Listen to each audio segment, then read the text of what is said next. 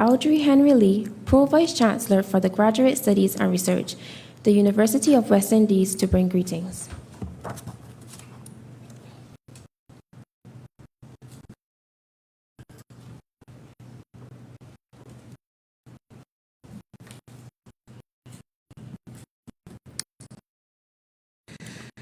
Mrs. Yvette Eswick, Education Officer, Secondary and Focal Point Student Council Ministry of Education,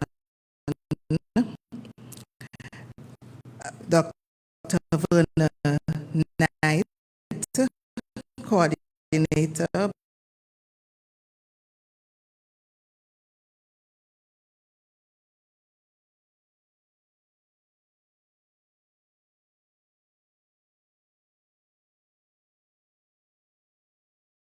Special welcome to all the children and young people.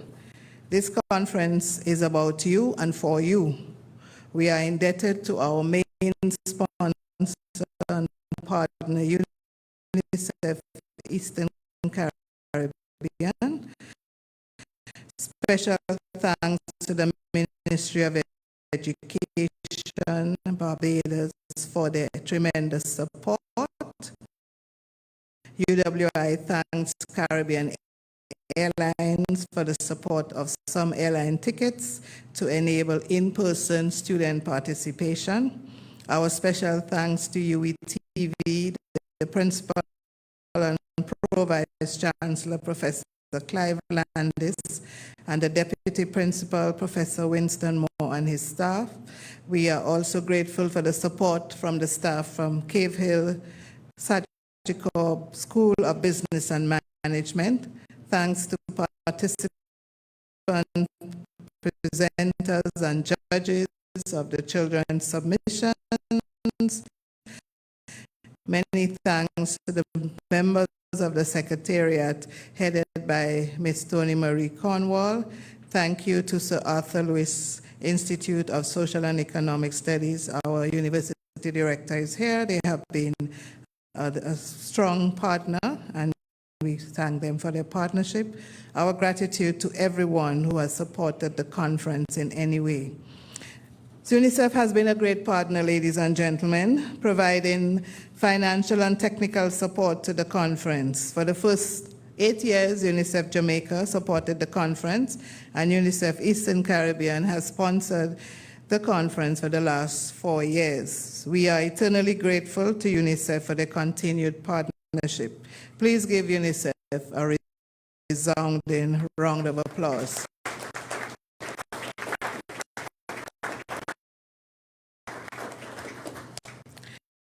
Ladies and gentlemen, we at the UWI are pleased to be associated with this conference, which helps us to fulfill our mission to be actively involved in the positive transformation of our Caribbean people.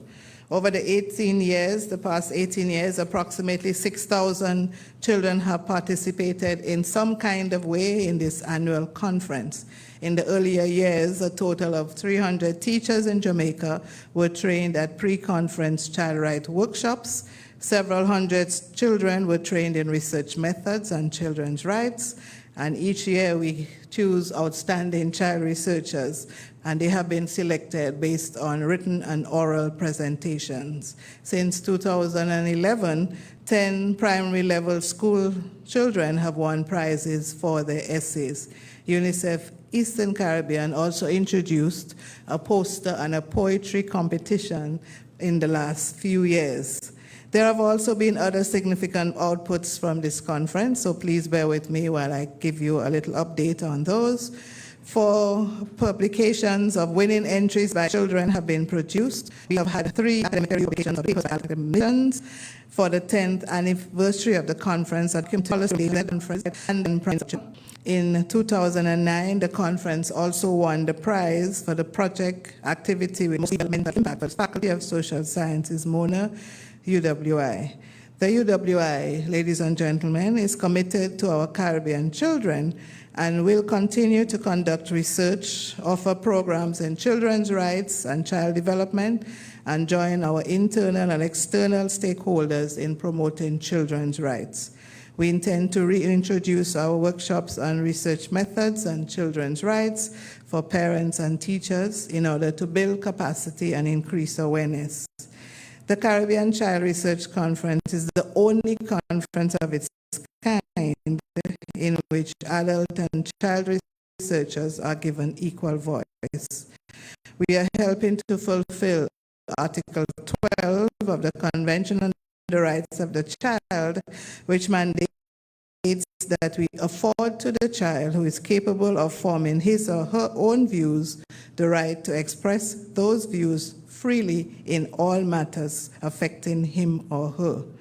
As we celebrate the 35th anniversary of the Convention on the Rights of the Child, our scorecard on adherence to children's rights in the Caribbean is mixed. All Caribbean countries have ratified the Convention on the Rights of the Child, and we celebrate the gains in education, health, and the increased focus on children's rights. However, we remain concerned about the persistent child poverty and deprivation. According to UNICEF 2024, conflict zones. We are not immune to the violence in the Caribbean, as millions of children in Haiti, for example, are exposed to violence in their communities every day.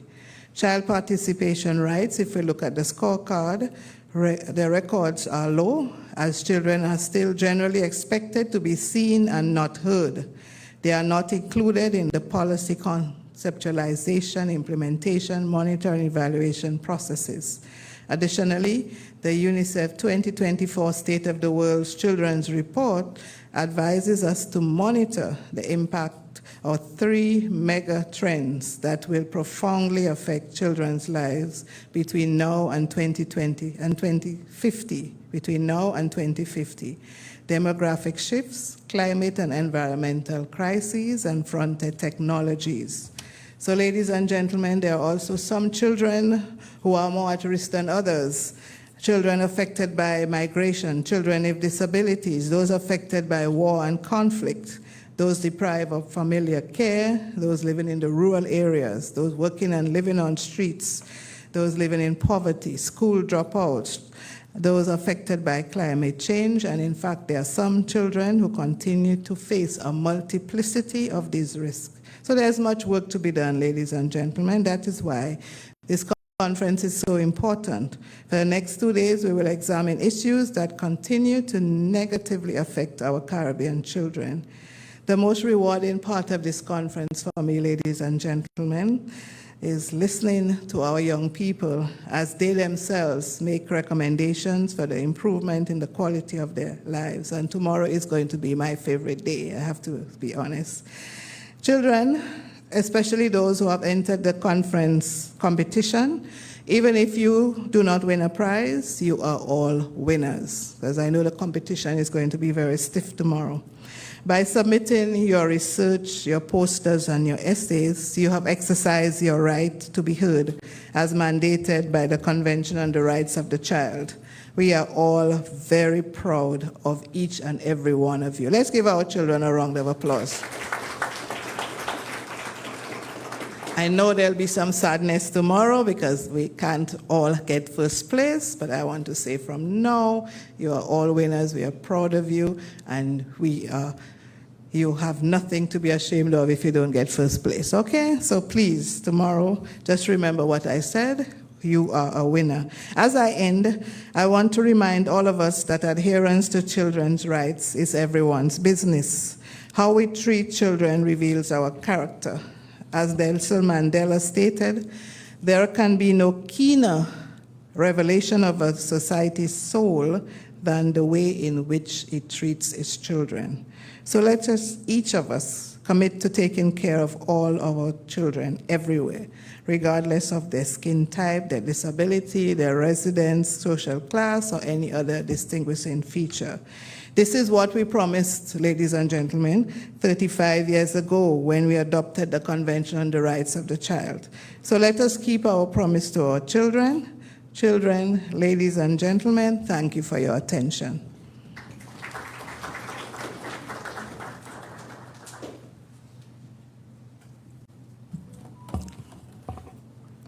Thank you for your greeting, Professor Henry Lee. And we thank the University of the West Indies for their vision and commitment to this conference. I now invite Dr. Vernon Knight, Coordinator, Bachelor and Education Program, the University of the West Indies Cave Hill campus, to bring greetings.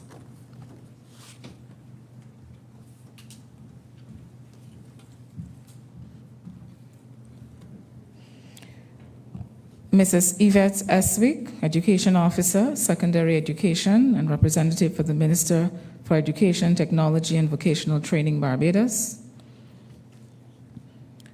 Dr. Didacus Jules, who will be online, Director General of the OECS. Professor Don Marshall, University Director, Sir Arthur Lewis, Social and Economic Studies. Professor Aldry Henry Lee, Conference Chair and Pro-Vice Chancellor, Graduate Studies, Research, and the UWI.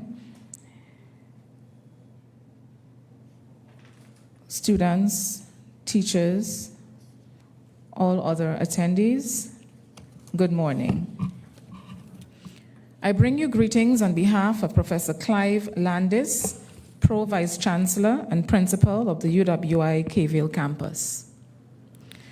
On the 20th of November 1989, our leaders made a historic commitment to our world's children by adopting the United Nations Convention on the Rights of the Child, a date that has since been renamed the International Day of the Child. The CRC asserts that every child, regardless of race, color, gender, regardless of language, religion, opinions, origins, wealth, birth status, or ability, has rights the same as any adult, but also special rights that recognizes their unique needs and circumstances as children.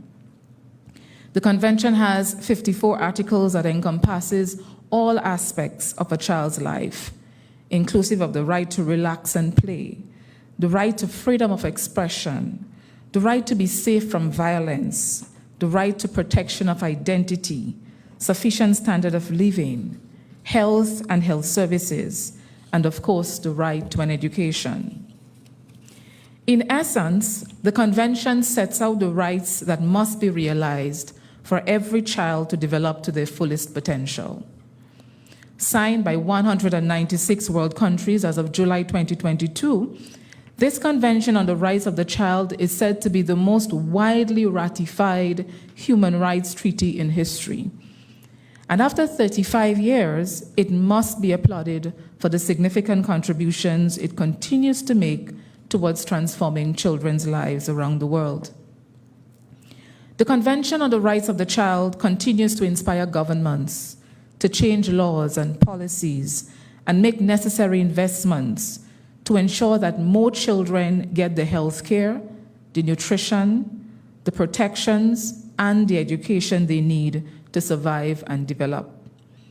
And across both global and regional spaces, there are now stronger safeguards in place to protect children from violence and exploitation than there were over 3 decades ago. It has enabled more children to have their voices heard and their interest represented in the national, regional, and global policymaking. Despite this progress, however, we remain conscious of the many gaps that still remain in relation to fully realizing the goals of the CRC. Across the world, for example, many millions of children still continue to suffer violations of their rights when they are denied adequate health care, nutrition, education, and protection from violence. In the Caribbean region, reports from agencies such as UNICEF and also our own UWI researchers continue to provide us with insights into both the achievements and the persistent challenges still facing our children. Achievements in areas such as a 60% drop in under 5 deaths across Latin America and the Caribbean, comparative to 20 years ago. Progress in terms of home infrastructures that allows for greater access to freshly piped water and sanitation facilities. And in the sphere of education, relatively higher literacy levels and inclusion of children with special needs as a result of the implementation of policies of universalized access to primary and secondary education, as well as expanding access to early childhood care and education in place in most Caribbean countries. Of course, alongside these glowing reports come other concerning research. Reports, for example, which indicate that 1/3 of our children are failing to achieve basic competency skills in reading, writing, and arithmetic, despite the universalized access to education. UNICEF categorized this regional phenomena as potential exclusion in 2017. The World Bank categorized it as learning poverty in 2020. International countries speak to a schooling learning gap. Whichever term is used, the results remain the same. We are failing to support learning for at least 1/3 of our children enrolled within our schools. Our research into the underlying factors point to a need for reconceptualizing learning and behavioral support systems within our schools and communities to respond to the underperformance of boys, the limitations faced by students with special needs within education, the weak parental involvement in our children's learning, especially for primary and secondary levels, and the negative attitudes even of some teachers towards academically weak learners. Following the COVID-19 pandemic, we are still trying to make up for the serious educational deficits that many of our children faced due to limited access to quality schooling during the initial years of the health pandemic. Reports that our education systems are not yet responsive to the needs of the future workplace. Reports which tell us of the level of violence and abuse suffered by our children in their homes, their communities, and the school settings, inclusive of sexual violence and abuse, which remains too high.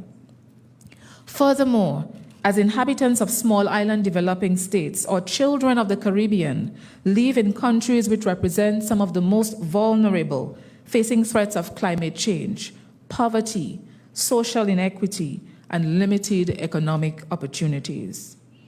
Other global concerns, such as the rise of digital technology, prolonged conflict, mass migration, all present new challenges in some of our territories, with the potential to completely change many childhoods. The theme of this 2024 CRC conference, Convention on the Rights of the Child, CRC at 35, what does our scorecard say about our adherence to children's rights in the Caribbean, is therefore quite timely and fitting, as it urges us to not only re-examine and re-evaluate how far we've come, but to also examine the new threats to childhood and to devise innovative means to addressing these new challenges. Furthermore, responding effectively and cohesively to the needs of our children require a multi-sectoral approach. This CRC Research Conference presents an ideal opportunity each year for facilitating such multi-sectoral dialogues to allow for different stakeholders, from health professionals to educators, government agencies, non-governmental agencies, and even the private sector, to set a common agenda aimed at fulfilling our commitments to and for our children. The University of the West Indies continues to support, through our accredited programs and research, through our collaborative work with our governments and non-governmental organizations, through our teaching and constant revision of our curricula to address issues of relevance to the needs and concerns of this region. Here at the UWI Cavell campus, we have over the years been especially deliberate and diligent in our efforts to increase our relevance in relation to the needs of our immediate governments within the Eastern Caribbean and surrounding subregions. We remain open to working with partners across the various sectors, such as education, child protection, health and nutrition, social protection, climate change, and others, as we pool our efforts to make a real difference in the lives of our children and to keep the promise inherent within the CRC, that is, ensuring that every child has access to and is supported towards realizing their fullest potential. I thank you.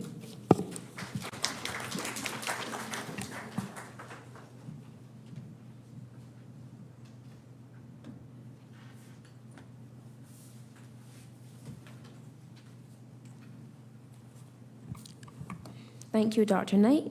Please help me to welcome Professor Don Marshall, University Director, the Sir Lewis Institute of Social and Economic Studies, the University of West Indies, to bring greetings.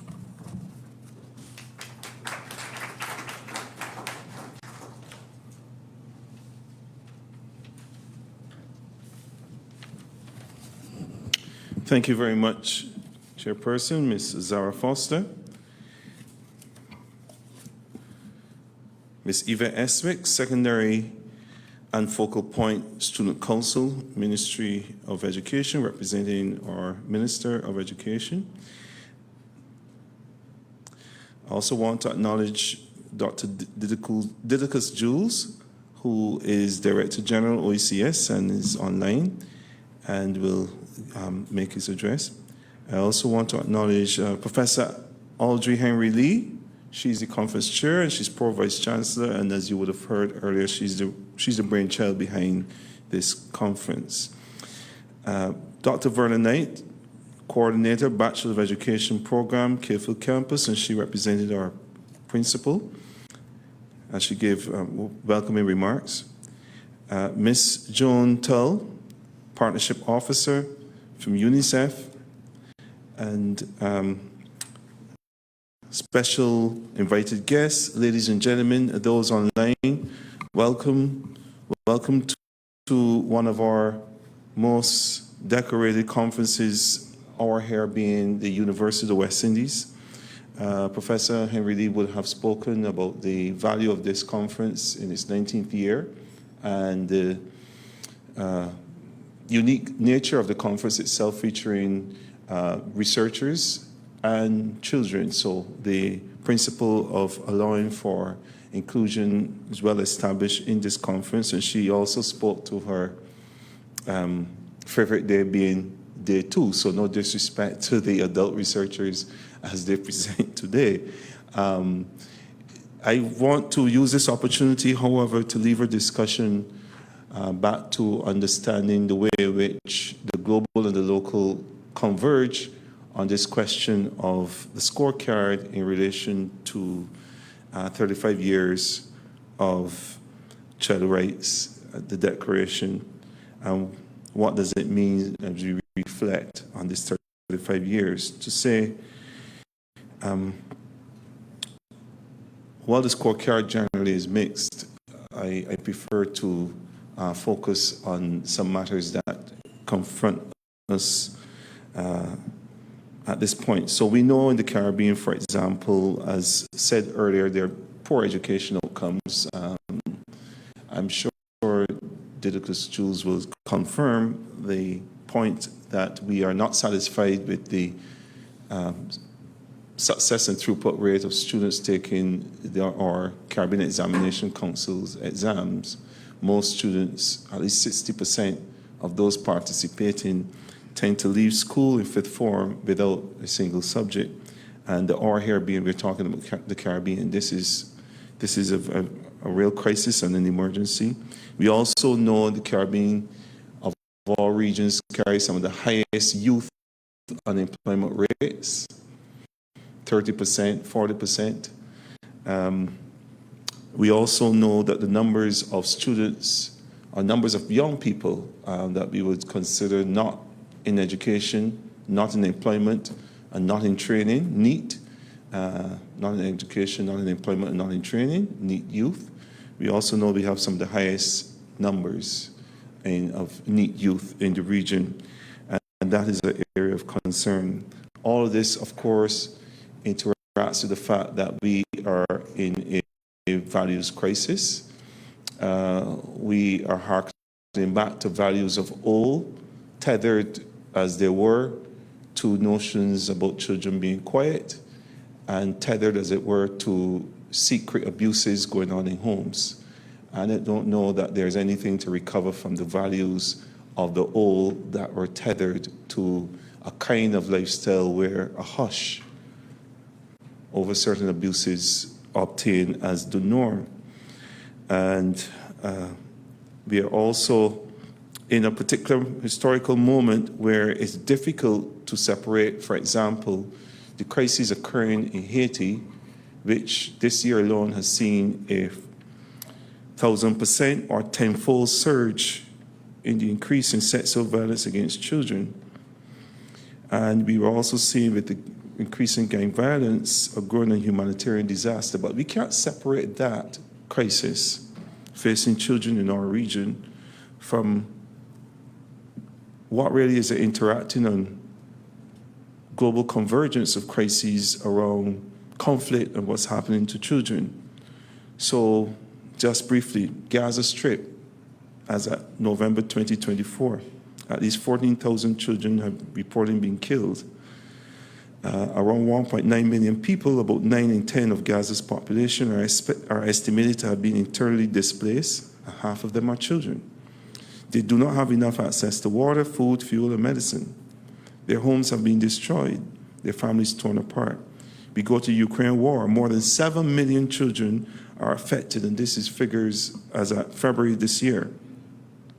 More than 7 million children are affected, having experienced violence, loss of family members, displacement, and disrupted education. Sudan war, this doesn't make the news, but as at March 2024, there were 12 months into the armed conflict in Sudan. 24 million children are at risk and counting of a generational catastrophe, and their rights to life, survival, protection, education, health, and development have all been gravely violated, and this is according to a UN Committee on the Rights of the Child in the investigations done there in March this year. And we can't talk about these things, talk about what's going on in Haiti, talk about the crisis in values and increasing loss of hope, and miss that we are also in the midst of a crisis in U.S. global leadership. Now, we don't like to talk about that because we don't see the connection, but the crisis in U.S. global leadership is one that is marked by increased militarization. And this increased militarization and posture on the part of the United States means that we are at a crisis where the crisis of such that we can't quite contemplate what to make of the existing world order. There's no leadership, and indeed, the void, thankfully, is being filled by movements. Non-state actors engage in movements for reparatory justice, movements for climate justice, movements for protection of children against armed conflict. These movements by non-state actors, UN agencies, and so on are playing a role in reshaping how we conceptualize the world order. And I'll leave you with this. All of this is happening within what I call a post-legal drone warfare era. Post-legal drone warfare era. You do not need, the big powers in this world do not need to go to their parliaments or their congresses to have open warfare in other territories. They're using drones. These are unmanned aircrafts, and no investigations have yet started on how these drone programs are terrorizing civilian populations, nearly half of which are children. Let's take the US drone program, for example. It operates in complete secrecy. And since 2004, and through George Bush years, through Obama's years, through Trump 1.0, and through Biden, drone strikes have been occurring across different parts of the world that the United States deems as part of a campaign against terrorism. What's harrowing, not only are children killed for the alleged crimes of their family members, but there's a military slang that's popularly in use. As hundreds of children are being killed, these are recorded as quote-unquote bug splats. These are children and people killed by drones. This is the language that the military personnel use when this happens. This is all happening at a time where there's no global agency or movement interrogating, investigating, and questioning this era that we've drifted into under US global leadership with increased militarization and the use of drone warfare. As I said, half the people affected in drone warfare are children, referred to as bug splats. I rest.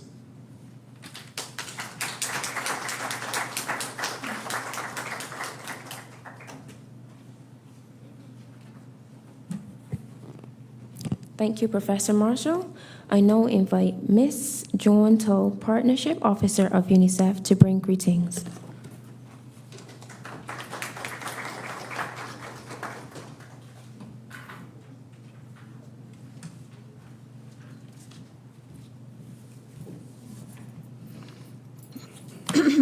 Good morning.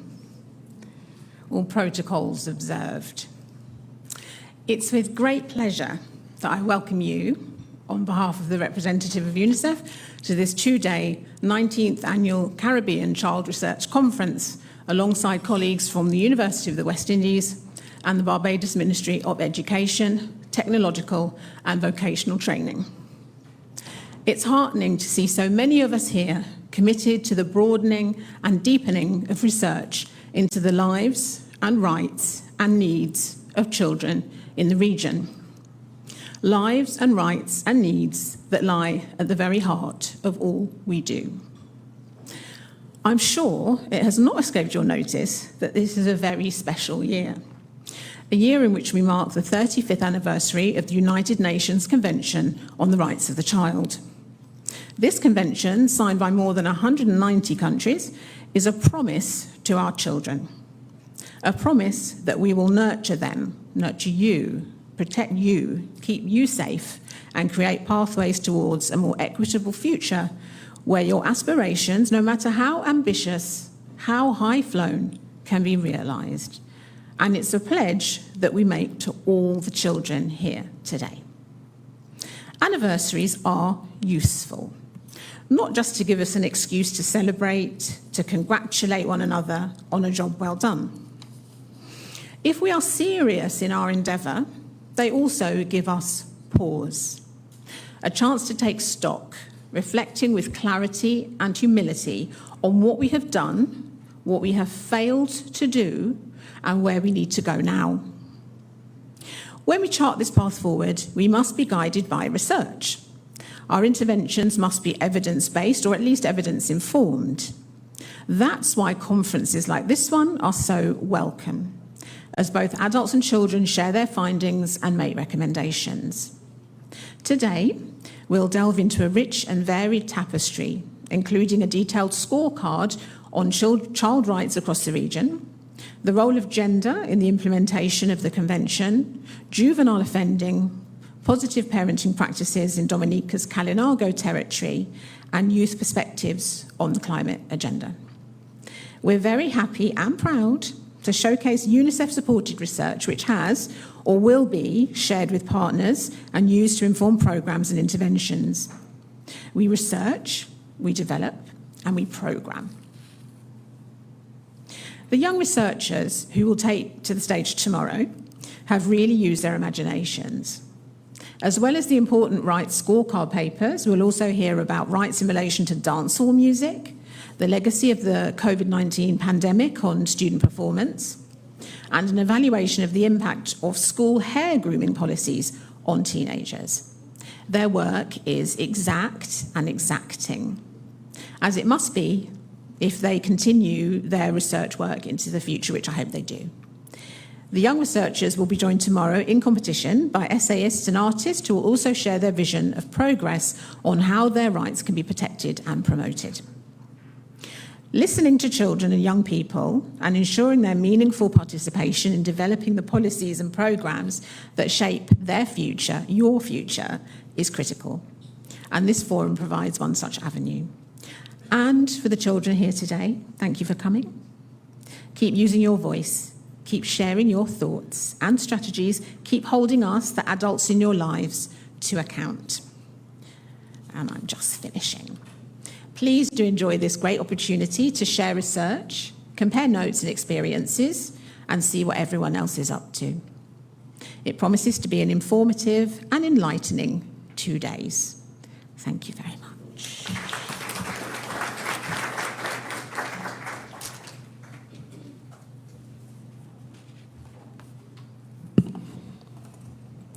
Thank you for your remarks, Ms. Jontel, and we thank UNICEF Eastern Caribbean Areas for their support. We also have remarks by His Dr. Didicus Jules, Director General of the Organization of Eastern Caribbean States. Please direct your attention to the screen. Distinguished organizers, high-level delegations from ministries, participants, researchers, children, and esteemed guests. It is an honor to address you at this 19th Annual Caribbean Child Research Conference, a landmark gathering dedicated to amplifying the voices of children and fostering dialogue on issues that shape their futures. I extend heartfelt congratulations to the University of the West Indies, Solis, UNICEF, and all collaborators for sustaining this unique platform over nearly 2 decades. What is unique about this conference? This conference is distinctive not only in its focus on child-centered research in a region often constrained by limited data, but also in its approach. It offers an equitable platform where children and adults co-create solutions to challenges rooted in the Convention on the Rights of the Child, CRC. Since its inception in 2006, over 5,000 students have actively contributed to exploring their rights, reaffirming the power of youth agency in the Caribbean. This year is particularly significant as we celebrate 35 years of the CRC, the Convention on the Rights of the Child, which is the most ratified human rights treaty in history. Its universal vision of a brighter, safer, and more equitable future for children remains as relevant today as it was in 1989. The Caribbean's commitment to this vision reflects the region's recognition that children are not just the future, but also the architects of our present progress. While reflecting on the question, how much progress have we really made? It is important to acknowledge the strides that we have accomplished. The first, in regional policy harmonization. The OECS Commission has worked closely with member states to align regional policies with the CRC's principles. Initiatives like the OECS Education Sector Strategy, the OESS, ensure quality leadership and learning opportunities that honor children's rights. Secondly, youth participation and empowerment. The OECS Youth Empowerment Strategy, yes, OECS, yes, has amplified youth voices in decision-making. We have seen meaningful youth participation in ministerial dialogues and programs aimed at shaping a sustainable future. Thirdly, in the area of child protection and online safety. In collaboration with UNICEF and ITU, the OECS has developed a comprehensive child online protection policy. This initiative addresses the growing risks children face in the digital space, while promoting safe and inclusive online experiences. Fourth area, rehabilitation and second chances. The OECS OASIS project, supported by USAID, provides youth in conflict with the law pathways to rehabilitation and reintegration, affirming our belief in second chances and their potential to positively contribute to society. Fifthly, digital learning ecosystems. Through the OECS digital learning ecosystem, we are closing gaps in access to education, ensuring that every child has the tools and the resources to thrive in an increasingly digital world. Yet, challenges remain. The realities of climate change, economic disparities, and evolving threats like cyberbullying and online exploitation demand vigilance and innovation. Our work must remain data-driven and solution-focused to address persistent gaps and inequities. So conferences like this are vital. They foster dialogue, they bridge knowledge gaps, and they spark initiatives that drive progress. They remind us that our collective actions today will determine the Caribbean we leave for generations to come. As an American Indian proverb aptly states, and I quote, "We do not inherit the earth from our ancestors. We borrow it from our children." End of quote. This sentiment compels us to not only safeguard the environment, but also create a society that values and uplifts its youngest members. In closing, I commend every researcher, every child participant, and every organizer contributing to this conference.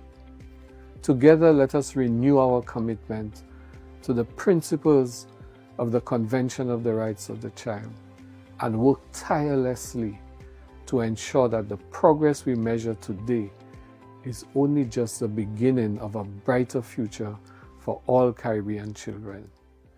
Thank you.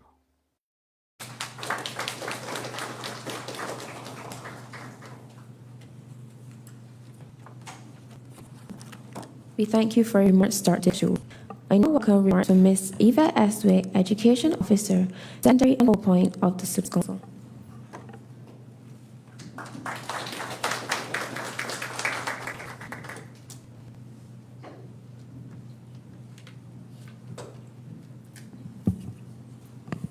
Good morning. I remarks on behalf of Education, Honorable Gimney, Madam Chairperson, Mr. Zara Foster, Professor Eldridge Henry Lee, Conference Chair and Pro Vice Chancellor, Graduate Studies and Research, UE, Dr. Vernon Knight, Coordinator of the Bachelor of Education Program, Cave Hill Campus, Professor Don Marshall, University Director, Sir Arthur Lewis of Social and Economic Studies, the Honorable Dr. Didicus Jews, Director General, OECS, ladies and gentlemen, and especially the young leaders in the room. Again, pleasant good morning. Thank you for the opportunity to join you today at the 19th Annual Caribbean Child Research Conference. This comes at a time when we celebrate not only the effort to build a reliable reservoir of knowledge and research to inform policy and action on multiple levels, but also the 35th anniversary of the Convention on the Rights of the Child. The confluence of these two is meaningful. Child-centered research places children at the heart of the inquiry process. It recognizes that children are not only subjects of research, but active participants with the valuable insights in their own lives. Embracing this approach matters for several reasons. First, children possess a unique perspective. They nuance realities of lived experience in their own skin in modern times that we, Adults, researchers, policymakers are now trying to understand, can illuminate challenges that other research approaches might miss, and show us a clearer way to address their needs, aspirations, and concerns. Secondly, child-centered research fosters empowerment. When children are involved, they learn to articulate their thoughts and feelings, developing a sense of agency. This empowerment is vital as it encourages children to advocate for themselves and their peers, promoting a culture of respect and recognition of their rights. The theme of this year's conference, Convention of the Rights of the Child Act 35, how much progress have we really made in the Caribbean, compels us to reflect deeply on the strides we have taken and the challenges that lie ahead in ensuring a brighter, safer, and more equitable future for our children in Barbados and the region. We are continuing to make progress with regard to children and education. Our commitment to children's rights, as outlined in Articles 28 and 29, which underscore the right to education, is further strengthened by our comprehensive education transformation agenda. This comprehensive plan aims to modernize our education system, making it more equitable, fair, inclusive, relevant, and responsive to the needs of every learner. By integrative, innovative teaching methods, enhancing literacy in all aspects, reading, digital, financial, social, and emotional, among others, and encouraging access to quality education for all, we are building a foundation for lifelong learning and success. A key component of the education transformation agenda is an effort to ensure that our educational policies and practices are shaped by the voices and the experiences of our children. To this end, opportunities for students to amplify their voices in spaces which examine the public's perception of the education transformation process, articulate their experiences in transitioning from primary to secondary schools, and to speak on matters that are of concern to them, were provided to students. Such efforts demonstrate our commitment to Articles 12 and 13 of the Convention of the Rights of the Child, which emphasizes respect for children's views and the right to share their thoughts freely. Additionally, since 2023, executive members of the Barbados National Student Council sit on key committees to influence policy in the area of safety and security, data protection, and recent membership of the evaluation team of the Modern School Infrastructure Competition. Student councils, which has seen exponential growth in the last year, play a pivotal role in articulating the voice of the students, ensuring that their perspectives are considered in decision-making processes. The active partnership with our Ministry of Education, Technological and Vocational Training and UNICEF has been instrumental in articulating the voices of our young leaders at the regional and international levels. Just recently, between November 18th and 20th, the President and Vice President of the National Council visited Panama to participate in the preparation of an adolescent manifesto in commemoration of the 35th anniversary of the Convention on the Rights of the Child. Justice without barriers. My sincerest gratitude to our partners at UNICEF for your continued support. Above and beyond the distance we've traveled in research, youth engagement, child-centered policy, and legislation, there is still work to be done. We must continue to address the gaps in education, healthcare, and protection services that prevent us from creating a bright future for every child. It is vital that we strive to create a society where every child feels safe, valued, and supported in their journey towards adulthood. Recently at the National Botanical Gardens, we unveiled the Children's Wall of Inclusion, a vibrant mural displaying the hopes and aspirations of our young people. One child eloquently stated, "I want to grow up in a world where everyone is treated equally, no matter their background or ability." Another shared, "Our voices matter, and we need to be heard." These powerful words reflect the essence of what we stand for and what this conference aims to amplify. I call upon parents, civil society, and all partners to join hands in making their dreams, our collective dreams, a reality. In this collective effort, we must emphasize the importance of data and research to make informed decisions.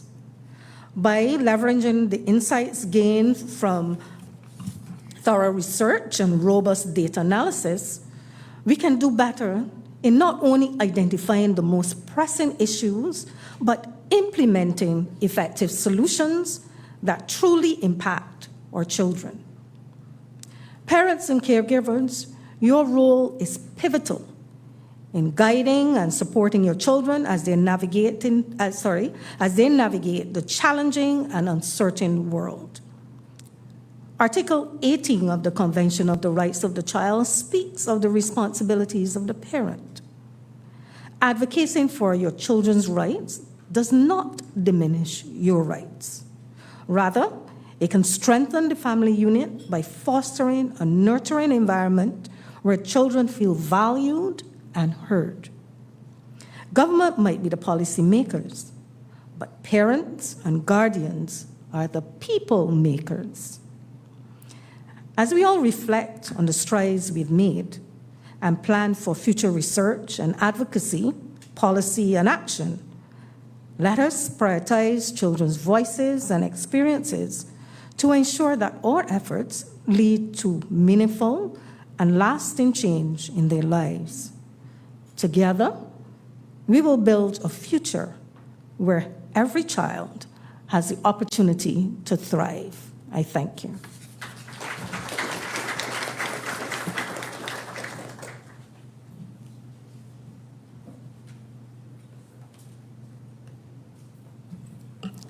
Thank you for your remarks, Ms. Aswick. At this time, we will be having a song by Ms. Chelsea Ellis.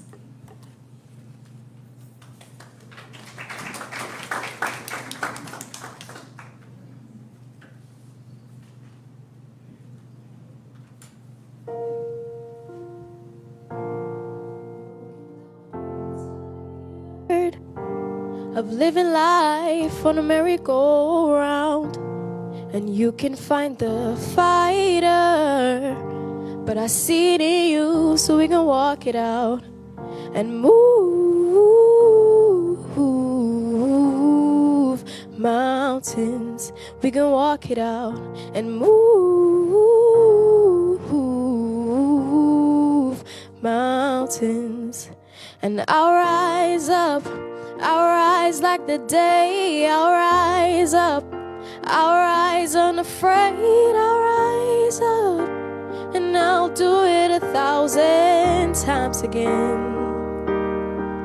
And I'll rise up, high like the waves, I'll rise up, in spite of the ache, I'll rise up, and I'll do it 1,000 times again. For you, for you, for you, for you.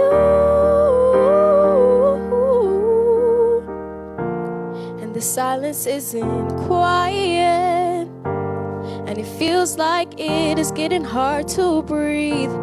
And I know you feel like dying, and bring the world to his feet and move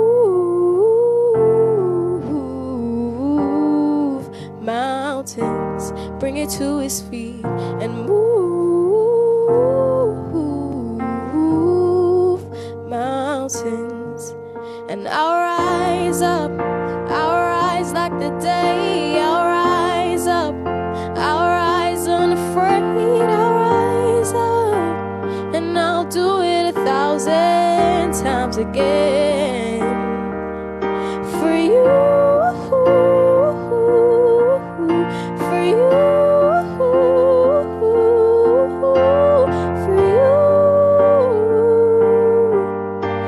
you.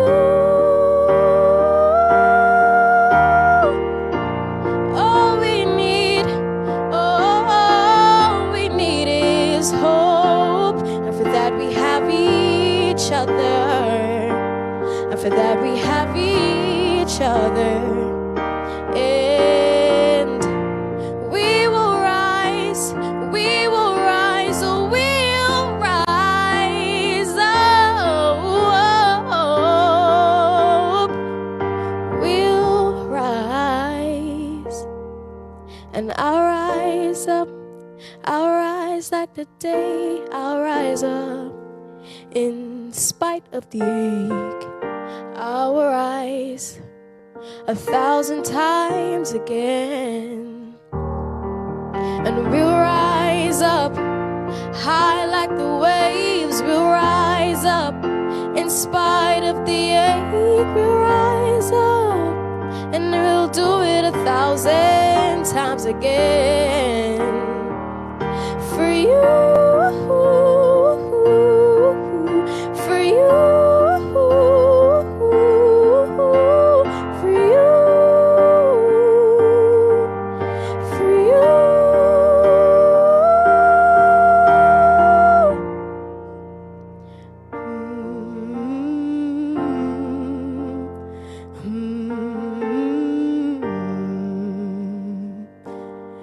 We will rise, we'll rise. Thank you.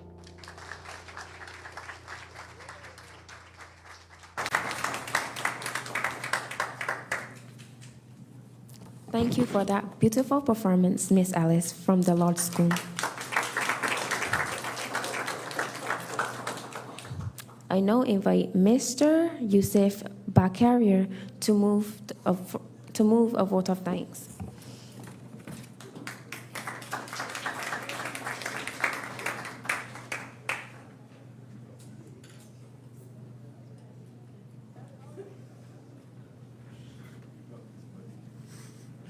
All right. It's all good. A pleasant good morning to all. UNICEF, Ministry of Education, Technical and Vocational Training, UE, KVille campus. I would like to thank all of you for coming, and all of these special guests here, Ms. Eswick. I can't remember names very well.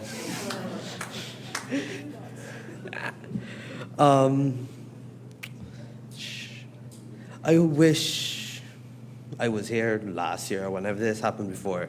It seems like it's going to be an exciting 2 days, and I'm looking forward to tomorrow. I hope that all of us here are looking forward to it too. Personally, I came here for food. But at the end of the day, the rights of our children is very important. All of us have been through struggles throughout our lives. All of us have seen times where we've lost, where we have been yelled at, stuff like that. So knowing that there's conferences like this talking about these issues, it means a lot. And now that it's here, we can do this, I guess, more often. You can get more of a youth perspective on it. And yeah, I don't really know what to say. This is my first time doing a vote of thanks, so I'm real confused. All these speeches from the panelists here, I found them very interesting. I hope that you guys listened very well and paid attention. Like looking at a couple of y'all very particularly. But yeah, thank you all.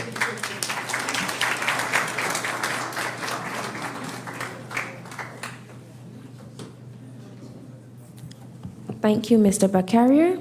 This brings us to the close of our opening ceremony. You are invited to the dining hall for a brief coffee break.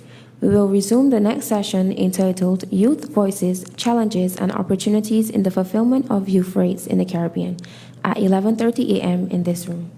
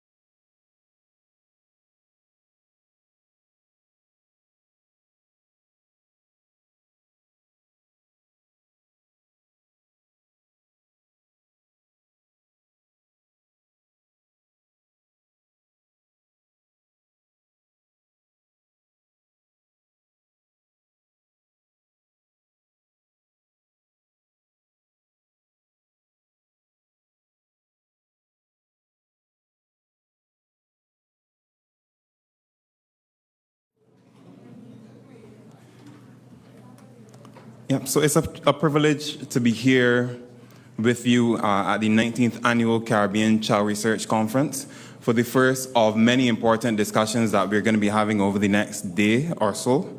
My name is Kareem Smith. I am the Communications Associate with the UNICEF Eastern Caribbean Area Office, and I'll be chairing the first plenary under the theme Youth Voices, Challenges and Opportunities in the Fulfillment of Children and Youth Rights in the Caribbean.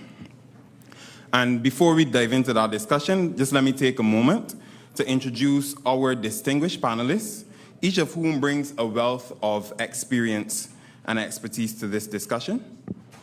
To the furthest to my left is Dr. David Johnson, who's 26. He's a transformative leader in the Caribbean's mental health space. As founder and president of Let's Unpack It, a youth-led NGO, he's dedicated to raising mental health awareness and support across the region. A trained medical doctor, David combines expertise and passion for youth-driven change. Under his leadership, Let's Unpack It, LUI, has built the Caribbean National Youth Mental Health Focal Points Network in partnership with UNICEF, uniting young advocates from 17 countries around the region. This collaboration produced youngcaribbeanminds.com. If you've never visited the website, feel free to do so. It's the region's first digital mental health hub. Dr. Johnson has shared his impactful work on global platforms, earning accolades for his advocacy of mental health as a fundamental human right. Welcome to the panel, Dr. Johnson.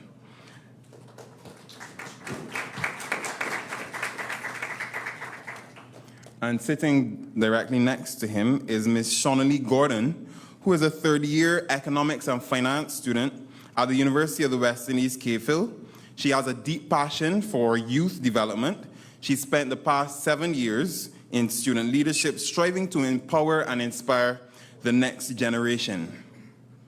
Shaunalee's leadership journey includes serving as vice president of the Dominican Students Association and the Debating Society in her second year. Currently, she is the president of the Dominica Students Association at Cave Hill and a UE Stat ambassador. A proud Dominican, Shaunalee is dedicated to the advancement of her country and its young people, with the ultimate goal of helping Dominica thrive in all areas of life.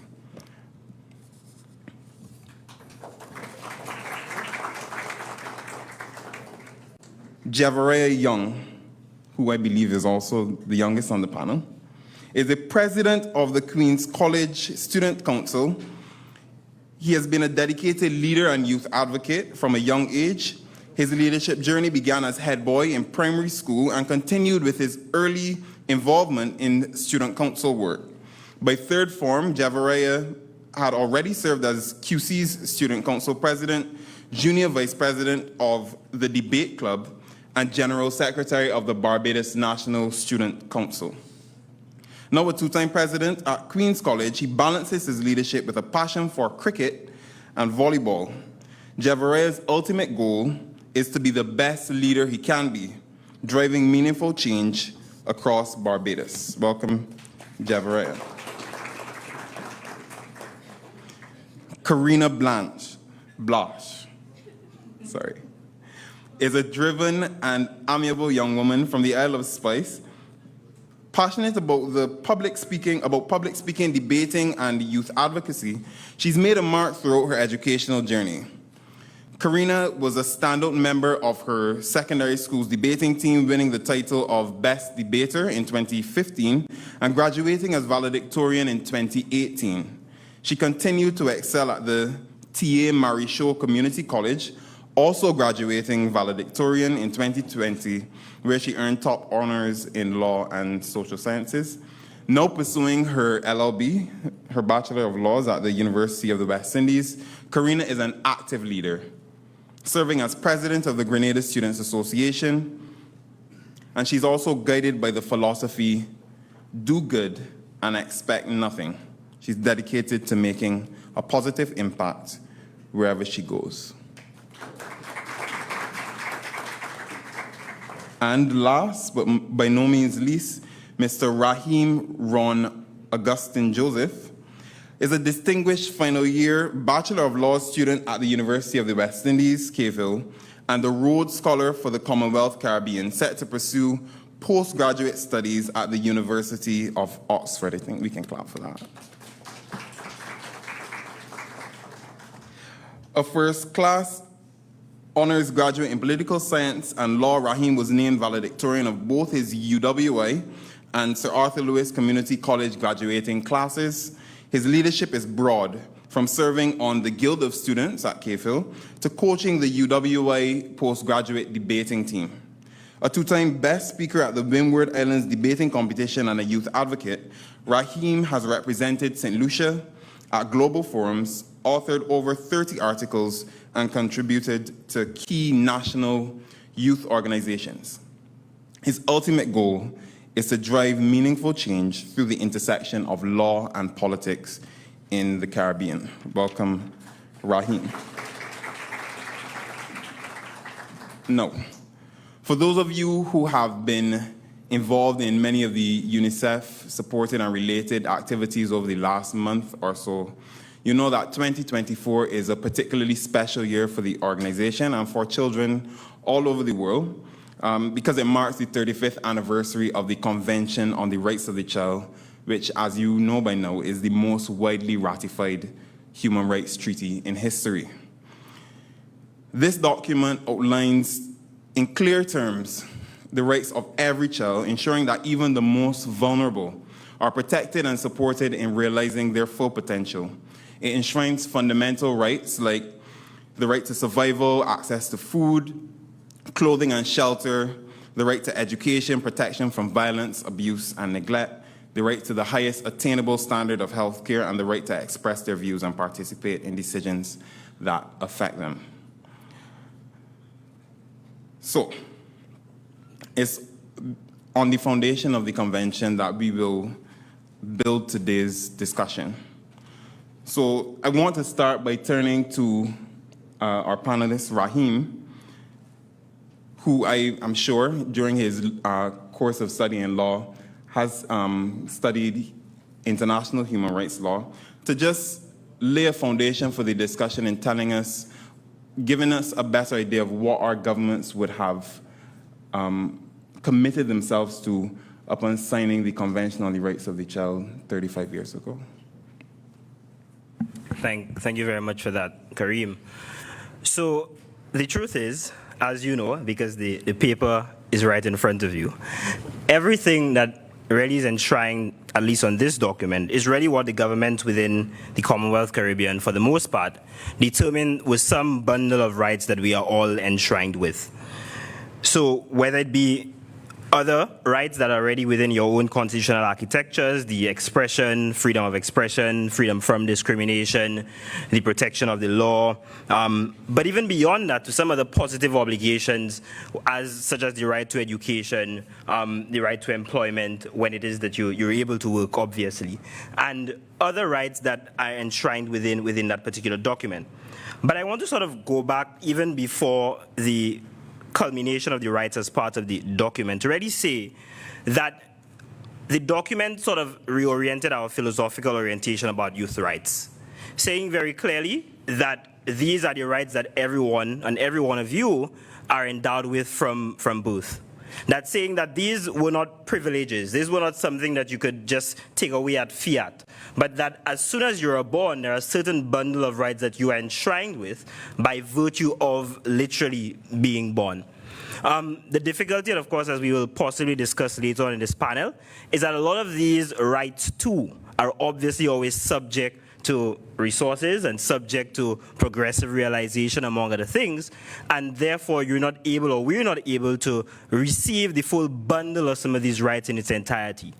Of course, later on, I also intend to say that what is enshrined in the document isn't always at play within your homes and within the schools and within the wider society, because the truth is we still, in some respects, are within the traditional scope of you don't have no rights because you're a child. As we say in Creole in St. Lucia, ukaimwe, you're at my home, and rights happen when you're an adult and you can pay bills. So, notwithstanding what you have written out there and your governments have signed, the truth is there is a reorientation of the mind that needs to happen from the home and into the schools and the wider society that allows young people, and particularly children, to express themselves freely and be utilized as critical parts of the national dialogue. So that's in a nutshell, and of course I hope we could get deeper into some of the rights and some of the challenges in the Caribbean. And upon that basis, thank you very much for that, Raheem. And upon that basis, I want to turn the discussion to Jevariah to ask the question, based on everything that has been outlined, are countries in the Caribbean living up to that commitment? And I ask you that against the backdrop of the fact that you work with children and young people in the student council movement. What are children and young people experiencing? I think it's a bit of a dynamic situation in that there are efforts to address it, but it's more so of a societal issue in that, for instance, you saw that there was a child rights bill that was brought forward, I think, by the Minister Kirk Humphrey, and there was a lot of pushback across the society with regard to it because parents saw that their rights were being infringed upon. The reality is that, yes, we as young people, we're trying to advocate for ourselves. And there are opportunities for us to do that. Student council, for instance, there's youth parliament, BYDC, etc. But there's still a mindset instead of a lot of corners of the society, especially older persons, that they believe that you should speak when you're spoken to and that our voices should not be heard. I think the policymakers know there's definitely been a shift in their position. Last week or 2 weeks ago, I was here and a lot of ministers were here to answer our questions. But I still think that what needs to change is more so societal than it is policy, because it's the people, it's the adults, and the persons who are making the decisions at home, the parents, etc., that you're really seeing these issues when it comes to recognizing that children have rights and to respect those rights. Okay. And what would you consider to be some of the rights that are most under threat or challenge? But I think the right to express yourself. I recall the same event I was here 2 weeks ago. We were in groups, and the issue that came on our group was communication. You will speak to your parent, or you'll try to be speaking to your parent to explain something to them, and they just don't want to hear it. And it's not only just in the household, it happens at school as well, where children might be trying to organize something, children might want to do something, but and it's not to see anything bad about necessarily administrators, but administrators might think that the students, once again, are out of their way, the students are not being respectful. And I think is a generational gap, number one, but additionally is a breakdown in communication, in that there's a message that I'm trying to deliver to you, but in the midst of it, I guess, like I said, the generation gap, etc., is fogging it. And what I might be saying, you are interpreting as disrespect, but there's actually something of substance behind it. Thank you for that. And I'm going to turn the discussion over to the colleagues, both on your left and your right, Karina and Shauna Lee, who are also student leaders at Fayetteville campus, and who have, unique experiences with that.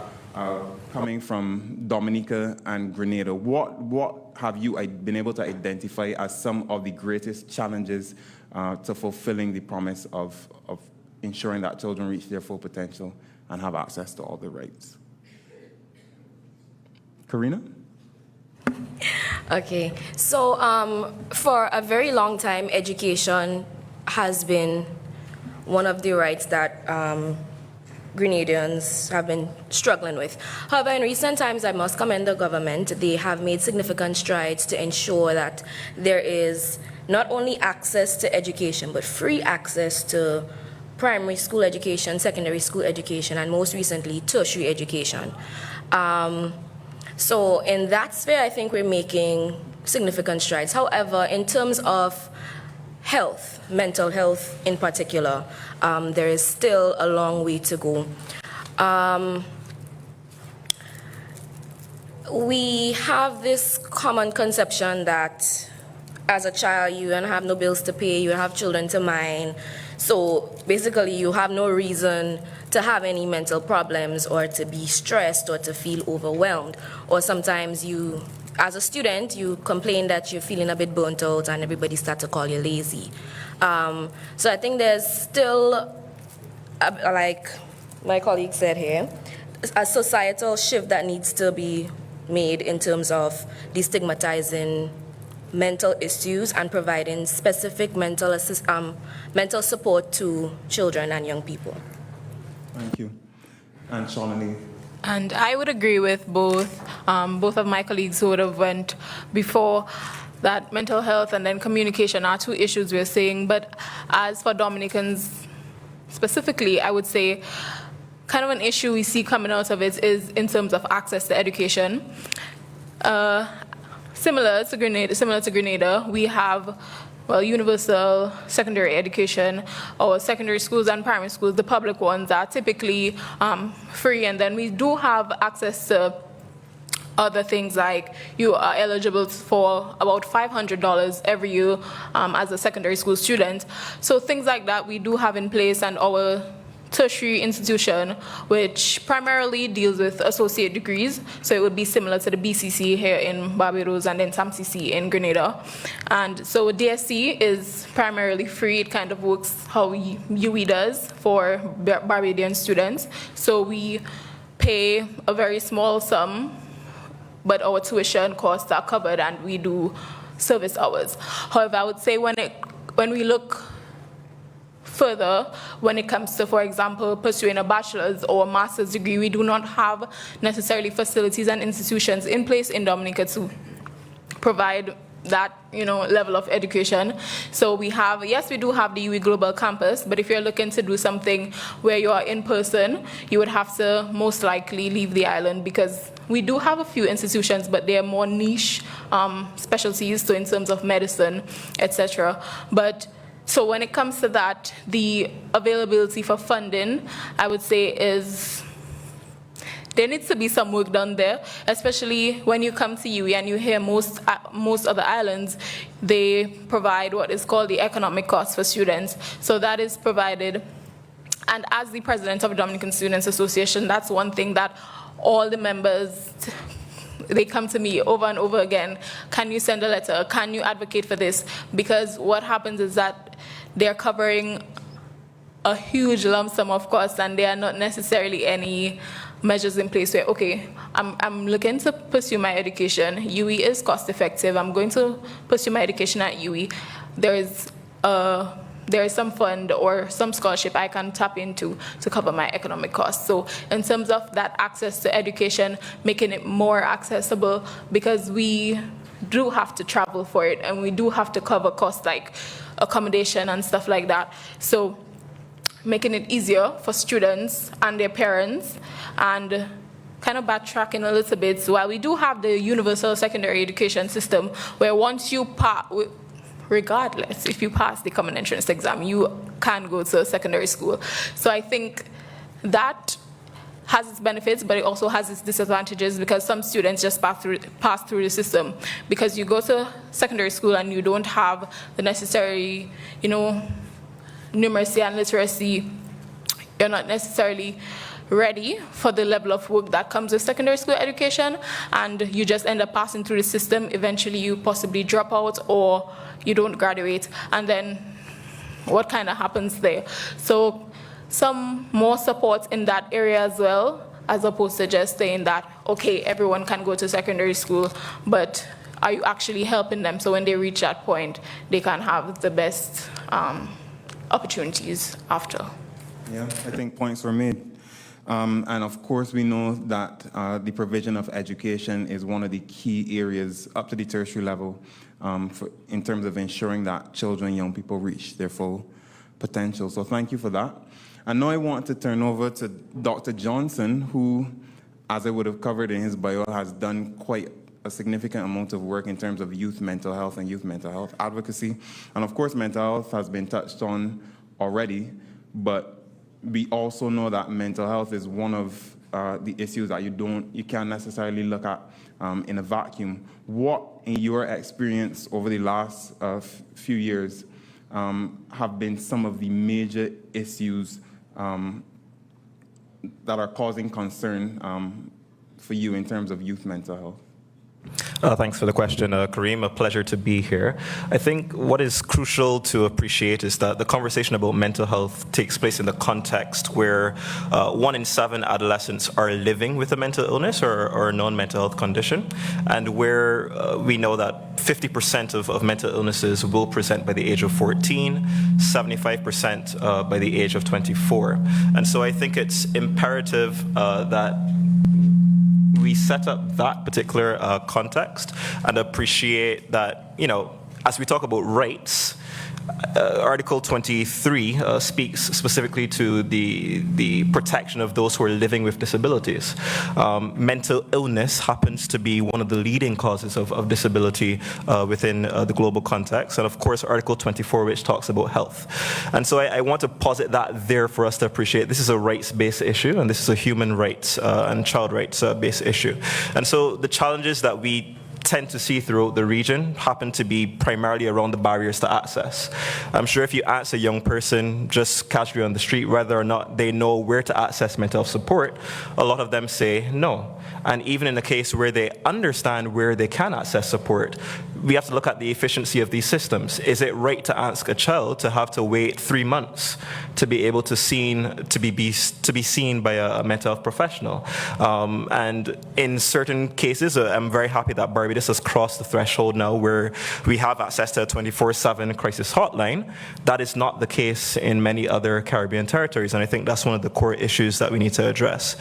But I think as well, when we talk about mental health, we have to think about it not just as a standalone issue, but the overlapping issues as it relates to crime and violence, as it relates to the disturbances to education that we've seen in light of the pandemic, we've seen in light of environmental issues at schools. All of these things contribute to the overall sense of mental health and well-being perceived by young people.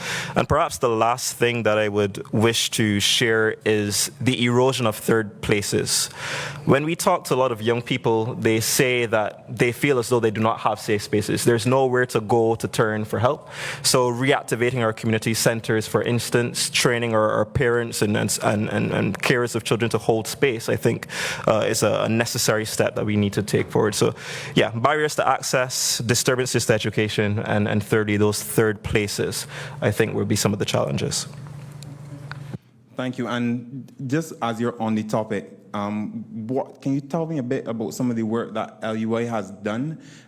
What kind of support do you think is necessary to ensure that a lot of the groundwork that you are doing can be as impactful as possible? Yeah, certainly. I think one of our flagship initiatives would have been the partnership we've developed with UNICEF to launch the Caribbean National Mental Health Focal Points Network. What this does is brings together Caribbean youth from across 17 Caribbean islands to say, look, here are the issues that we're having as it relates to mental health and well-being, but beyond that, what are the solutions that we want to see as young people? And one of the core solutions that has come out of this initiative that's about a year old is the production of the YoungCaribbeanMinds.com digital mental health hub. For some people, that might seem very trivial, but for young people who have to migrate throughout the region, or young people who, for some reason, need to access a level of mental health and psychosocial support and want to know where to go, this is finally one place that they can go and say, with one click of a button, I can access a level of support. But beyond that, this digital mental health hub is providing a level of mental health awareness, which we know is critical, in order for young people to take up that space of advocacy.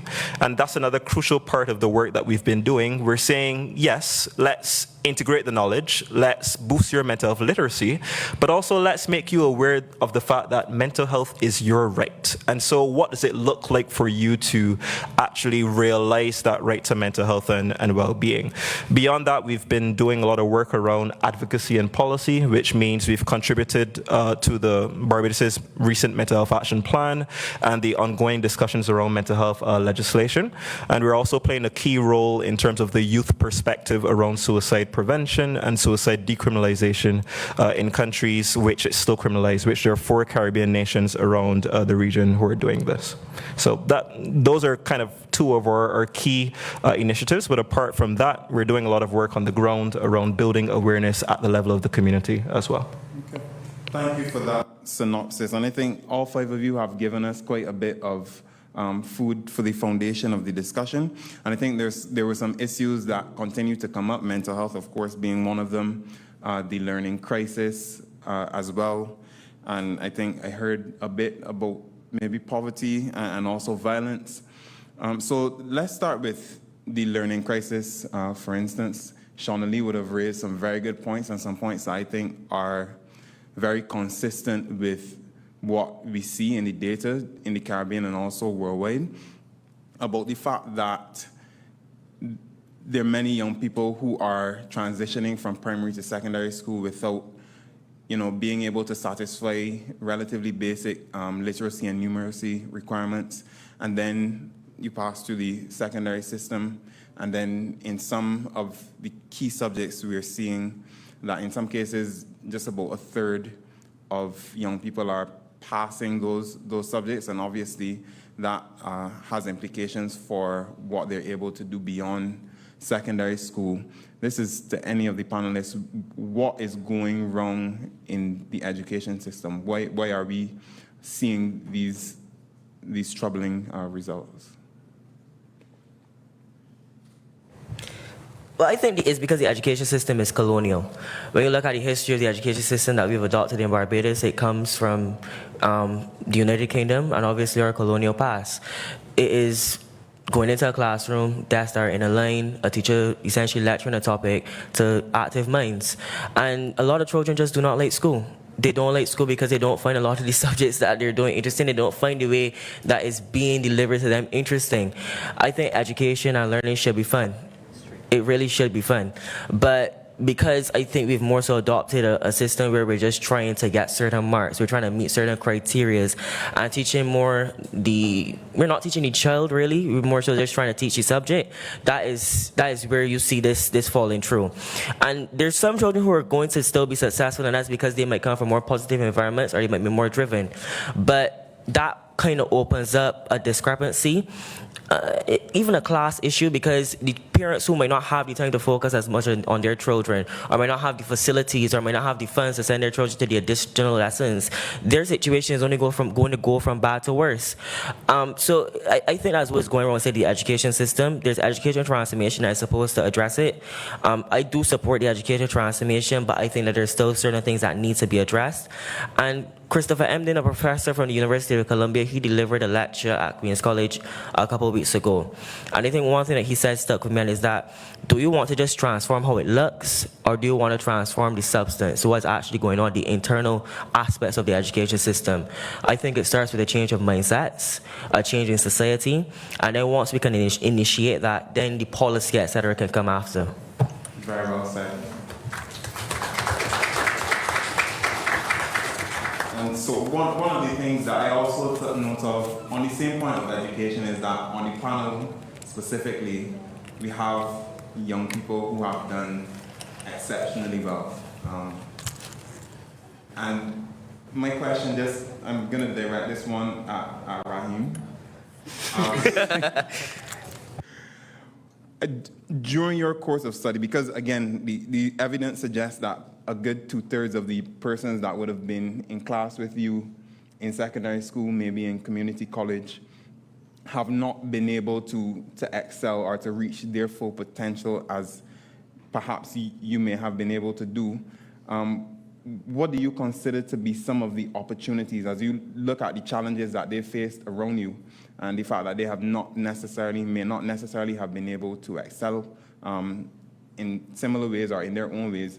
What are some of the opportunities to ensure that those young people are not left behind?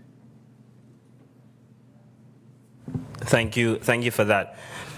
The truth is, I don't know that had I not found at community college law and history and debating, that I wouldn't have been in a similar position as any of the other young people in my country who at secondary school were excellent, were brilliant. But because of their own socioeconomic circumstances and this limited resource base that we've spoken about, they've not been able to cross that hurdle and possibly pursue tertiary level education. The truth is, even before that as well, this sort of obsession with the British system, as my colleagues have mentioned, this linearity, this one path to success, this obsession with subjects and memorization and rote learning and all these other things, is part of the systemic meltdown. So these are some of the challenges that have caused us to be where we are right now. There's also this significant mismatch as well between what the curriculum and the pedagogy is and what the future of the work will looks like. And therefore, what we're doing is that we're churning out students as part of a manufacturing line that are not equipped to be able to tackle any of the societal issues. They are not equipped to be able to work some of the jobs of the future. And because even then within the education system, they're sort of taught to be silent and not share their thoughts and not critically think.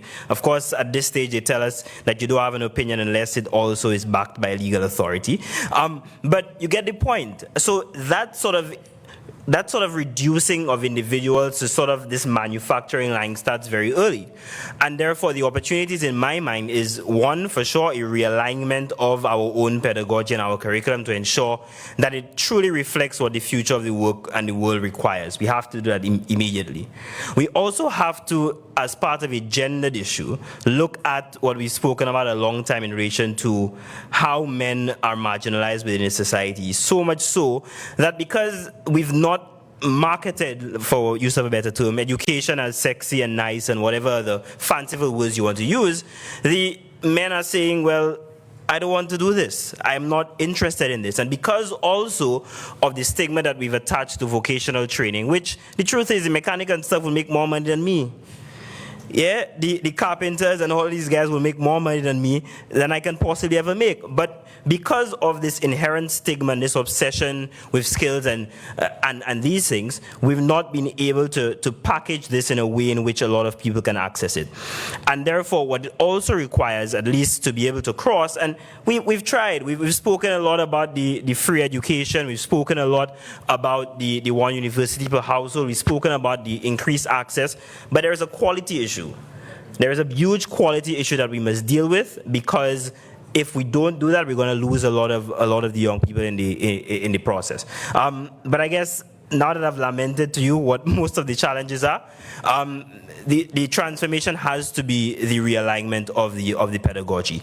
It has to look at a more gendered approach as well as to what are we teaching young people within schools from very, very early, right? We understand the issue of crime and violence, and therefore are we spending less time attempting to foist material as opposed to teaching people soft skills and values that can cause us to reduce the level of anger within our society, reduce the level of crime and violence, because at the end of the day, you can know all the material and at the end still what? Be a criminal? So I think there are some of these things that we need to be able to look and tackle with to be able to get people to cross the next hurdle. Thank you. And I'm going to pose a similar question to Karina, who I know was on a panel recently around transforming education as well. What do you, and is a fellow valedictorian in the room, what do you consider to be some of the opportunities that will allow us not to just provide education or education that is fit for some, but quality education that allows all children, all young people to reach their full potential? Okay, thank you for that question. So Rahim already addressed at a higher, more tertiary and secondary school level, but I will address early childhood education in the region. I don't know if it's the same in many other Caribbean islands, but I know in Grenada, early childhood education is not really a thing. You don't necessarily find it useful to, say, send your child to a daycare or something. School normally starts at the preschool level, and I think that is early childhood education is the foundation of any form of learning, because whether you would like to believe it or not, it does help nurture the young minds from a very early age, so that when they enter the formal education system, they have some of those requisite skills needed to excel.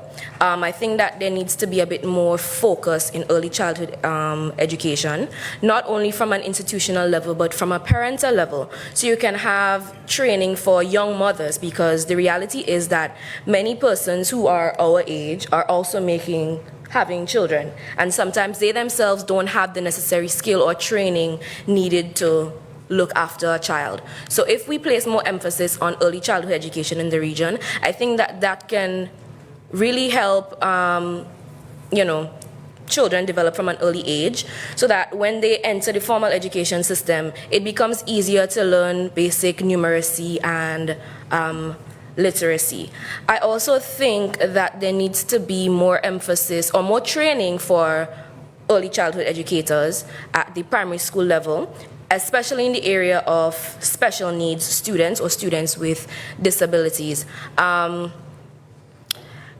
in Grenada, there is what we call the School for Special Ed, but there is a certain stigma attached to persons who attend that school. So even if it is a case where you, being a quote-unquote seemingly normal child physically, but sometimes you may have a diagnosed or undiagnosed learning disability, persons will not want to go to that school for special ed to receive the special attention that they actually require because of the stigma attached. And so they go through the formal education system and they earn labels such as being disruptive in class or being a troublemaker or being not so academically inclined.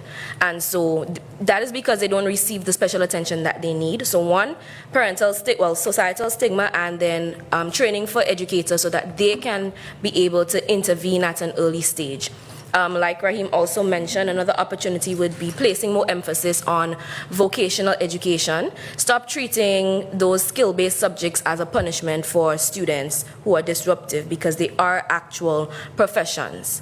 And the last point I would say with regard to that is, I think there also needs to be, that's it. That's it from me. Yeah, thank you, and that was quite a significant contribution. I think oftentimes as young people, we might not necessarily, like issues like early childhood and what happens at that stage might not be necessarily be front of mind for us, but I think that was a very, very solid contribution. I think at UNICEF, we have a very simple saying, early moments matter, and there is significant research that suggests that the experiences that a child encounters at that very, very early age, especially within the first 3 years of life, there can be implications for many of the outcomes that you might see in the teenage years, and ultimately who they become. So I now want to turn over to Shonali. I'm going to introduce a topic that hasn't really been mentioned, but I think is one that hits home for many of us, and that is the climate crisis.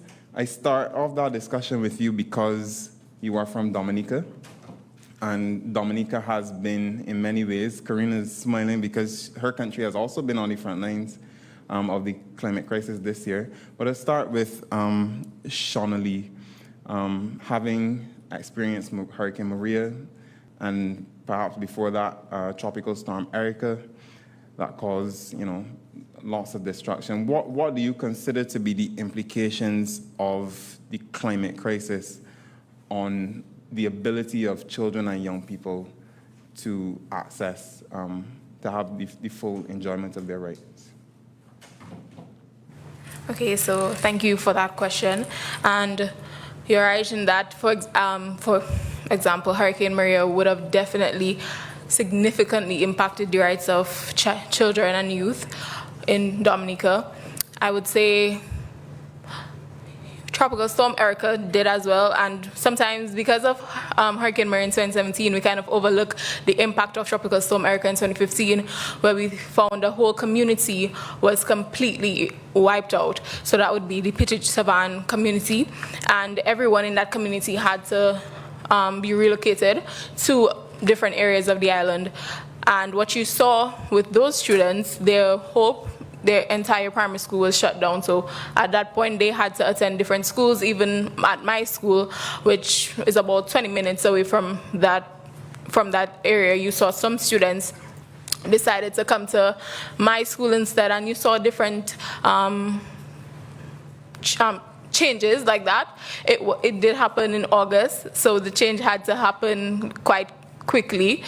But we see with the climate crisis we're having now, and then the frequency and severity of the hurricanes and the storms and the natural disasters we're having, it's putting a damper on, I would say, primarily education. When it came to Hurricane Maria in 2017, schools were closed for about a month. Some schools could not reopen longer than that. And even to this day, we still see, for example, the Goodwill Secondary School, that's one of our secondary schools in Dominica, it was completely damaged. And what happened as a result of that, they shared we are now in 2024, they had to share with another high school, and then you saw a placement on a shift system where one high school came in the morning, one came in the afternoon, and obviously this has effects on the students because they don't have access to as many hours in the day as they would have had previously. So when we think about the climate crisis, I think sometimes we forget how severe that impact is on the students, because yes, we can all in the island understand when it comes to primary school education. We can all understand, okay, we have to push back the common entrance, we have to reduce the workload or something of that sort. But when you come to our secondary school students who are sitting exams at the CXC level, CSEC and CAPE, you see that they're not going to push back the exams because the Dominican students, they were out of school for 2 months. So I think and what our government has been doing, especially since Hurricane Maria, is trying to rebuild our schools in a more resilient way, where they are able to better withstand these conditions, so that students, children, youth, they are able to not be as significantly impacted, because we cannot necessarily at this point change how the natural disasters affect us. So it's trying to prepare in the best way so that we can mitigate whatever effects that come afterwards. And from that too, kind of moving aside from just school, you saw that children and entire families were displaced following these natural disasters. After Hurricane Maria, it was reported that 90% of roofs were gone, which that is significant, because if your roof is gone, then almost everything in your house gets damaged. And then what you saw coming from that is that now children, their parents have to completely rebuild, and then the children are at a disadvantage because now they do not necessarily have all the amenities that they should have. They do not have all the access they should have. Where I live, 15 minutes away from the capital, and it took me 3 months to get electricity back. It took me over 2 weeks, I believe, to get access to water. And these are vital, these are basic needs, these are things that our children need. I remember after the hurricane, there was this lady, she was 9 months pregnant, she was almost ready to have her child, and now this just happened. She cannot get to the hospital. So when it comes to that, we see that the climate affects us, and especially our children and youth, in a grand way. And our entire families, and and sometimes you just look at it as how it affects the children, but we have to kind of stem from the families, because if our family units are not strong, are kind of debilitated, then this affects how the children move forward, this affects how the children perform, this affects how the children move out into the world, because it really stems from as Karina was saying, early childhood, and early childhood comes before daycare. It comes from the family, it comes from your community, it comes from the values you instill, how children look at their parents, the amount of effort, the amount of support, the amount of guidance that is given from that early stage. And so when we have these severe impacts on our families coming from these climate crises, then we see rippling effects on our children and youth. Thank you. And on that point, is there anything you want to add, Karina? Are young people in Grenada talking about the climate crisis as they recover from Hurricane Beryl? And if so, what are some of the opportunities for our governments to do better in terms of protecting children's rights in those situations? Okay, so firstly, let me preface this by saying that when we think of the climate crisis, we think of it as some long term, something that would happen in 25 years or 30 years or so. But in Grenada, the climate crisis is very real. Just recently, as 2 weeks ago, there was a heavy downpour of rain, very, very heavy downpour of rain, and the entire country was flooded out. The streets were flooded, the National Stadium was flooded out. You just standing and you're seeing vehicles being washed away, literally. And that day, persons were in school. Persons were literally trapped in the school for 5 and 6 hours, no way of getting home. All the bridges and the streets and everything were flooded out. So as a result of that, the college had to be closed for the rest of the week, actually. For about a week after that. So the climate crisis, it affects every single aspect of our lives. Especially education. It causes a lot of disruptions in education. Earlier this year, our sister isle, Karakou, was completely devastated by Hurricane Beryl. 90% of buildings, hospitals, schools, post offices, everything was literally destroyed. And it caused significant displacement of the citizens of Karakou. Many persons had to relocate to Grenada to stay with family. And for a long time, for several weeks, months after the hurricane, children were in hurricane shelters, which is not something that you would be accustomed to. Although there were no reports of any form of, let's say, violence or so in the shelters, but normally in situations like that, there can be instances of child abuse or neglect, or even instances where children might be subject to sexual harassment when you have situations like hurricane shelters. Luckily, we've had no reports, but that is a possibility, and I think that some emphasis can be placed there.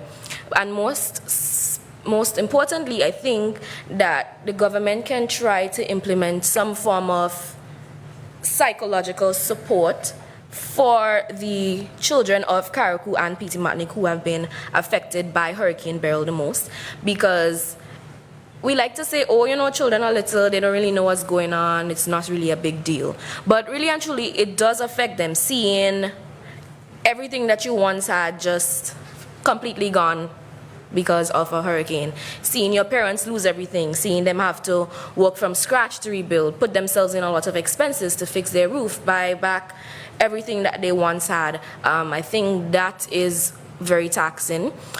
Even some of the students, they have had to enroll into schools on the mainland instead to continue their education, which would, in and of itself, would be a very stressful and a very new experience. It would have a lot for them to adapt, because I don't think the schools back in Karakou are opened as yet. So I think psychological support for the persons who experienced the brunt of Hurricane Beryl, and I think that's the most important opportunity here in terms of the climate crisis in Grenada. Thanks. So my producers are telling me that I really do need to be mindful of time, but I see there's a contribution from David. Yeah, I really wanted to jump in there on the last point that Karina mentioned, which is, I think what is actually needed is a very comprehensive approach to psychological first aid. The challenge that we often have in terms of responding to natural disasters is that, well, you will see all the kits as it relates to food and water. There seems to be no kit as it relates to mental health, and no kit as it relates to the psychological outcome of these events. And so I think what is required is that for each nation, and even at the level of SEDIMA, that we can keep a roster, a register of those who are trained in psychological first aid and make sure that we're able to deliver that. But I think one other point that we should consider as it relates to the mental health link to climate change is that of hopelessness. I think we're all in a space now where we're very aware of our vulnerability, and so there are a lot of conversations happening globally now about climate anxiety and climate grief. The fact that right after the same flooding that Karina mentioned, it was less than a week that they were hit by another set of flooding to start the week. And so there seems to be no time to recover. And of course, that has a psychological impact as well.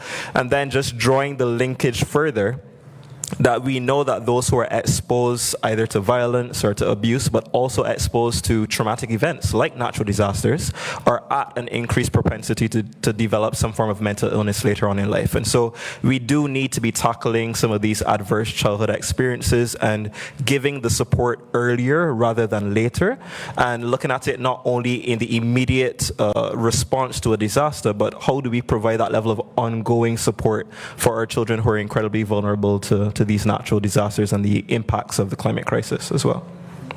Thank you. And just to let you know, I'm going to pose one more question to the panel, and then I'm going to open the floor for any comments. You've had quite a bit of time to digest some of the stuff that was shared, but also to share your own thoughts on how we can do better as a region, as governments, to deliver better results in terms of your rights.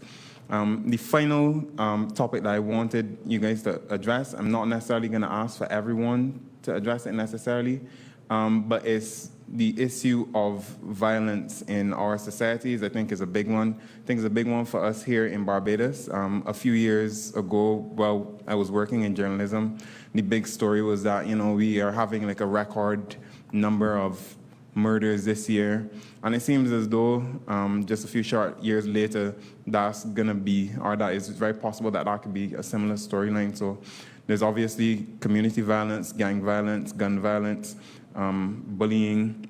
There's also violence against women and girls that continues to come up very often in our discussions and in our research. What are the concerns? Where are we going wrong as a society? How can we do better? You go ahead. Thank you for that. I just, like everyone else, deeply concerned about the level of wanton violence, I guess even particularly in St. Lucia. And the truth is, young people are both perpetrators and victims as part of this violence epidemic, so to speak. But what also deeply concerns me is that for too long we've continued to speak about the punitive approaches which we've seen does not work, or do not work rather. So violence increases, the political officials, among others, because they're sort of stranglehold by a victimized electorate, determine that the best thing to do is continually let's add more police on the streets and increase the firearm penalties, and in some respects create these escalated crime bills and legislations, or create this special unit within the police force with some very cryptic name that you know exactly, when you name something bootstrap, etc., you get the meaning.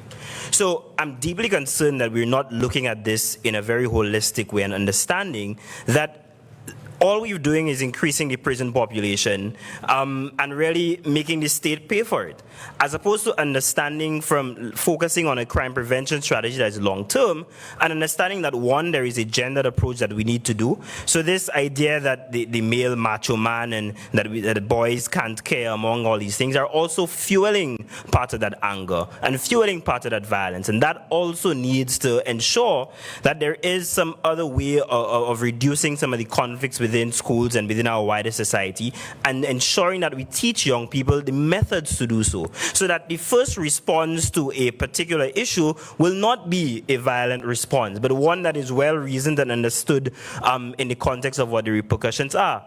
So as a young person, it worries me when I see, for example, the Antiguan Parliament, at least that's the most recent example, says that we're going to pass a law that if it is that you're outside after 10 o'clock as a young person, you're loitering and your parents have to pay for it. That is concerning. Concerning because all the net effect is that, well, if people really want to commit crime, they'll just commit it in the day. And what? And you go what? Possibly create a curfew for the day too? So I'm saying these short-sighted approaches, and even more so, the passing on the responsibility, let's say, to the parent to pay a fine in cases of continuous loitering is also problematic, because what it does is it means that we're now not engaging in proper parental support programs that are widespread. We're not having the deep conversation that we need to have about the extractive tourism industry that many of the lower working class parents working, and therefore they have no time to mind the children at night.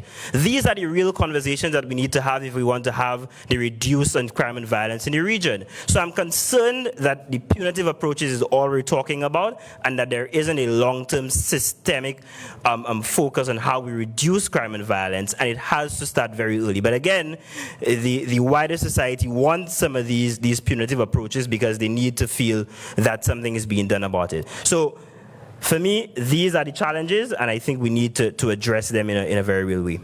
Okay.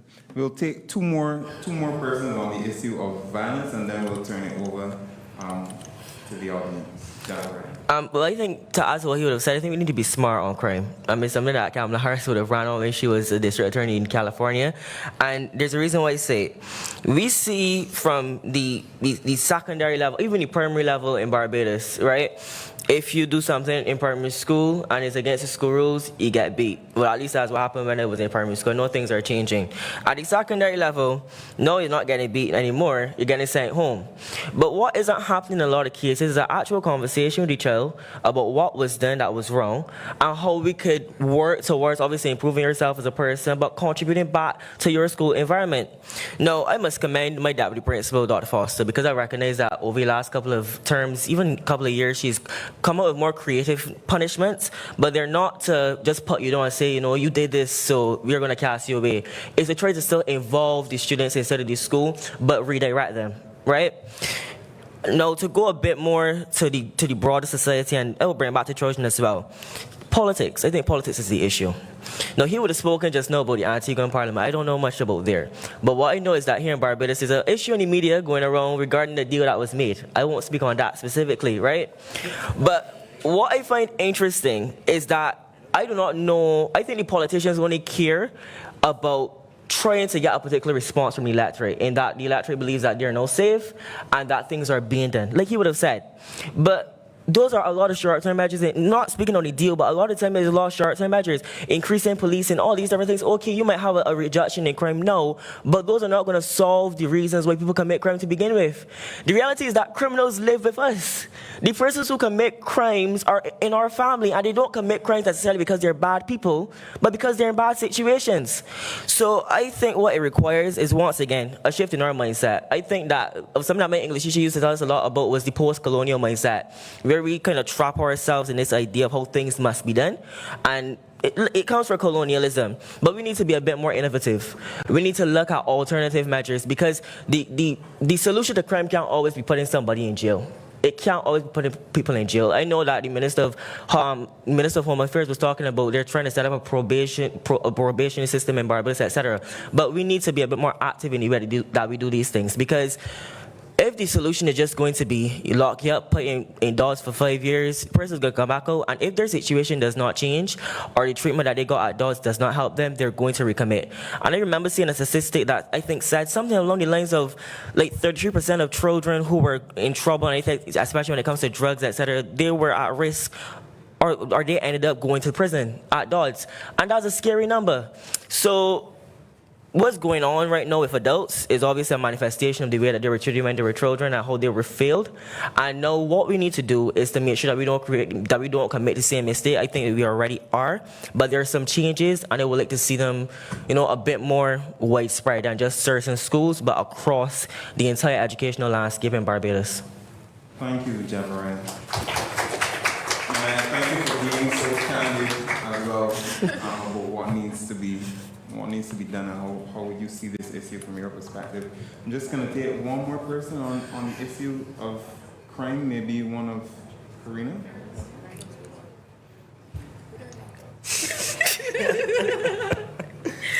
Okay. So for me, my main question is, well, not question, but area of focus would be that there needs to be a bit more thought put into some of the policies. So for instance, in Grenada, we don't have a very high crime rate. However, recently, like in the past 6 months or so, there has been a rising instance of gun violence, right?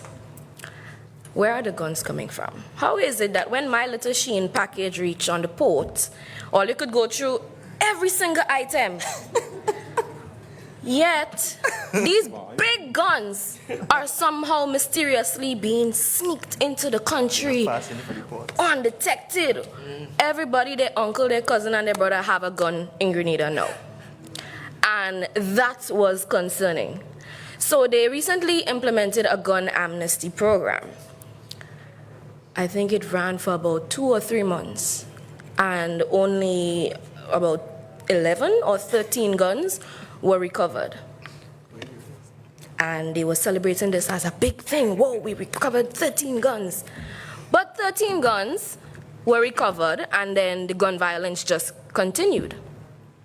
So where is the attractiveness in the program? What safeguards are there for me to say, okay, if I give up my gun, I know for sure that this was or what is the incentive for me to give up my gun in the first place? Yes, you say you won't press charges, we're going to forget about it. But for some people, that isn't enough, especially when they live in high crime areas or areas that are prone to violence, where they know that at any minute, or where they see having a gun as an essential. So where is the attractiveness? Where is, let's say, if I know my neighbor has a gun, and I say, okay, I could go and report that. Where is the assurance that the police officer who I report this to won't go back and say, oh, it's your neighbor that tell me you had a gun there, no? Because that is the reality. Everybody knows everybody. There's no confidentiality. So I think that there needs to be a bit more thought and intention when implementing some of these programs. And also around that same time that they had this gun amnesty, there was a bill in Parliament to increase, I think to remove bail for firearm offenses. So it's like, yes, you want to encourage me to do this, but at the same time, you're also using what we might say like the big stick approach, telling me that, after this time, it's 25 to life for gun offenses and no bail and that sort of thing. So I think that there needs to be more stringent policing or better regional security, and a bit more intentional policy making that would appeal to the particular target audience. Because if your target audience is the gang members on the block, you need to reach them where they are in order to make the policies make sense. So that's what I would say.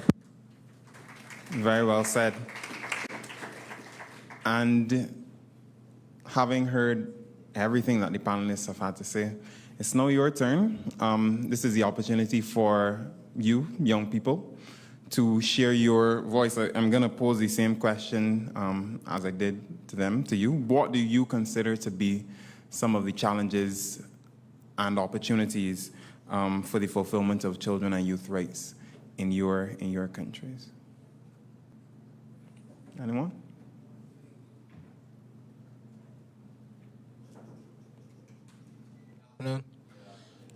What's your name? The name is Brian.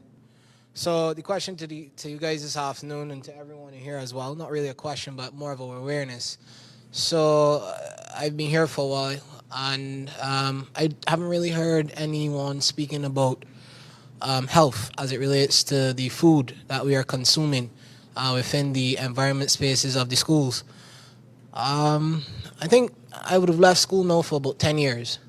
And while I was going, there were a lot of burgers, a lot of chicken breast sandwiches, a lot of heavily doughed stuff. We ate a lot of chicken and a lot of chips. We had more options of mayonnaise and ketchup and less options of a more healthier side. Right now, at this current moment, our health sector in Barbados is under severe strain. We're seeing a heavy rise in strokes and heart diseases. And this is in age group where we're seeing like 30 to 40 to 50. Now, most of the people in this country that I would have known that would have reached the centenarian age and stuff like that have led us as a country to be recognized as one of the nations in the world that has some of the oldest recorded populations or oldest nationals, right? So there's a disconnect between having the oldest nationals and now coming and having a state of affairs where we're seeing a rise in NCDs. And it really relates to what we are consuming. And I think what I'm looking for, or the question I'm asking, is what is it going to take right now for our schools to see a policy reform as it relates to a different side of food? Because if we had to take what we consider modern day living and really take it away from the bare bones, we are, as humans, supposed to be well, not supposed to be, but we would have been trekking mountains, doing things that we are not doing, in the sense that we're not meant to be confined behind a desk 8 hours out of a day with no exercise, with highly processed foods. Our body does not speak to that. When we do go, and we oftentimes wait until it's too late, until the illnesses have done what they have done to us, we then try to go and manage the disease. But I've always been an agent of prevention is better than cure. So we be a little bit more proactive rather than reactive to the situation. And I think that is my main concern. I could still go into my previous alma mater, and I'm pretty sure that is not the only one that I can go into, and the cafeteria still serves the same thing, even at university. I can't even go inside the university canteen and see an apple, a banana, something of a more nutritious value, right? And then there's the question as to the affordability of the crops. So I'm asking myself now, what are we as people doing to form better relationships with farmers to diversify our food that we then serve ourselves? Because if the pandemic has not showed us that we depend on other people for our food supply, and I've never been the type of person to ask for a fish. I've always been the person to learn how to fish. So I'm asking really and truly everyone in the room, you know, on your thoughts on the matter as well. Okay. So, Thank you for that. Do we have any other questions before? well, mainly that's the main concern. I just generally think that that is something that has been on my mind a lot over the past couple of years, not even months, right? Thank you very much for that contribution, Brennan. So, last year, the Ministry of Education, Technology and Vocational Training implemented the National Nutrition Policy. There are a lot of thoughts on this National Nutrition Policy. I have a lot of thoughts on the National Nutrition Policy. There are a lot of schools that are not following it in full. I luckily go to one that does, but the reality is that children are going to eat what they want. Whether or not I eat it at school, if you tell me that I could only get potatoes and yams at school, I'm going to save my money and go and buy your fat after. It's that simple to me. Now, what do we need to do? We need to try to make healthy living and healthy foods a bit more, I guess you could say, interesting or attractive, right? That's the word for young persons, because I like my Cheetos, I like my Takis, and they're not good for me, but those are the type of snacks that are being advertised to me by the mainstream media. And for us to ask children, it's interesting that a policy was implemented in schools, but we still have the same behaviors being exhibited by adults. To ask children now to adjust the way they're going to eat is a bit interesting. Now, I do think the National Nutrition Policy is important. I'm not going to put that down at all, but I think was something that we need to look at is just Barbados generally and what we import. Barbados has an issue whereby we import too many things and a lot of things that are not good for us. I remember that I think Oinatha, he would have looked at trying to carry on our import bill and also trying to build our resilience and our being more food secure. And I know the Prime Minister, also through the Ministry of Agriculture, the Minister in Darwin, they've been doing a lot of work there in collaboration with Guyana, etc. But we need to further those efforts, and not only further those efforts from a policy level, but also inside the schools. I know that some schools, they do teach agriculture, you could do it at the CSAT level, but not enough. And we're telling people to grow their own food, but we're not teaching people how to grow their own food. And I just feel as if at the end of the day, and this is the conclusion I'm saying, there's a lot of messaging that's coming from politicians.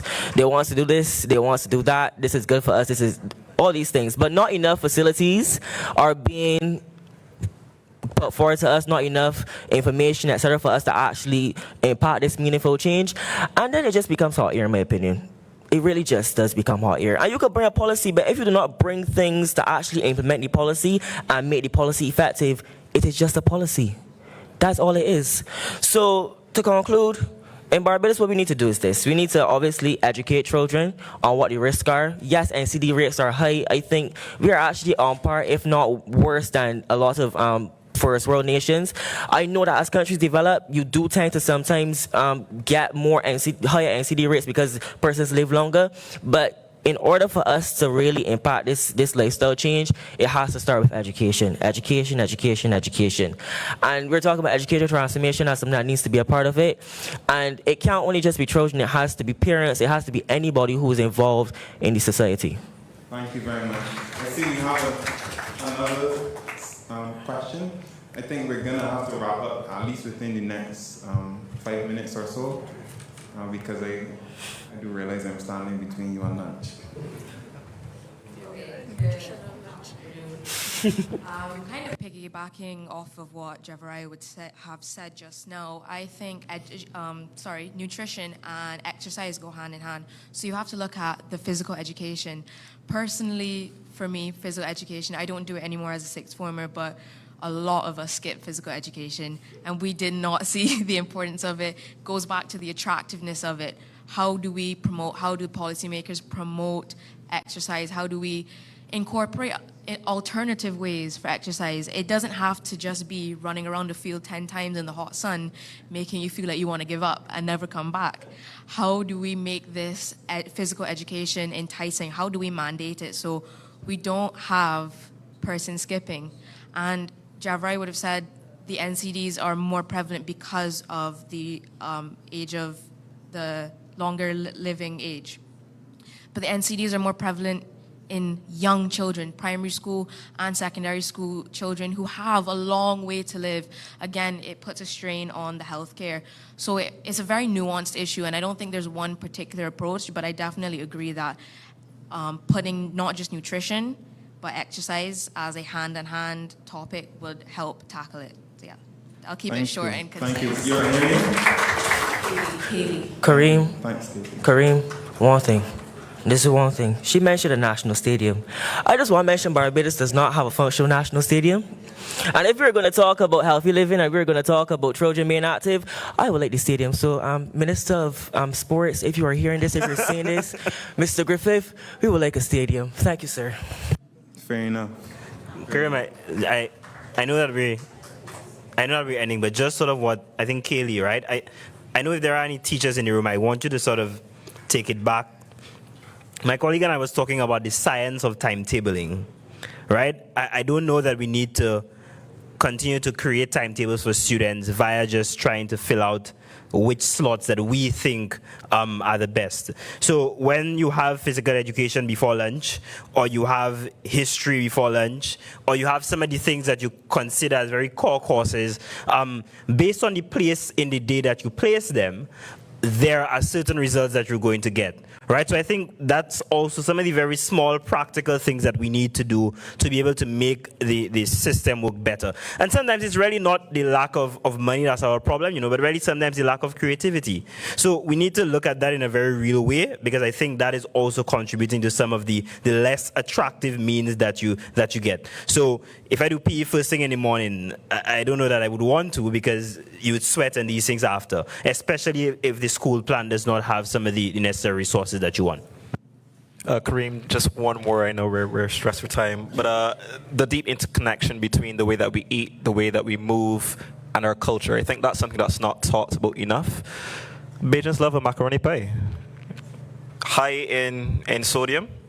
Love a little biscuit and corned beef to start the day as well. So, I mean, if we talk about this deep, entrenched cultural connection to, I need something salty in order to be satiated, and I don't like water because it tastes bad, and fruity is better, then I think we need to have a real conversation about how do we create that cultural shift that's necessary. And then on the point of the school nutrition plan, or policy rather, I think one of my deepest concerns is about whether or not people will be left behind. And so as we have these conversations about what options people have available, are we making enough provisions for children who are coming from impoverished communities to have access to nutritious food? I think it's a conversation that we also need to be having. So just a way to posit those before we close. Thank you. And are there any more, before we do our final close, are there any other contributions from the audience? Yes. Raheem says we want to go to lunch. And we'll give Shauna Lee the final word. That's like one statement, and I completely agree with David when it comes to a cultural change in terms of what we eat. Because back home, for us, I would say that, I mean, we're not perfect, but the diet of Dominicans is generally a more healthy thing. So when you come to students and look at what students prefer to eat for lunch, and when I come here and I tell people I want ground provisions as a part of my lunch, like I go to get green fig in town, and the vendors are looking at me like, do you want them ripe? Why are you going to do that? So I think it's a more cultural thing, because it's more what you eat at home is what you want to eat outside. When you go to school, that's what you look for, and we see those things as well in our meals in schools. We have one local KFC and stuff like that. So exactly. So when it comes to it's what you see on the general scale. It's what the students will want to see in the school and what they will want to eat when they move forward as adults. Thank you. We have 1 minute remaining, Jeffrey. Okay, so quickly, the final point. I think everything that was said today, it could come under the broad, and I'm sorry that I have to be the person that does it. A lot of it is colonial and colonialism. When we look at food, the reason why we eat a lot of the foods that we eat that are higher in sodium is because when we were on the plantations, we were given the ends of meat. We were given food that the upper class, the rich, the plantation owners thought was no good. We were forced to, and the pigtail, we were forced to do with those things. The salt meat, all of that, colonial. When you look at the education system, the way that we teach our children, once again, it is colonial. I think, and this is just what I'm going to conclude this panel by saying, if we really want to have change, not just in Barbados, but across the region, it starts with a change in our mindset. We have to come out of this little box that we've put ourselves in, or not that we put ourselves in, that we've been put in, and recognize that we are actually persons who define and decide our destiny. And it comes down to education, it comes to child rights, and it comes to what we eat as well, and to essentially everything that we're going to do. And that is why we want to end off by saying we just really need to reform the way that we think. Because if we just keep on having conversations after conversations, but we're not actually changing the way that we think, it becomes pointless. Can we have a round of applause for our panel, please? I want to say a very special thank you to all of them. Late yesterday evening, I had a chat with most of them, and we had taken a decision to pivot. This morning, I saw Javariah. There was a young man who was supposed to be on the panel who said he could not make it, and I asked Javariah, believe it or not, whether he'd be willing to step in, and he said yes. And I think the extent to which they have been able to share their thoughts on these very important issues suggests that they are thinking about them outside of when we say there's going to be a panel discussion and they need to, prepare some talking points. They're thinking about these issues. They have a lot of the answers that we're seeking to these issues. And the question really for policymakers, duty bearers, rights holders is whether or not we're listening and we're ready to do the work and to take the action. So with that said, I want to thank you guys for sticking with us and invite you all to lunch. Thank you. Which is next door, in the same room where you had your break.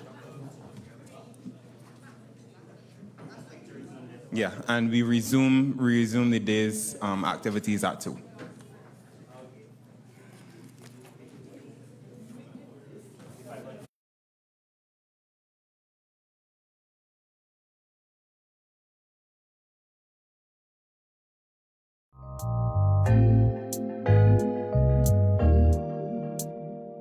Hold my hand, understand, I need you, you need me too.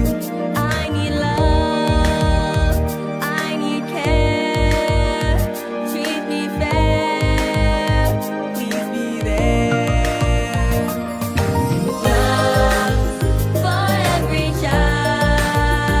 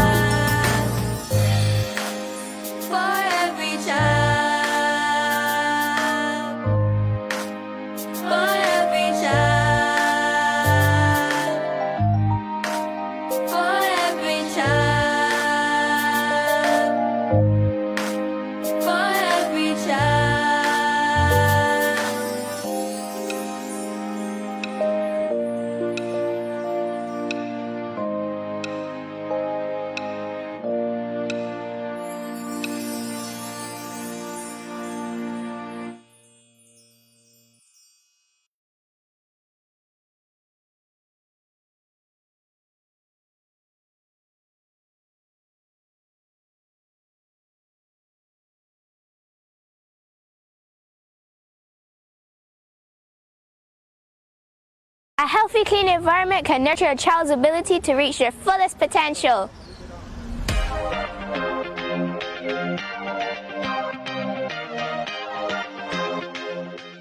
Basic needs such as food, clothing, shelter, and clean water are necessary. However, quality health care and a solid education are all required for a child's development. Children require a standard of living that is good for their development. Future development so they can create a more sufficient standard of living.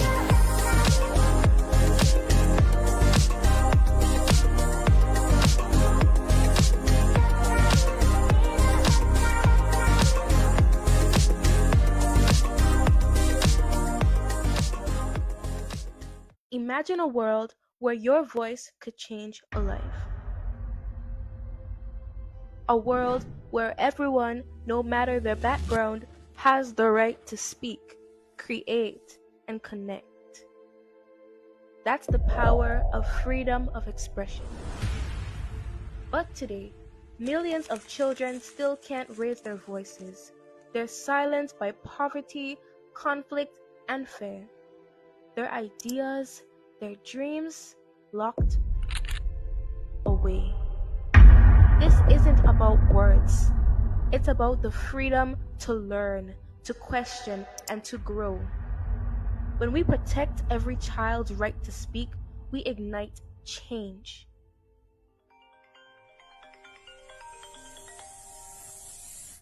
Stand up, speak out, and inspire us all. I had to fix up my life, This heat wave making me realize I can't go to hell. Since I this small, how the classroom hot like fire, but now it's a different kind of heat. My grandchildren burning. How the children go study like that? No progress. The UNCRC Article 28 says that every child has the right to an education. But this heat affects our quality of education. We need help to beat this heat. In the news today, how to improve education by beating the heat. Put adequate cooling measures, AC and fans in classrooms, provide cool drinking water available for students, improve the quality of physical infrastructure to restrict sun exposure, such as covered walkways, plant trees for shade and put plants in classrooms to cool the atmosphere. A comfortable classroom and a cool school contributes to a child's better education. A wise man once said, "I think, therefore I am. I am who I am within the confines of my body and immediate environment, shaped by family values and cultural norms. And as I take my place in this wider space called the world, I offer the gift of the uniqueness of my being, adding my voice to the universal chorus. Though mellow, it is no less profound, for its tone is enriched with the echoes of my ancestry and the pulse of my geography. I shall not be deterred by opposing cantors bellowing loudly, for within me are organized thoughts that beg to be heard. I must therefore stand for who I am, for I have the right to an identity."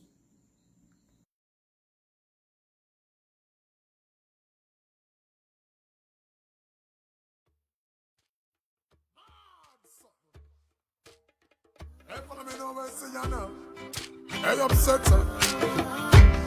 See how upset her? Go outside there. Running. I'm a winner. You know the time. I'm a winner. Hey, watch out now. I'm on the sun. Oh, we're winning right now, you be. Say we're winning right now. Me forget that trophy to what me living right now. Cause I'm winning right now, yeah. And I'm chilling right now. Oh, we're winning right now. Our Thanksgiving right now. Cause we're winning right now, yeah. I'm winning. I'm winning. I'm winning.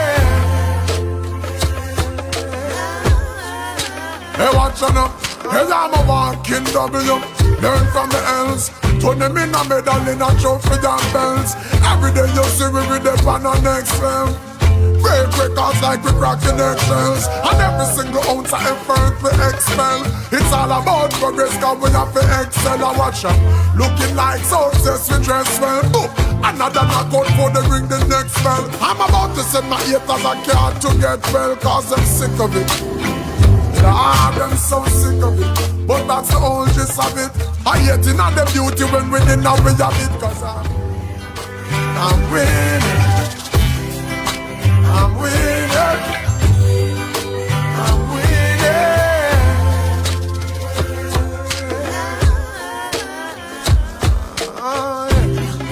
Oh, we're winning right now, you be. Say we're winning right now. Me forget that trophy to what me living right now. Cause I'm winning right now, yeah. And I'm chilling right now. Oh, we're winning right now. Our Thanksgiving right now, yeah. I say we're winning right now. So every day you see me, we are the reigning champ. And at the cloud with the silver line we reigning from. Cause if you see some of the places where we're hailing from, it's just the type of place we should be failing from. But now we're winning. Yes, every quarter, every inning. Bolt if I tracks and then I films if I swimming. You know that there's no giving in no matter the circumstances we're living in, you hear me? I'm winning. I'm winning. I'm winning.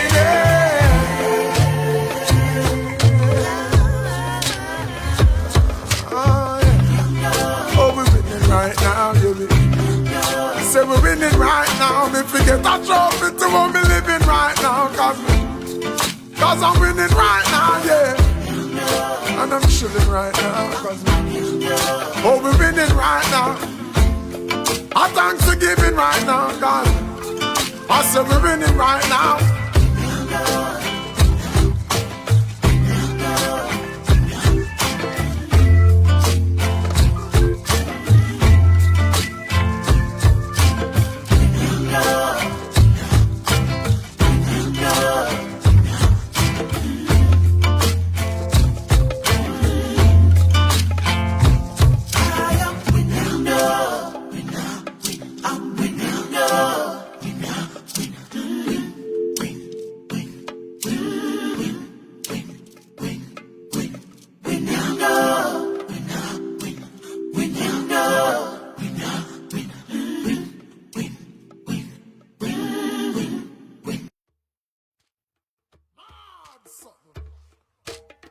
Hey, follow me now, I see you now.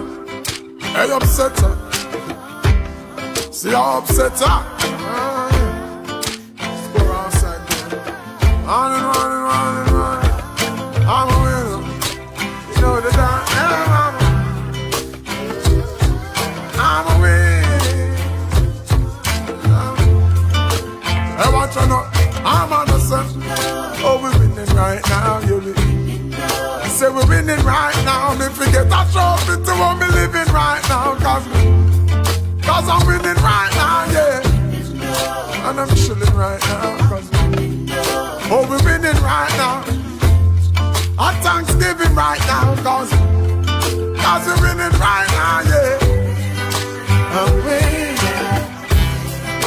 I'm winning. I'm winning.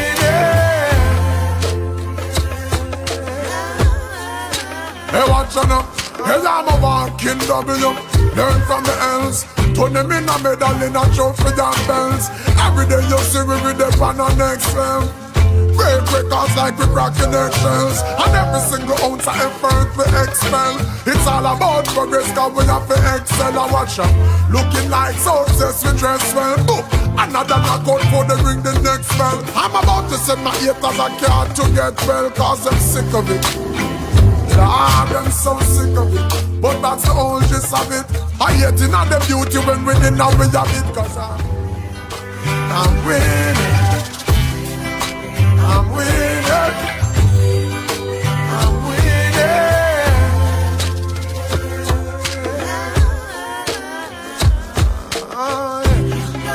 Oh, we're winning right now, you be. say we're winning right now. Me forget a trophy to what me living right now.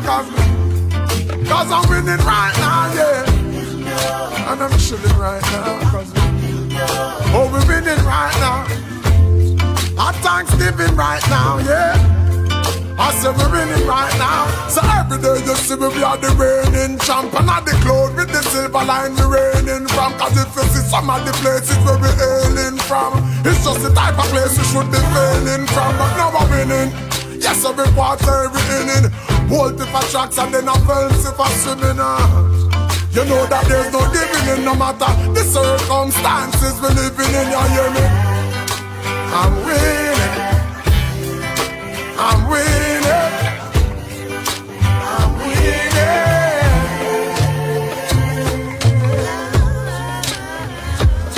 Oh, yeah. Oh, we're winning right now, baby. Say we're winning right now. Me forget a trophy to what me living right now. Cause I'm winning right now, yeah. And I'm chilling right now. Oh, we're winning right now. I thanks for giving right now, God. I said we're winning right now.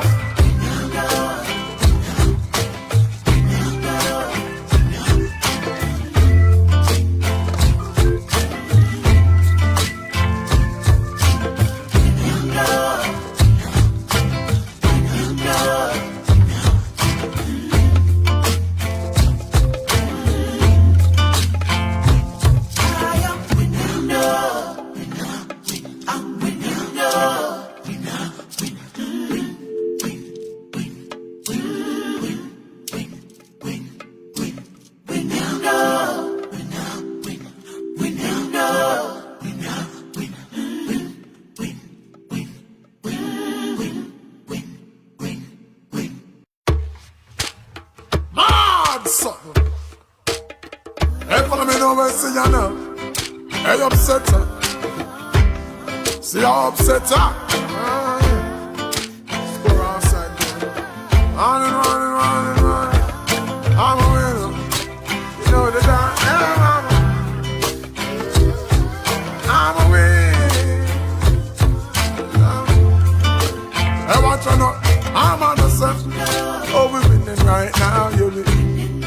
Say we're winning right now. Me forget a trophy to what me living right now. Cause I'm winning right now, yeah. And I'm chilling right now. Oh, we're winning right now. Our Thanksgiving right now. Cause we're winning right now, yeah. I'm winning. I'm winning. I'm winning.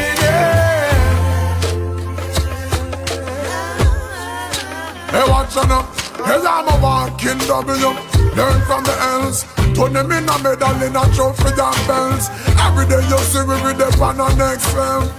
Break records like we cracking eggshells. And every single ounce of effort we expel. It's all about progress cause we have to excel. I watch them looking like success we dress well. Boom. Another knockout for the ring the next spell. I'm about to send my haters a card to get well. Cause I'm sick of it. I'm so sick of it, but that's the whole gist of it. I hate it on the beauty when winning now we have it. Cause I'm winning. I'm winning. I'm winning.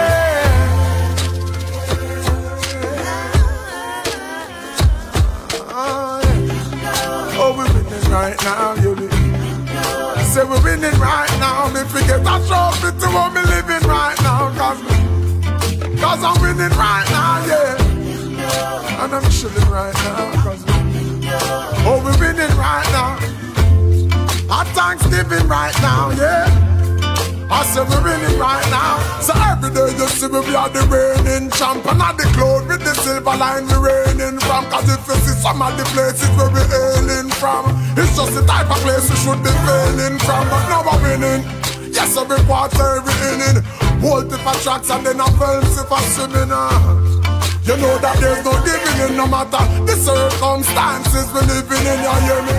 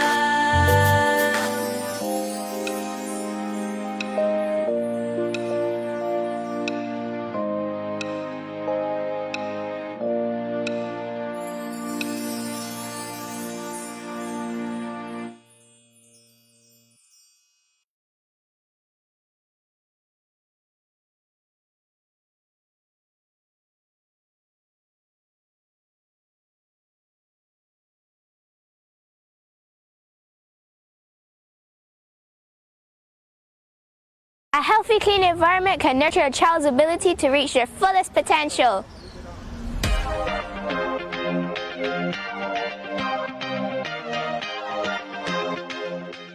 Basic needs such as food, clothing, shelter, and clean water are necessary. However, quality health care and a solid education are all required for a child's development. Children require a standard of living that is good for their development. Future development so they can create a more sufficient standard of living.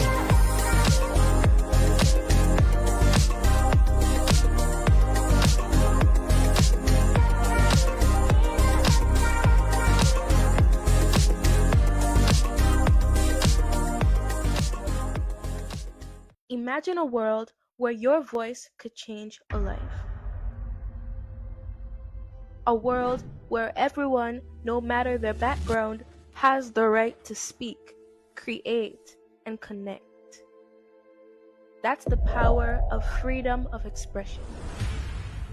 But today, millions of children still can't raise their voices. They're silenced by poverty, conflict, and fear. Their ideas, their dreams, locked away. This isn't about words. It's about the freedom to learn, to question, and to grow. When we protect every child's right to speak, we ignite change.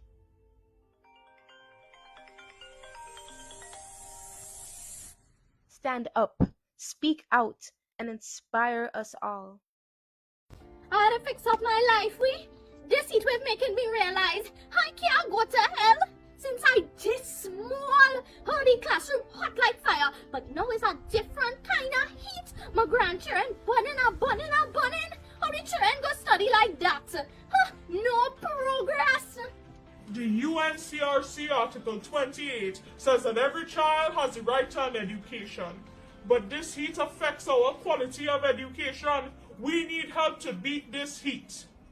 In the news today, how to improve education by beating the heat. Put adequate cooling measures, AC and fans in classrooms, provide cool drinking water available for students, improve the quality of physical infrastructure to restrict sun exposure, such as covered walkways, plant trees for shade and put plants in classrooms to cool the atmosphere. A comfortable classroom and a cool school contributes to a child's better education. A wise man once said, I think, therefore I am. I am who I am within the confines of my body and immediate environment, shaped by family values and cultural norms.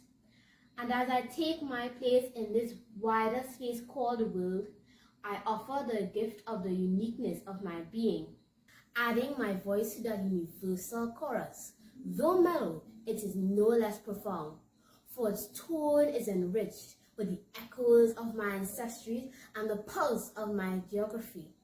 I shall not be deterred by opposing cantors bellowing loudly, for within me are organized thoughts that beg to be heard.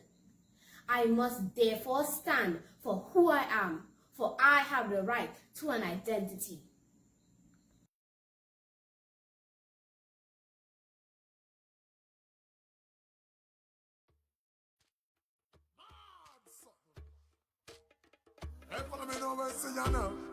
Hey, upset her. See how upset her? Go outside there. Running. I'm a winner. You know the dance. I'm a winner. Hey, watch her now. I'm on the sun. Oh, we're winning right now, you be. Say we're winning right now. Me forget that trophy to what me living right now. Cause I'm winning right now, yeah. And I'm chilling right now. Oh, we're winning right now. Our Thanksgiving right now. Cause we're winning right now, yeah. I'm winning. I'm winning. I'm winning. watching up. Hey, I'm a walking W. Learn from the L's. Turn them in a medal in a trophy and bells. Every day you see we with them on the next level. Break records like we cracking eggshells. And every single ounce of effort we expel. It's all about progress, cause we have to excel. I watch them looking like success, we dress well. Boom. Another knockout for the ring, the next spell. I'm about to send my haters a card to get well, cause I'm sick of it. Yeah, I'm so sick of it. But that's the whole gist of it. I hate in all the beauty when winning now we have it. Cause I'm winning. I'm winning. I'm winning.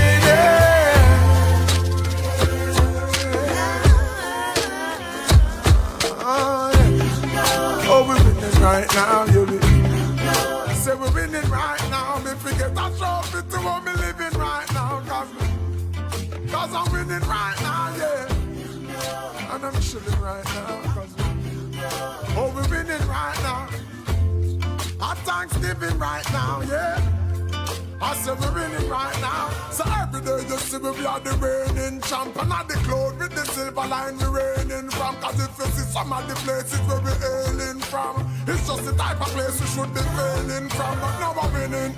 Yes, every quarter, every inning. Bolt if I tracks and then I films if I swimming. You know that there's no giving in no matter the circumstances we're living in, you hear me? I'm winning. I'm winning. I'm winning.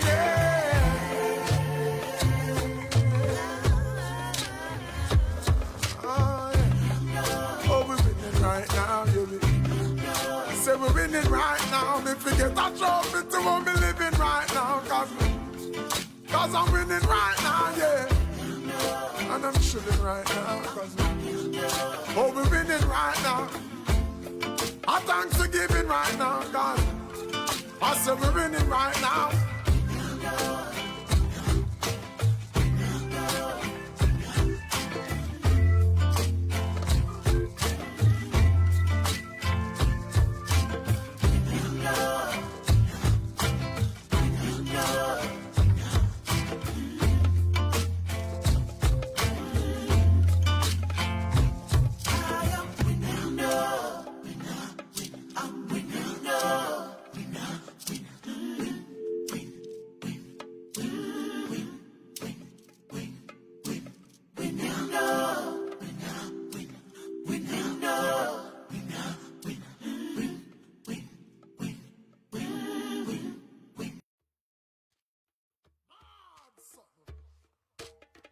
Hey, follow me now, I see you now. Hey, upset her. See how upset her. Score outside there. On and on and on and on. I'm a winner. You know the dance. I'm a winner. Hey, watch out now. I'm on the set. Oh, we're winning right now, you be. Say we're winning right now. Me forget that trophy to what me living right now. Cause I'm winning right now, yeah. And I'm chilling right now. Oh, we're winning right now. Our Thanksgiving right now. Cause we're winning right now, yeah. I'm winning. I'm winning.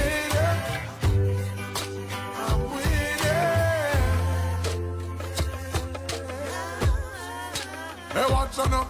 Hey, I'm a walking W. Learn from the L's. Turn them in a medal in a trophy and bells. Every day you see we with them on the next level.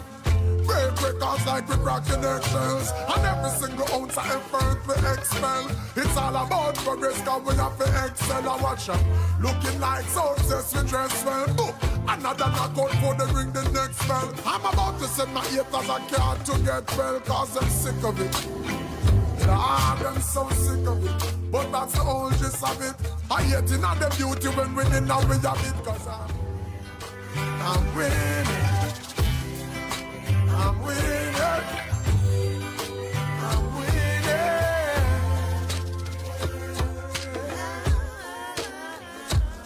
Oh, yeah. Oh, we're winning right now, you be.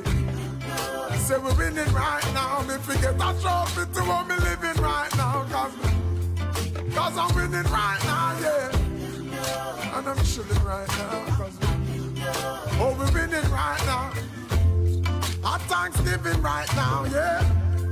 I say we're winning right now. So every day you see we are the reigning champ. And at the cloud with the silver line we reigning from. Cause if you see some of the places where we hailing from, it's just the type of place we should be failing from. But now we're winning.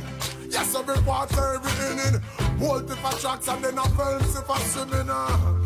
You know that there's no giving in no matter the circumstances we're living in, you hear me? I'm winning. I'm winning. I'm winning.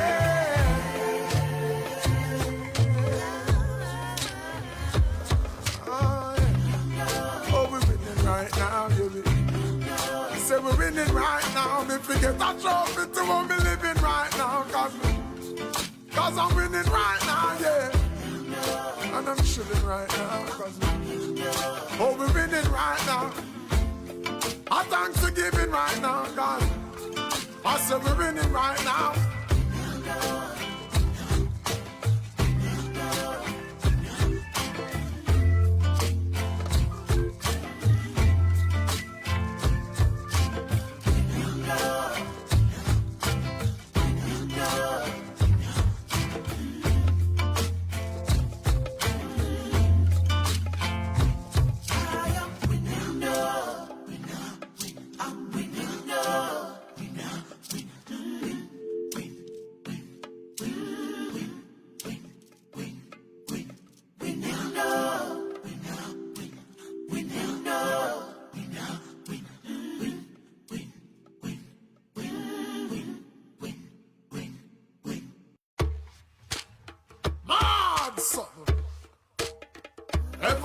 See you now. Hey, upset her. See how upset her. Score outside there. On and on and on and on. I'm a winner. You know the dance. I'm a winner. Hey, watch out now. I'm on the sun. Oh, we're winning right now, you be. Say we're winning right now. Me forget a trophy to what me living right now. Cause I'm winning right now, yeah. And I'm chilling right now. Oh, we're winning right now. Our Thanksgiving right now. Cause we're winning right now, yeah. I'm winning. I'm winning.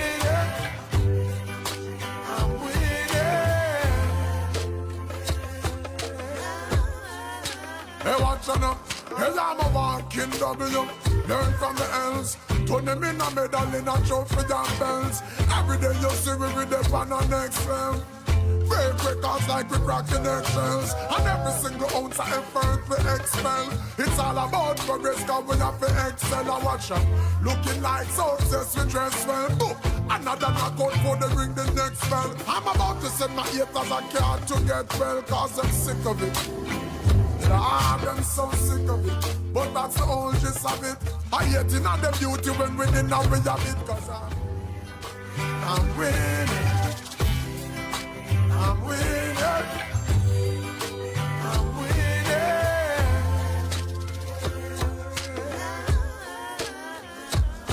Oh, yeah. Oh, we're winning right now, you be. Say we're winning right now. Me forget a trophy to what me living right now. Cause I'm winning right now, yeah. And I'm chilling right now. Oh, we're winning right now. Our Thanksgiving right now, yeah. I say we're winning right now. So every day you see we are the reigning champ. And at the cloud with the silver line we reigning from. Cause if you see some of the places where we hailing from, it's just the type of place we should be failing from. But now we're winning. Yes, every quarter, every inning. Bolt if a tracks and then a films if a swimming. You know that there's no giving in no matter the circumstances we're living in, you hear me?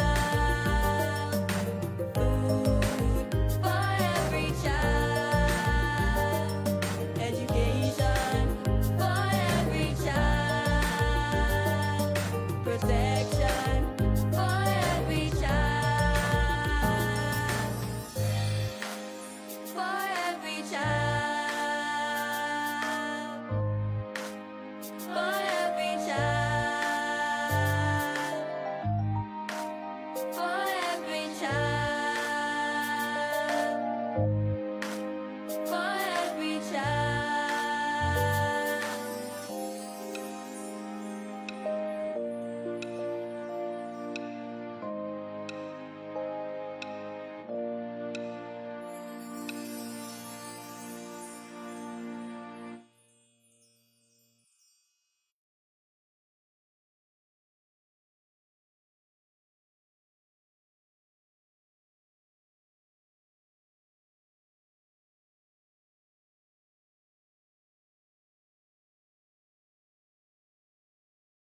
A healthy, clean environment can nurture a child's ability to reach their fullest potential.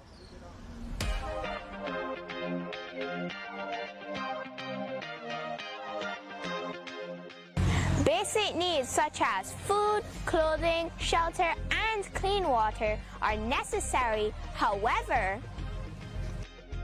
quality health care and a solid education are all required for a child's development.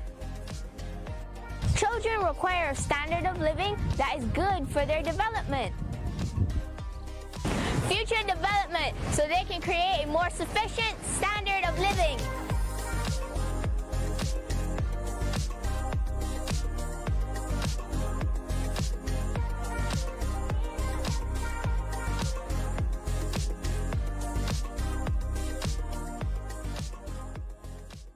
Imagine a world where your voice could change a life.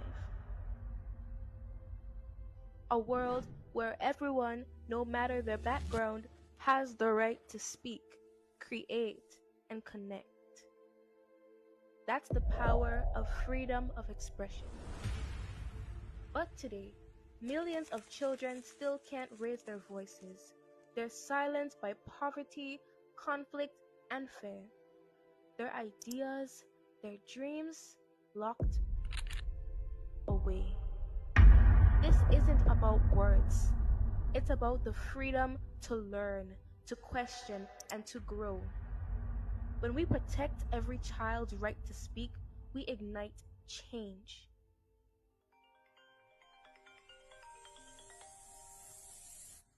Stand up, speak out, and inspire us all. I had to fix up my life, we. This heat wave making me realize I can't go to hell. Since I this small, how the classroom hot like fire, but now it's a different kind of heat. My grandchildren burning. How the children go study like that? No progress. The UNCRC Article 28 says that every child has the right to an education. But this heat affects our quality of education. We need help to beat this heat. In the news today, how to improve education by beating the heat. Put adequate cooling measures, AC and fans in classrooms, provide cool drinking water available for students, improve the quality of physical infrastructure to restrict sun exposure, such as covered walkways, plant trees for shade and put plants in classrooms to cool the atmosphere. A comfortable classroom and a cool school contributes to a child's better education. A wise man once said, I think, therefore I am. I am who I am within the confines of my body and immediate environment, shaped by family values and cultural norms. And as I take my place in this wider space called the world, I offer the gift of the uniqueness of my being, adding my voice to that universal chorus. Though mellow, it is no less profound, for its tone is enriched with the echoes of my ancestry and the pulse of my geography. I shall not be deterred by opposing cantors bellowing loudly, for within me are organized thoughts that beg to be heard.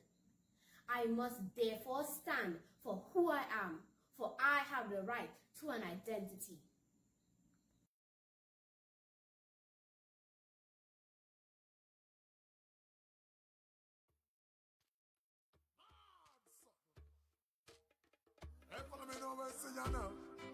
Hey, upset her. See how upset her. Go outside there. Running. I'm a winner. You know the time. I'm a winner. Hey, watch out now. I'm on the sun. Oh, we're winning right now, you be. Say we're winning right now. Me forget a trophy to what me living right now. Cause I'm winning right now, yeah. And I'm chilling right now. Oh, we're winning right now. Our Thanksgiving right now. Cause we're winning right now, yeah. I'm winning. I'm winning. I'm winning.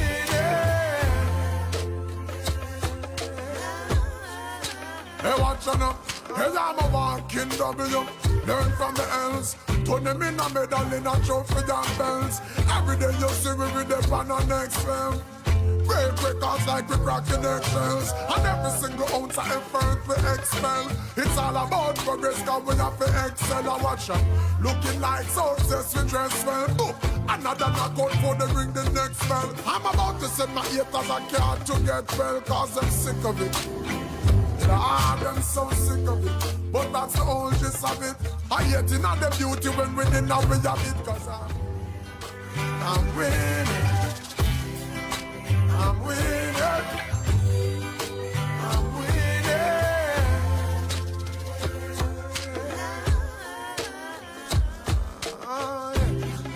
Oh, we're winning right now, you be. Say we're winning right now. Me forget a trophy to what me living right now. Cause I'm winning right now, yeah. And I'm chilling right now. Oh, we're winning right now. Our Thanksgiving right now, yeah.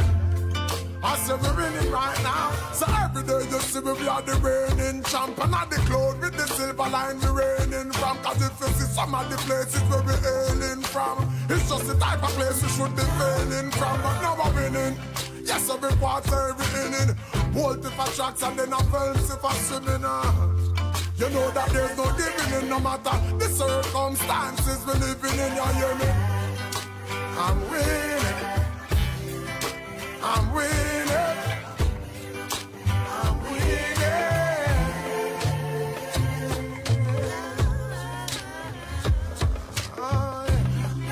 Oh, we're winning right now, you be. Say we're winning right now. Me forget a trophy to what me living right now. Cause I'm winning right now, yeah. And I'm chilling right now. Oh, we're winning right now. Our Thanksgiving right now, God. I said we're winning right now.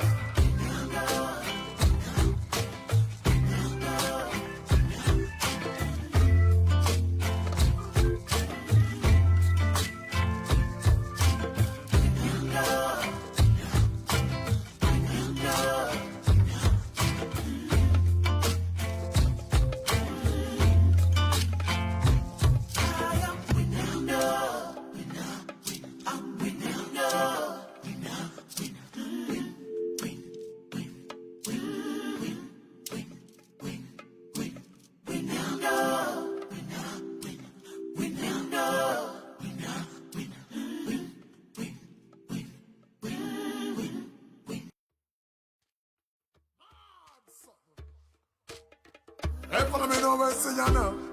Hey, upset her. See how upset her. Score outside there. Running.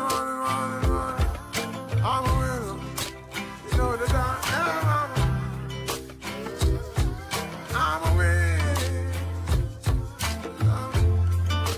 Hey, watch out now. I'm on the sun. Oh, we're winning right now, you be. Say we're winning right now. Me forget a trophy to what me living right now. Cause I'm winning right now, yeah. And I'm chilling right now. Oh, we're winning right now.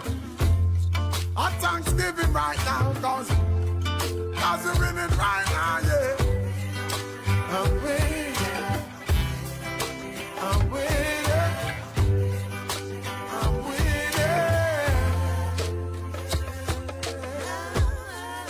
Hey, watch on up. Hey, I'm a walking W.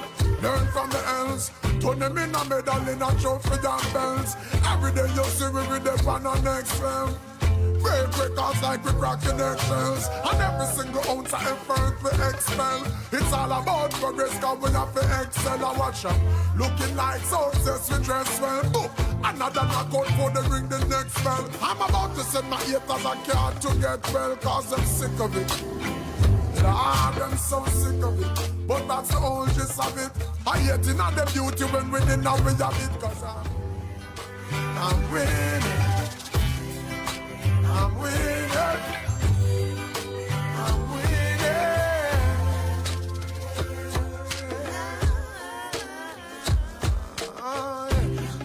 Oh, we're winning right now, you know. Say we're winning right now. Me forget a trophy to what me living right now. Cause I'm winning right now, yeah. And I'm chilling right now. Oh, we're winning right now. Our Thanksgiving right now, yeah. I say we're winning right now. So every day you see me, we are the reigning champ. And at the cloud with the silver line we reigning from. Cause if you see some of the places where we're hailing from, it's just the type of place we should be failing from. But now we're winning. Yes, every quarter, every inning. Hold it for tracks and then I films if I swimming. You know that there's no giving in no matter the circumstances we're living in, you hear me? I'm winning. I'm winning. I'm winning.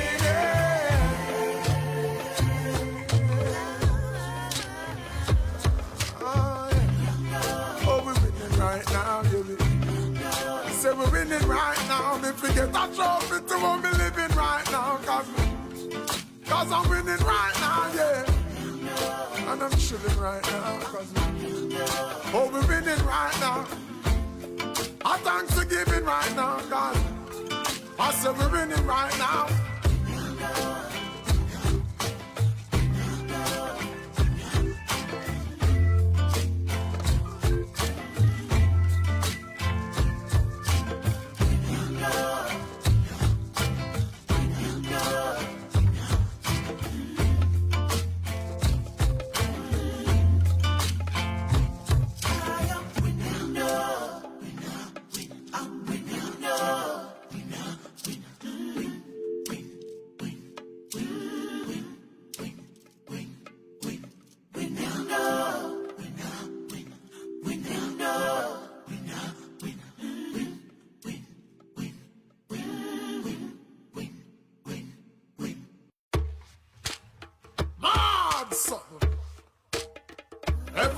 See you now.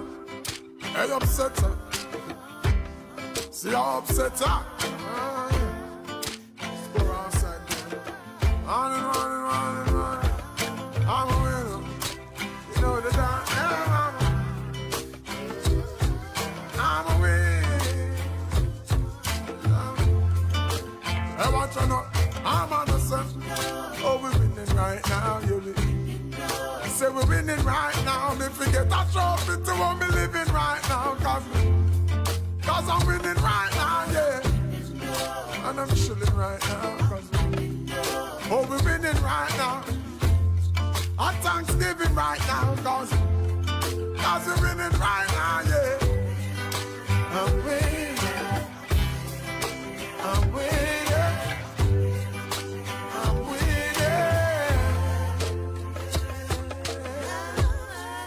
Hey, watch out now. Hey, I'm a walking W. Learn from the L's. Turn them in a medal in a trophy and bells. Every day you see me with the pan on next film.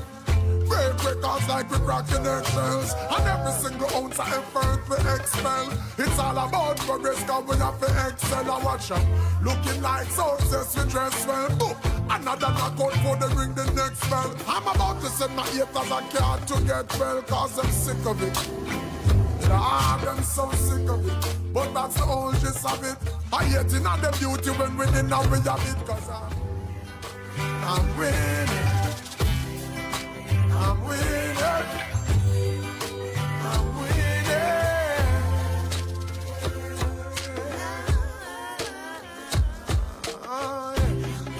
Oh, we're winning right now, you know. Say we're winning right now. Me forget a trophy to what me living right now. Cause I'm winning right now, yeah. and I'm chilling right now. Oh, we're winning right now. Our Thanksgiving right now, yeah. I say we're winning right now. So every day you see we are the reigning champ. And at the cloud with the silver line we reigning from. Cause if you see some of the places where we're hailing from, it's just the type of place we should be failing from. But now we're winning. Yes, every quarter, every inning. Bolt if I tracks and then I films if I swimming. You know that there's no giving in no matter the circumstances we're living in, you hear me?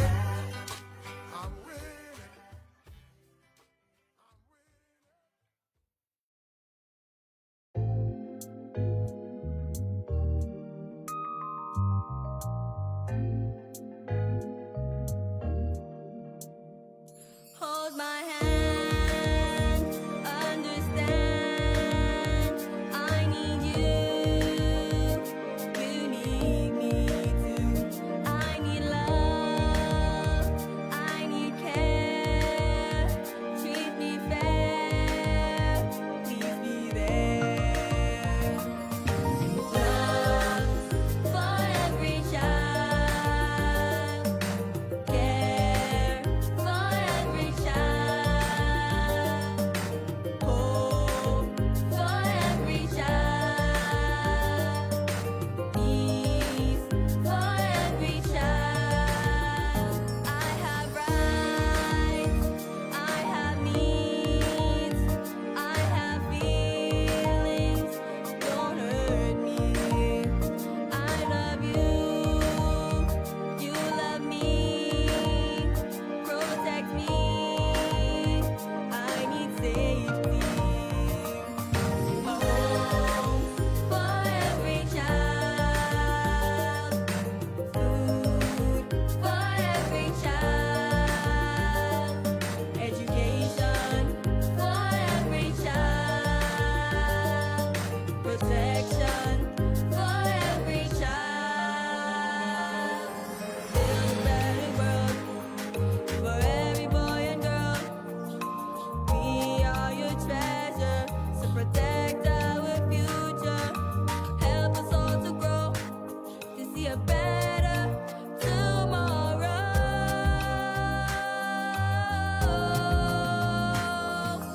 Love for every child, care for every child, hope for every child, peace for every child, a home for every child, food for every child, education for every child, protection for every child, for every child, for every child, for every child, for every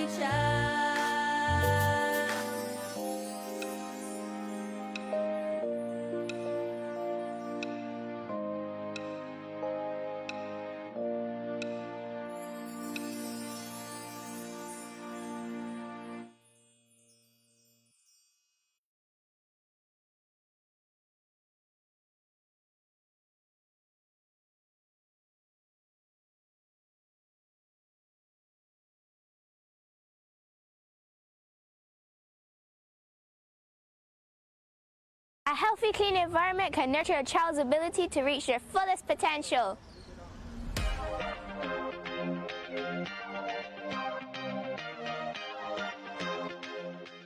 Basic needs such as food, clothing, shelter, and clean water are necessary. However, quality health care and a solid education are all required for a child's development. Children require a standard of living that is good for their development. Future development so they can create a more sufficient standard of living.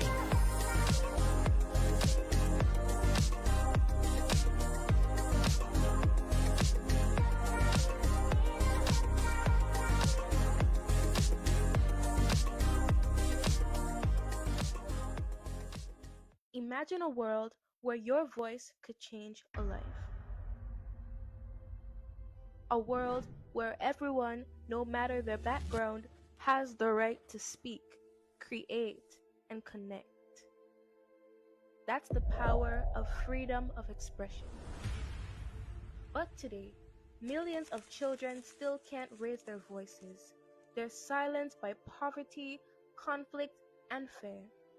Their ideas, their dreams, locked away. This isn't about words. It's about the freedom to learn, to question, and to grow. When we protect every child's right to speak, we ignite change.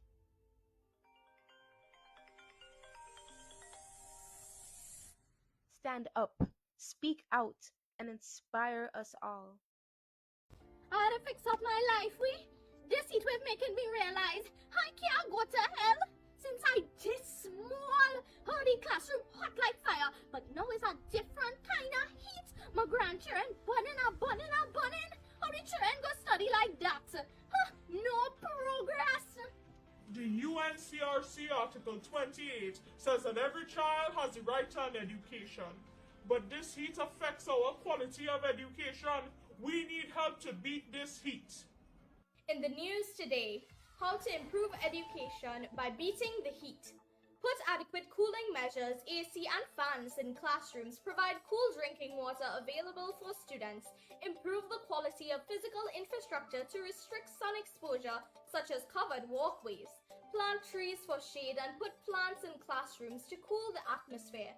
A comfortable classroom and a cool school contributes to a child's better education. A wise man once said, I think, therefore I am.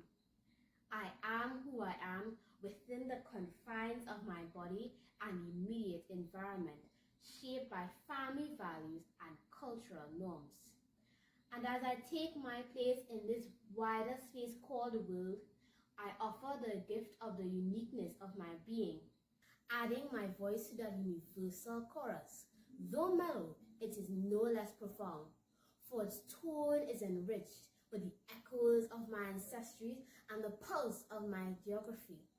I shall not be deterred by opposing cantors bellowing loudly, for within me are organized thoughts that beg to be heard. I must therefore stand for who I am, for I have the right to an identity.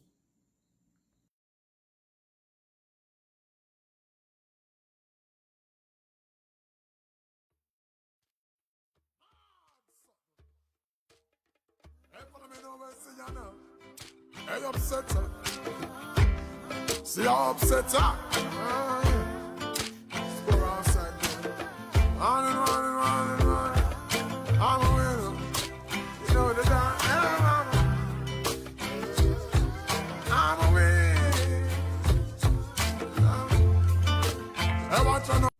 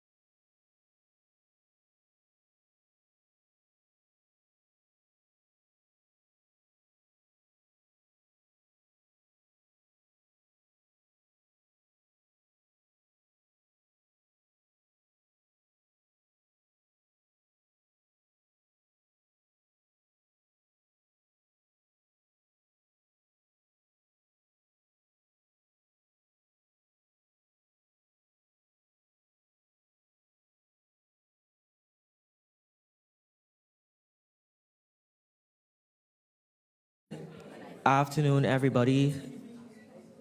So we're ready to start. So we're just asking if everybody could get settled. Okay, first of all, good afternoon and welcome back to the 19th Annual Caribbean Child Research Conference. The theme of this year's conference is the CRC at 35. What does our scoreboard say about our adherence to children's rights in the Caribbean? The title of this session is the Caribbean Scoreboard for the Adherence to Children's Rights. Now let me pause and take a moment to introduce myself. My name is Tamaya Bowen, and most days I take on the role of Deputy Head Girl at Queen's College, but today I'm having a much appreciated change of scenery, and I am extremely delighted to serve as the chairperson for this afternoon's proceedings. Before I continue, just a gentle reminder that this session is being live streamed by UWITV, so if you want to take a moment to fix up your hair, sit up upright, and put on the camera face, that is completely fine. Now is the time to do so. Additionally, we welcome participants joining virtually as well. Thank you, Tamaya, for that grand opening. Now, today's session will feature presentations from Ms. Heather Stewart, Mr. Rico Yearwood, Mr. Peter Wickham, Mr. Corey Sandiford, and Dr. Latoya Lazarus. I will provide a briefing. Not only I, both of us will provide a brief introduction, for each presenter, and then invite the presenters to make the presentations. Please note that the question and answer session will follow after all of the presentations have been made. Participants are invited to place their questions in the chat on uwitv.org or come to the mic and raise their questions and comments. Firstly, Ms. Heather Stewart is currently the Child Protection Specialist in the UNICEF office for the Eastern Caribbean area located in Bridgetown, Barbados. In this capacity, she oversees UNICEF's Child Protection Program and advises on children's rights programming in collaboration with 8 independent countries and 4 United Kingdom territories.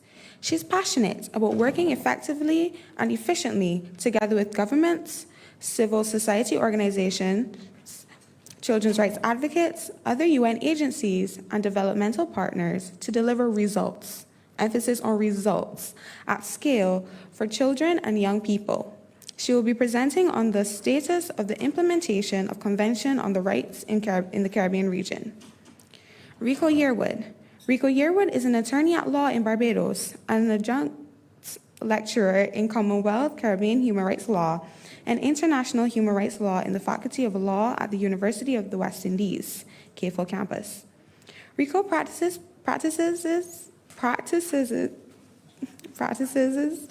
public law, inclusive of constitutional and human rights law, and was a public law consultant for the regional law firm CARICOM Attorneys at Law, which is headquartered in Grenada. Rico is also a public law scholar whose research areas include constitutional law, human rights law, administrative law, CARICOM law, and alternative dispute resolution. He will be presenting on the topic, reviewing the gaps in the implementation of the legal frameworks of the Convention of the Rights of the Child. Additionally, we also have Mr. Peter Wickham. He is a political consultant and the principal director of the Caribbean Development Research Services, also known as CADRIS, the region's leading political research organization. In a more developmental framework, Peter has served as a consultant to organizations including UE, OAS, UNICEF, UNDP, UN Women, and the Commonwealth Secretariat. Corey Sandiford will also be working alongside Mr. Wickham, and he is a research consultant and co-director of the Caribbean Development Research Services, CADRIS, specializing in qualitative research. He has participated in past UNICEF studies of violence against children conducted by CADRIS and most recently led research with the UNICEF survey of social workers in the Eastern Caribbean area regarding online dangers to children in 2021. And the qualitative study of schools regarding infection, prevention, and control in 2023. They will be presenting on the perceptions of the prevalence of CSA, reporting levels, and preferences with specific reference to stalking and cyberbullying. Additionally, we also have Mr. Latoya Lazarus. She will be presenting on the topic of the topic considering gender in the translation and implementation of the Convention of the Rights of the Child. Dr. Lazarus is a research fellow at the Sir Arthur Lewis Institute of Social and Economic Studies at the University of the West Indies, Cave Hill campus, Barbados. She obtained a PhD in sociology from York University with a focus on cultures and identities. Dr. Lazarus's research interests are in the fields of sociology of religion, citizenship, gender, and sexuality studies. Dr. Lazarus is one of the few Caribbeanists examining the intimate linkages between Christianity and citizenship within the Anglophone Caribbean. Additionally, she has published in the area of Caribbean feminist methodologies, focusing on the complexities around doing sensitive research and critical analysis of diverse discourses. So we will start with Ms. Stewart. You can proceed with your presentation.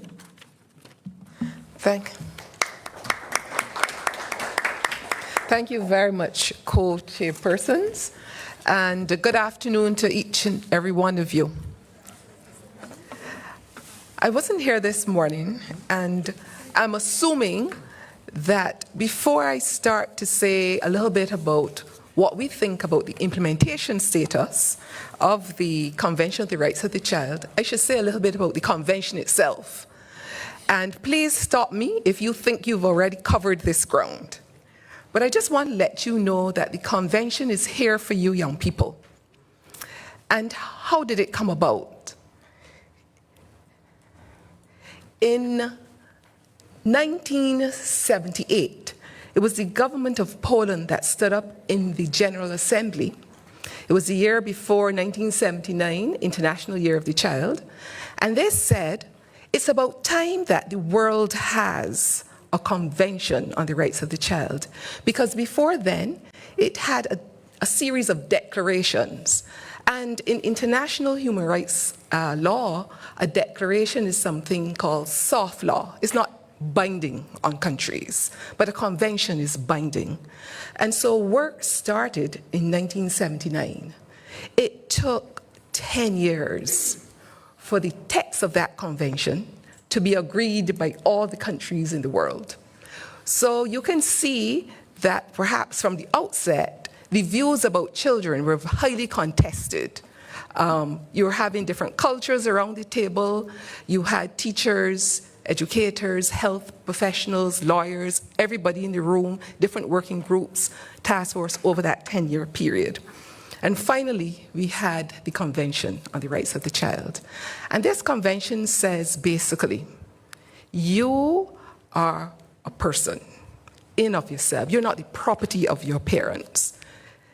Yes, they conceive you, but you are a person in your own right. And for a period of time, up to the age of 18, it's called childhood, you should have special protections and rights to help you become a very fulfilled person to transition to adulthood. Now, the convention has 54 articles. I think on the posters that you may have, they go up to Article 42, because those are the articles that illustrate the rights that you have. Articles 43 to 54 tell you how this convention will be administered, how countries have to report, etc., etc. You may ask, okay, so this convention was developed in 1989. Things have changed over the time. How does the convention stay current? It's through some things called optional protocols. So in 2000, there was an optional protocol on the sale of children, child prostitution, and child pornography, because many countries in the General Assembly felt that the original convention did not adequately address that issue. And so an optional protocol is put out, and countries then also have to sign and ratify that. There was also an optional protocol on the involvement of children in armed conflict. And this basically says, I think the original convention gave the age of 15 where countries could draw children into armies. But the 2000 optional protocol says anyone 18 and over. So it sets a higher standard. In the year 2011, there's another optional protocol on a communications procedure, which means that if you have a violation of rights in your country, you think your rights are violated in your country, and you've exhausted all the mechanisms in your country, then you can make a complaint to the United Nations Committee on the Rights of the Child and be heard. Now, countries have to sign on to these conventions. So let's see what the Caribbean did. If you look to your right, you'll see two columns, the OPAC and the OPSC ratifications. Some of our countries have not yet ratified, and I'm assuming that most of you are students here in Barbados. Barbados has not yet ratified either the one on sale of children or those in armed conflict, and none of our Caribbean countries, so I didn't really add it to this slide, have yet done the communications procedure. That's a lot more involved, and we haven't yet been able to advocate for countries to do so.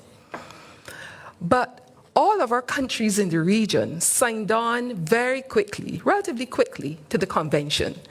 It meant that we were already doing things for children, and they felt very confident.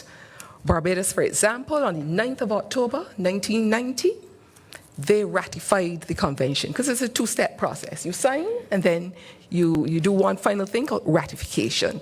So you can see that by 1993, these countries that I've listed are the countries covered by my office, and not the wider Caribbean. So I've listed the ones that I'm most familiar with. The UK overseas territories, because they are not directly members of the UN General Assembly, they had to await the United Kingdom, which signed the convention in 1991, to extend it to them. And it was extended in 1994. Now, once you have ratified this convention, you have to produce a report on what you're doing for children 2 years after you've ratified, and then every 5 years thereafter. This is the reporting status for our countries. All of us are now behind time. And we're going to speak a little bit more about that, because reporting is very important. You've signed this legal treaty, and you should therefore be accountable and transparent in what you are doing for children. However, there are some highlights. Barbados, St. Kitts, and Trinidad and Tobago, they have just asked the UN Convention on the Rights of the Child Committee, whose secretariat is in Geneva, for them to do a process called simplified reporting. Because what they were finding is that countries were saying, this is so burdensome. The same process that the UK goes through with all of its resources, Barbados or a small country like Montserrat has to go through. So they've just simplified how states would report. So now, instead of reporting on every right, the 42 rights that you have, they first will ask agencies like UNICEF, civil society organizations, Parados, for example, here in Barbados, what do you see are the most critical rights for children that have challenges? And based on their research and some of our feedback, they would distill no more than 30 questions and say to the country, answer these questions, provide the data, and this constitutes your report, rather than the other way around, where you had to do this very extensive report on maybe sometimes issues that are not necessarily priority for you. So, first and foremost, when we're talking about the status of implementation, reporting, getting that data is difficult. And we are trying to advocate, and we want you to be more educated about the process so that you too can use your PERT, your platforms, to say to government, you are behind time. You need to do better with this reporting. What are some of the key things that countries track? And what's the status in Eastern Caribbean? And for us, the Eastern Caribbean, the countries that we cover are Antigua and Barbuda, I'm going to list them for you. Antigua and Barbuda, Dominica, Grenada, St. Lucia, St. Kitts and Nevis, St. Vincent and the Grenadines, Trinidad and Tobago. There's one that I'm missing. And then the 4 UK overseas territories of Antigua, Montserrat, BVI, and the Turks and Caicos Islands. When we look generally, we see that the indicators for maternal survival rates, mothers are not necessarily dying at birth. Our countries are able to manage this very well. And over the years, we've seen the rates decrease. We lose very few mothers. Babies, neonatal, that is babies who may die in the first 28 days of their birth. These rates have declined. Under 5 mortality, children under 5 dying, very few. We do have a little issue in Dominica, where that is the only country in this hemisphere where we've had some increases, and agencies are trying to work with Dominica to get that challenge under control. Immunizations, all of you here in Barbados and in most of our Eastern Caribbean countries have to produce records to show that you've been immunized against various things before you can enter school. And maybe along your journey, you also have to get some more. But what we are seeing is that there are declining immunization rates, especially post-COVID. And if we're not careful, some of the childhood diseases that we thought we'd eliminated, like measles, etc., we could be under threat once again. We're also seeing that obesity rather than malnutrition is an issue in this region. We are too sedentary. Your diets, you like the fast foods, don't you? And we have got to change. We have to become more physical, because this starting in young age and continuing to adulthood with our non-communicable diseases. We also note that within the health sector, as in other sectors, lack of resources really to cater to our differently abled communities. So early intervention is not as early as really it ought to be. Press the wrong button. Education. We've taken it for granted. We all have compulsory education up to age 16. Some countries have even just extended it to 17. But, and we invest a lot of money in our education sector. Would you agree with me? Yes? Okay. But then there are some governments who, on the other hand, have a lot of exclusionary policies. They may exclude teens who become pregnant. Now, those same teenage girls who become pregnant, discrimination, sometimes the fathers, maybe teens too, they're not excluded from school. They can continue their education. But then a lot of these girls can end up, so you move from the education sector and you go over to your social services, and you're still spending money. So why did you not ensure that they complete their education? We've had St. Kitts and Nevis, a very good practice. Since 2005, they've had a policy on the return, mandatory return of teen mothers to school. And one of the challenges that we're also seeing is that truancy officers, perhaps not as quick, I don't know if they are reduced in number, not following up those cases of children who are not attending school, not as quickly and as vigorously as previously. In a particular country, we're also monitoring, and through another program, we came across this, where there are some children, they go to school because the school officials take their, you know everybody in the community. So even without a birth certificate, an official birth certificate, they're accepted into school. And that's fine. But when we come to the CXC level, they cannot be registered for those examinations because these are now a sub-regional process that requires a higher and more vigorous process for registration.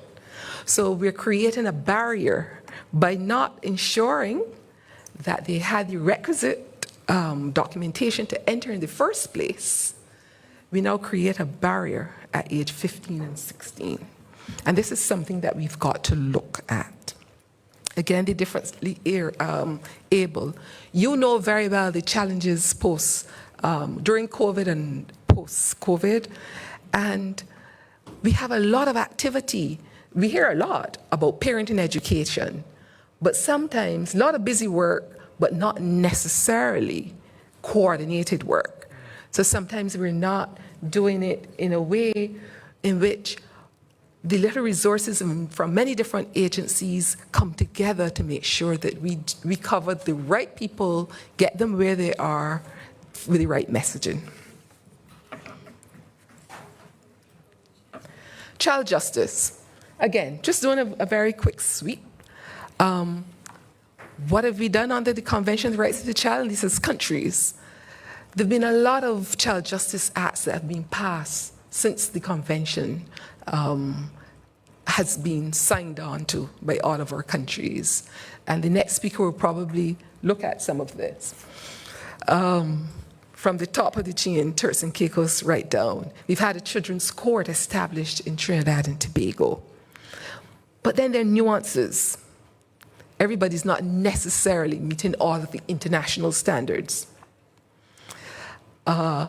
Most of our ages have now moved. Criminal responsibility, we've had acts as low as 5 years old. Can you imagine a 5-year-old being criminally liable under legislation? Very dated legislation.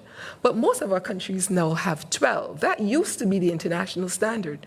The standard has now moved to 14, and only Dominica is meeting that particular standard.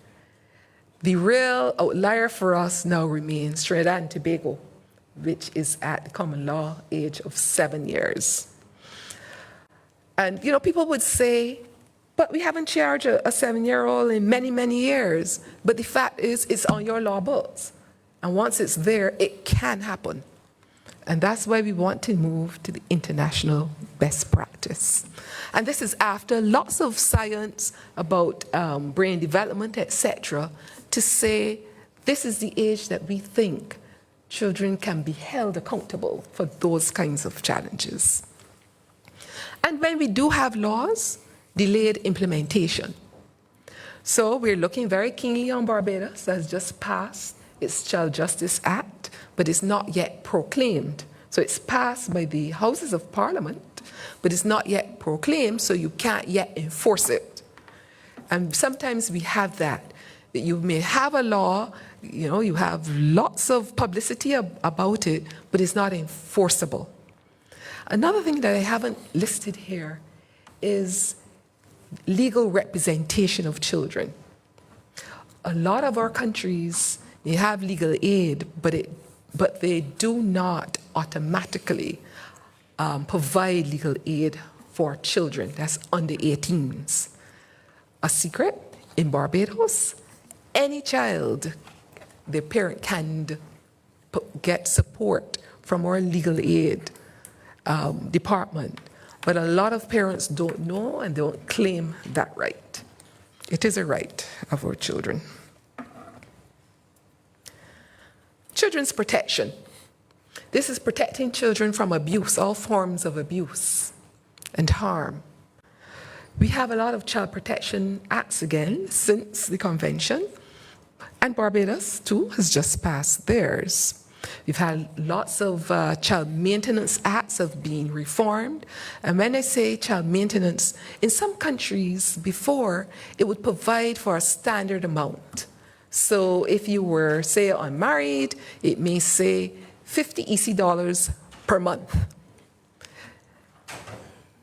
Never mind that your parent and your needs may exceed that $50, but it provided a standard amount.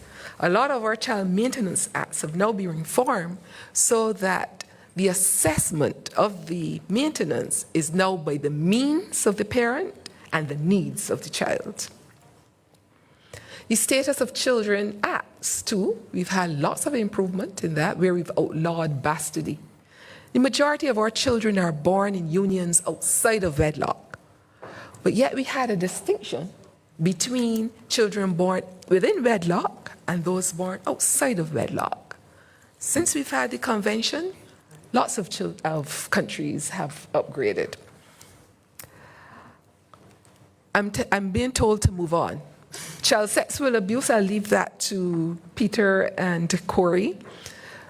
But I need to say this about state-inflicted violence. Corporal punishment. Sometimes when we ask children themselves, would you abolish corporal punishment in schools? Some of them would say, no, I think some of my friends deserve it. Yes, we've had that from some surveys from children themselves. And they would say, not for me, but for them, they're bad behaved. And we say, if an adult hits another adult, under our laws, that is an assault. If one of you, a child or an adult, beats a dog, that is cruelty to animals. We have laws that prevent that. Why do we not have laws that protect children from beating? We think that in the 21st century, we are now far better resourced to be able to think and to work with one another to resolve our differences differently. And then we ask, why the societal violence? The irony of the conversation. One last issue that I want to raise, this whole issue of migration. We did an assessment in some of the UK overseas territories, and what we're seeing is that, you're dependent on migrant labor, but yet the policies are not child-friendly at all. We also have Trinidad and Tobago battling with the issue of Venezuelans migrating, fleeing their countries because of conflict into Trinidad and Tobago, and then the fact that a lot of them cannot readily access basic social services. The government has just allowed those who were registered in 2019 to enter mainstream school. So we're seeing some light at the end of the tunnel, but it's something that you're keeping your eye on. So, in terms of, I'm wrapping up, chairpersons. In terms of a scorecard, I'm saying when you look at the children's rights in the Caribbean, I say it all depends. It all depends on what's the particular issue. Sometimes whether it's girls or boys, sometimes the geographical space in which you're operating. What we need really and truly, and perhaps university will be a very good place if we could establish a children's rights observatory, where against some standard indicators every year we are tracking the progress of countries. I say accountability and transparency. We've signed this legally binding document. I want you to help us promote it and make sure that we hold our governments truly transparent and accountable. Thank you for listening. Thank you, Ms. Stewart, for that insight. I'm excited to pass over to Mr. Rico Yearwood as he speaks on the topic, reviewing the gaps in the implementation of the legal frameworks of the Convention on the Rights of the Child.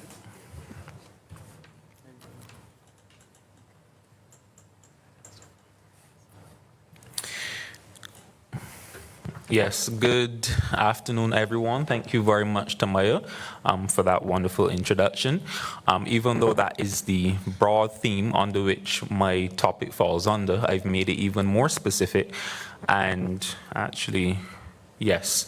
So the specific title for my presentation is Protecting Our Children in the Caribbean, Lessons Learned from the CPSAD case in Trinidad and Tobago and the Government Industrial School case, otherwise known as GIS in Barbados. So I'm only going to be looking at two specific countries here, Barbados and Trinidad. So moving on. Children's rights are fundamental to human rights law. Indeed, there would be no children's rights without human rights, and human rights law would be a travesty if it did not recognize and protect the rights of children. So I don't want people to ever be mistaken and treat children's rights as separate and apart from human rights, because as Ms. Stewart was saying, children are people too. When we speak about human rights, we're speaking about rights for humans. Children are humans, and therefore children's rights invariably are human rights as well. So see children's rights as a subset of human rights. Recognized as some of the most vulnerable members of society, children rely on robust legal frameworks and effective institutions to ensure their protection, welfare, and wholesome development. However, recent cases in the Caribbean, the CPSAD case in Trinidad and Tobago, and the GIS case from Barbados, highlight the persistent challenges in safeguarding children's rights. These cases reveal systemic failures in juvenile justice and protection, thereby emphasizing the need for reforms grounded in human rights principles. So, as I said earlier, today I will analyze these cases from a human rights perspective, demonstrating how they critically expose gaps in the treatment of children within the justice system and rehabilitative systems, and propose actionable recommendations for reform. So the first case is the CPSAD case. The full name of the case is Commissioner of Prisons, and CPSAD is a case from 2021, like I said, emanating from the country of Trinidad and Tobago, and it deals with rights violations with children in detention. And the facts of this CPSAD case were this. You had two children, one aged 16 and the other aged 13. One was charged for robbery and the other was charged for murder. You had the 16-year-old who was charged for robbery detained in an adult prison. And the 13-year-old who was charged for murder was detained in a youth training center. Now, at that point in time, Trinidad had in existence, I have to choose the words carefully, as Ms. Stewart just highlighted for us. Trinidad had in existence what they call the Children Act. And this Children Act specified and mandated that if it is that children are going to be charged for offenses and going to be institutionalized, they should be institutionalized in what they refer to as community residences. In Trinidad, community residences would include children's homes or rehabilitation centers. So the issue was that, and Ms. Stewart referenced this, the act was passed, but it was never proclaimed, meaning that it had not yet taken effect, and on top of that, the act was passed, but the government of Trinidad and Tobago had not yet established the community residences that these juvenile, don't want to say offenders because you're an offender when you're convicted, but these children who were charged were supposed to be put in. So you passed the act saying that these children charged with such offenses are supposed to be put in community residences, but you did not establish the community residences before passing the act.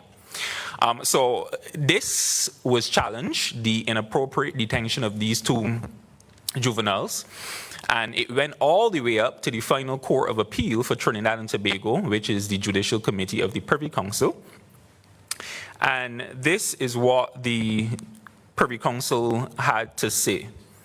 So the Privy Council emphasized the state's failure to establish community residences as required by the Children Act, and found that this failure, in conjunction with the failure to provide the two children with prompt and effective remedies, breached their right to the protection of the law under Section 4, subsection B of the Constitution of Trinidad and Tobago.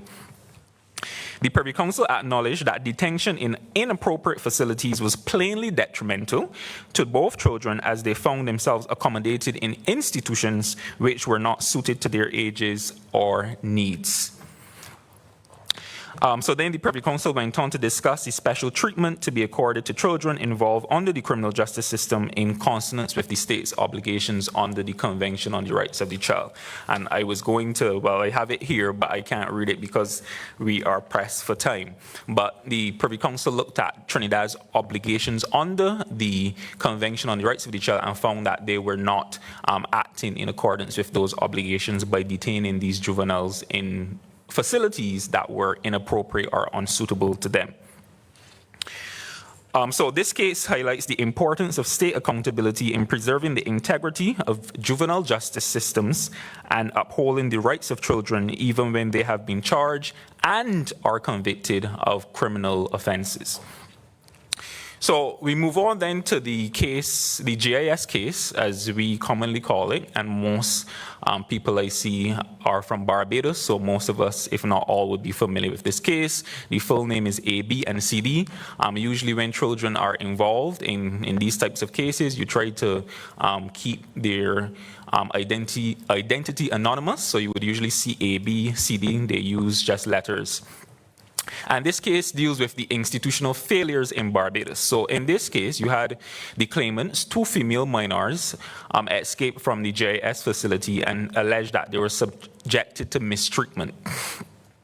And that mistreatment, they allege, included solitary confinement, physical abuse, and inadequate care. Reports of alleged mistreatment sparked outrage, prompting calls for urgent reform, and then the issue, or matter as we know, was taken to court. And the issues before the court at that point in time were, 1, whether the continued criminalization and detention of children at JIS pursuant to Section 14 of the Reformatory and Industrial Schools Act for the offense of wandering and not having any home or settled place of abode or proper guardianship or visible means of subsistence was inconsistent with the Constitution. So you see the offense itself there in quotation marks. And 2, whether the conditions in which the claimants were detained were inconsistent with their constitutional rights. So the judge presiding over this particular case, interesting fact, is the former lecturer who used to teach the course I'm teaching now, Commonwealth of Caribbean Human Rights Law. And considering his strong views for promoting and protecting human rights, the outcome of the case was not surprising at all. So the first thing the judge had to do was look to see whether the references to the words wandering and visible means of subsistence in the section of the Act were vague and incomprehensible and therefore should be struck down. It is a trite principle of constitutional law that if it is that you are going to impose criminal offenses, then the words or the language used in the offense should be as clear as possible. So the question was whether the words wandering and visible means of subsistence were clear enough to assist children in regulating their conduct so as to avoid being in violation of the law. And the judge found that the language was not clear, it was legally uncertain, or as we say, hopelessly vague. And the court found that the ambiguity of the language conferred too much power on police, the judiciary, and even parents, because some parents would even rely on this particular section to put their children in the detention facilities, which is quite unfortunate. And the court found that the offense was therefore hopelessly vague and legally uncertain, and therefore was not even law to begin with. And the judge also found that the offense created under Section 14, which was the offense of wandering and not having any visible means of subsistence, was actually a status offense. And a status offense is an offense that promotes discrimination based on your particular status. It could be religion, it could be sex, it could be age, etc. And what the judge found is that there were 2 types of discrimination based on this particular Section 14. There was direct discrimination based on age, because such a provision only applied to children, and there was no similar provision which applied to adults. So there was direct discrimination based on age. And there was indirect discrimination based on sex. And why I say indirect, is because even though on the face of the legislation, it was applicable to both boys and girls, the way in which the legislation was being applied disproportionately affected females and to a lesser extent males. So females or girls felt the brunt of the enforcement of this piece of legislation, and therefore that's what I mean when the court found that there was indirect discrimination based on the status of age. And because of this, the court found that there was a violation of these two girls' right under the Constitution of the right to protection of the law, which is guaranteed by Section 11C. So, and by the way, the court also awarded them damages for the unlawful detention. So the first claimant got 95,000 Barbadian dollars, and the second one got $115,000 in damages. So common themes and regional implications. Soon wrapping up. So we're looking at some common themes in both cases. So both the CPSAD and the JIS cases underscore a pattern of systemic neglect across the Caribbean, where outdated laws, under-resourced institutions, and cultural stigmas disproportionately harm vulnerable children. These failures are not only legal and institutional, but also societal, reflecting attitudes that often prioritize punitive measures over rehabilitation and support. At their core, these cases illustrated the tension between the region's international human rights commitments, or international human rights commitments, and the reality on the ground. When these cases were decided, both Trinidad and Tobago and Barbados had ratified the convention a long time before that on the rights of the child, but implementation gaps persisted, which undermined the protections the convention guarantees. It is noteworthy, though, and this is where I speak to what Ms. Stewart was suggesting, to highlight improvements made by both Trinidad and Barbados since the decisions in the CPSAD case and the JIS case, respectively. Even before the CPSAD case was decided, the government of Trinidad established the requisite community residences. So eventually the two juvenile persons were sent to the proper community residences in accordance with the Children Act. And in July 2023, the government announced that certain provisions of the Children's Community Residences, Foster Care and Nurseries Act were finally proclaimed, which would ensure that all children in the case of the state will be housed in licensed children's homes. So that's a huge improvement. And in relation to the JIS case, the government of Barbados has since initiated improvements and upgrades to the JIS facilities, and it seems like rehabilitative programs will be implemented at these facilities to cater to the needs of the children who are institutionalized therein. The government has also passed the Child Protection Act, perhaps not proclaimed, but it has been passed, so that's also an improvement, and this act makes provision for the reform of the law in relation to children who are in dire need of care and protection. And the government also passed, as Ms. Stewart said, the Child Justice Act, though not proclaimed, which makes provision for the reform of the criminal law applicable to children and repeal the outdated Reformatory and Industrial Schools Act, which was, the main issue in the JIS case. So just to state briefly my recommendations for reform before I conclude, I would say 1, more legislative reform. Legislative review and reform should be undertaken to ensure that there are no outdated or outrageous laws which are detrimental to children, such as laws that, for example, laws that create status offenses or laws that mandate institutionalization for children for non-criminal behavior. 2, capacity building. All Caribbean countries should invest in training for law enforcement, judicial officers, and child care professionals to align their practices with human rights standards, especially those set out in the Convention on the Rights of the Child. 3, community-based alternatives. This would obviously include implementation of more rehabilitative programs inside and outside of juvenile detention facilities, such as counseling, mentorship, family support services, more community centers in neighborhoods, and punitive institutionalization for juveniles should be used as a last resort only.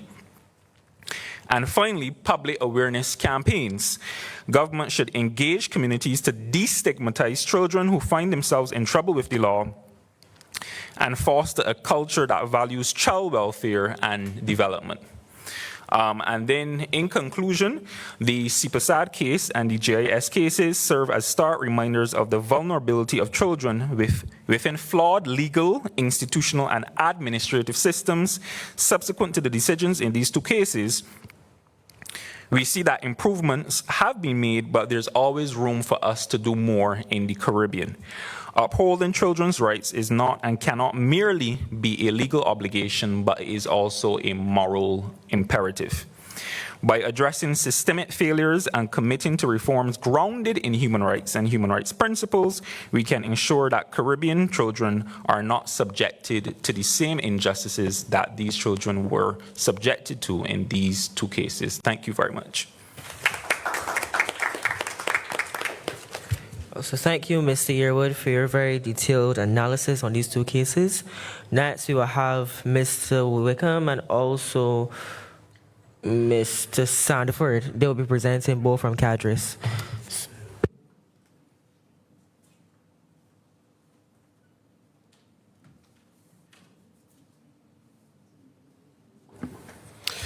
Good afternoon, everyone. Really pleased to be here this afternoon.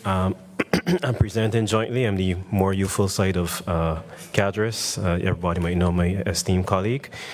He's the more recognizable one. But you could move to the next slide, Peter. Just to give everyone a run through.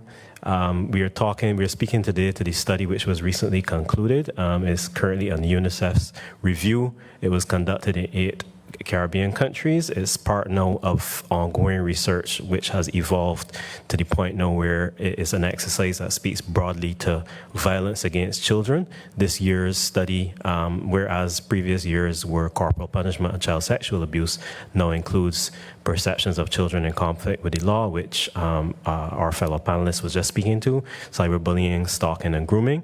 And this study relied on a representative, that's a typo, representative sample of persons in 8 countries and comparisons with data in 2019 and 2014. So today you'll be seeing some of the comparative data from those years as opposed to what we got this year, which from my review is quite similar in cases where data exists. This year too, another change was that the study included BVI and excluded Anguilla, which was not the case in previous years.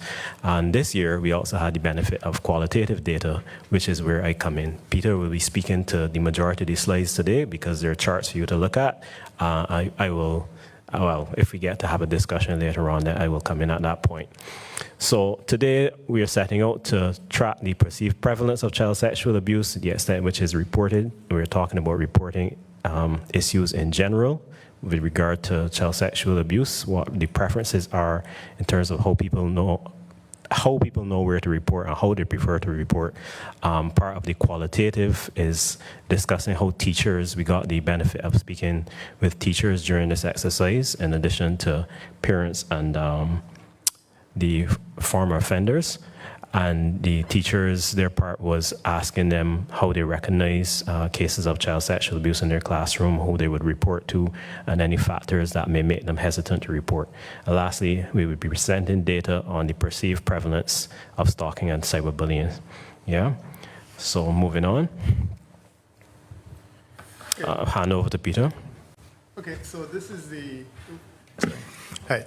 So this is the first slide that we're looking at, perceptions regarding the problem of child sexual abuse. And in this instance, we asked people across the region how they saw the issue of child sexual abuse from their own idea, whether they saw it as a major, minor problem or no problem at all.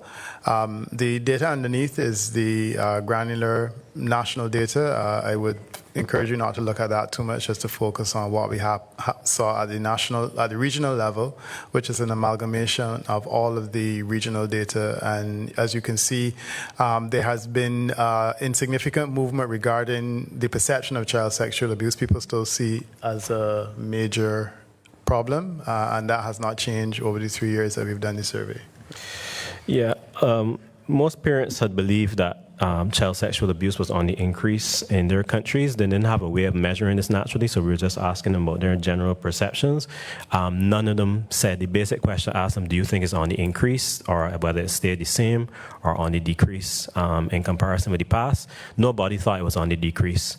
There were a few parents who thought that maybe they were unsure whether they could say that it was on the increase, but that was a reporting issue. So in other words, they say that in their countries, because recognize that this was a regional study, so you have some countries where the news of child sexual abuse is more prominent, and then others where it's more taboo and hush-hush. And so they thought that it's not necessarily that it's not prevalent, but it's just not reported, or you just don't hear about it for whatever reason. And that was the main issue that came up there. If it seems like we are rushing, we are.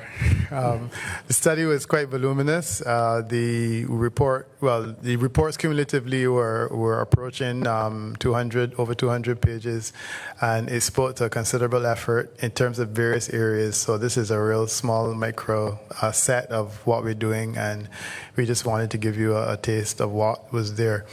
Knowledge and reporting of child sexual abuse. In this instance, we do what is called essentially we rely on a report. You can't ask a person directly if they've been abused for obvious reasons, because it's not consistent with protocols that you would do in research. So we ask a person, do you have a knowledge of a person who has been abused in one way or another?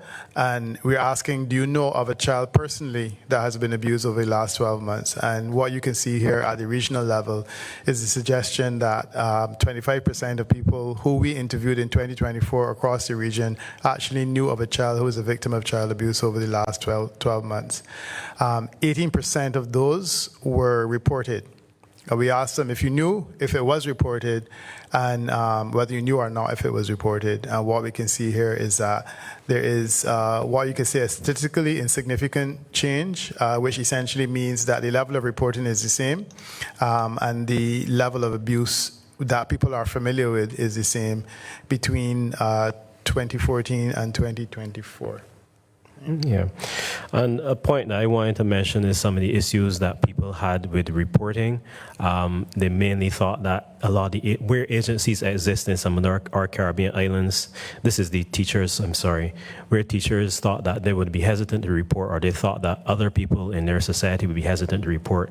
Where the agencies do exist for prosecuting these kinds of cases, or for taking them up and handling them, other ways of handling them over to the police, the agencies are not effective for one reason or another. Another reason that they thought that people were hesitant to report is that not enough of an example was being made of people who had successfully been prosecuted. In other words, if you don't hold these people up, hold them aloft in front of society and say that these are offenders and this is what they've done wrong, that is not serving as a discouraging factor to people who could be potential abusers. So that was another factor. Another one was that they thought that abusers can successfully intimidate families in our Caribbean societies without much being done in that regard. And they also thought that, I'm sorry to say, that sometimes police are abusers themselves, either the police that they would come into contact with, or fellow officers who, through a siege mentality, they would seek to defend one another and shield one another from prosecution.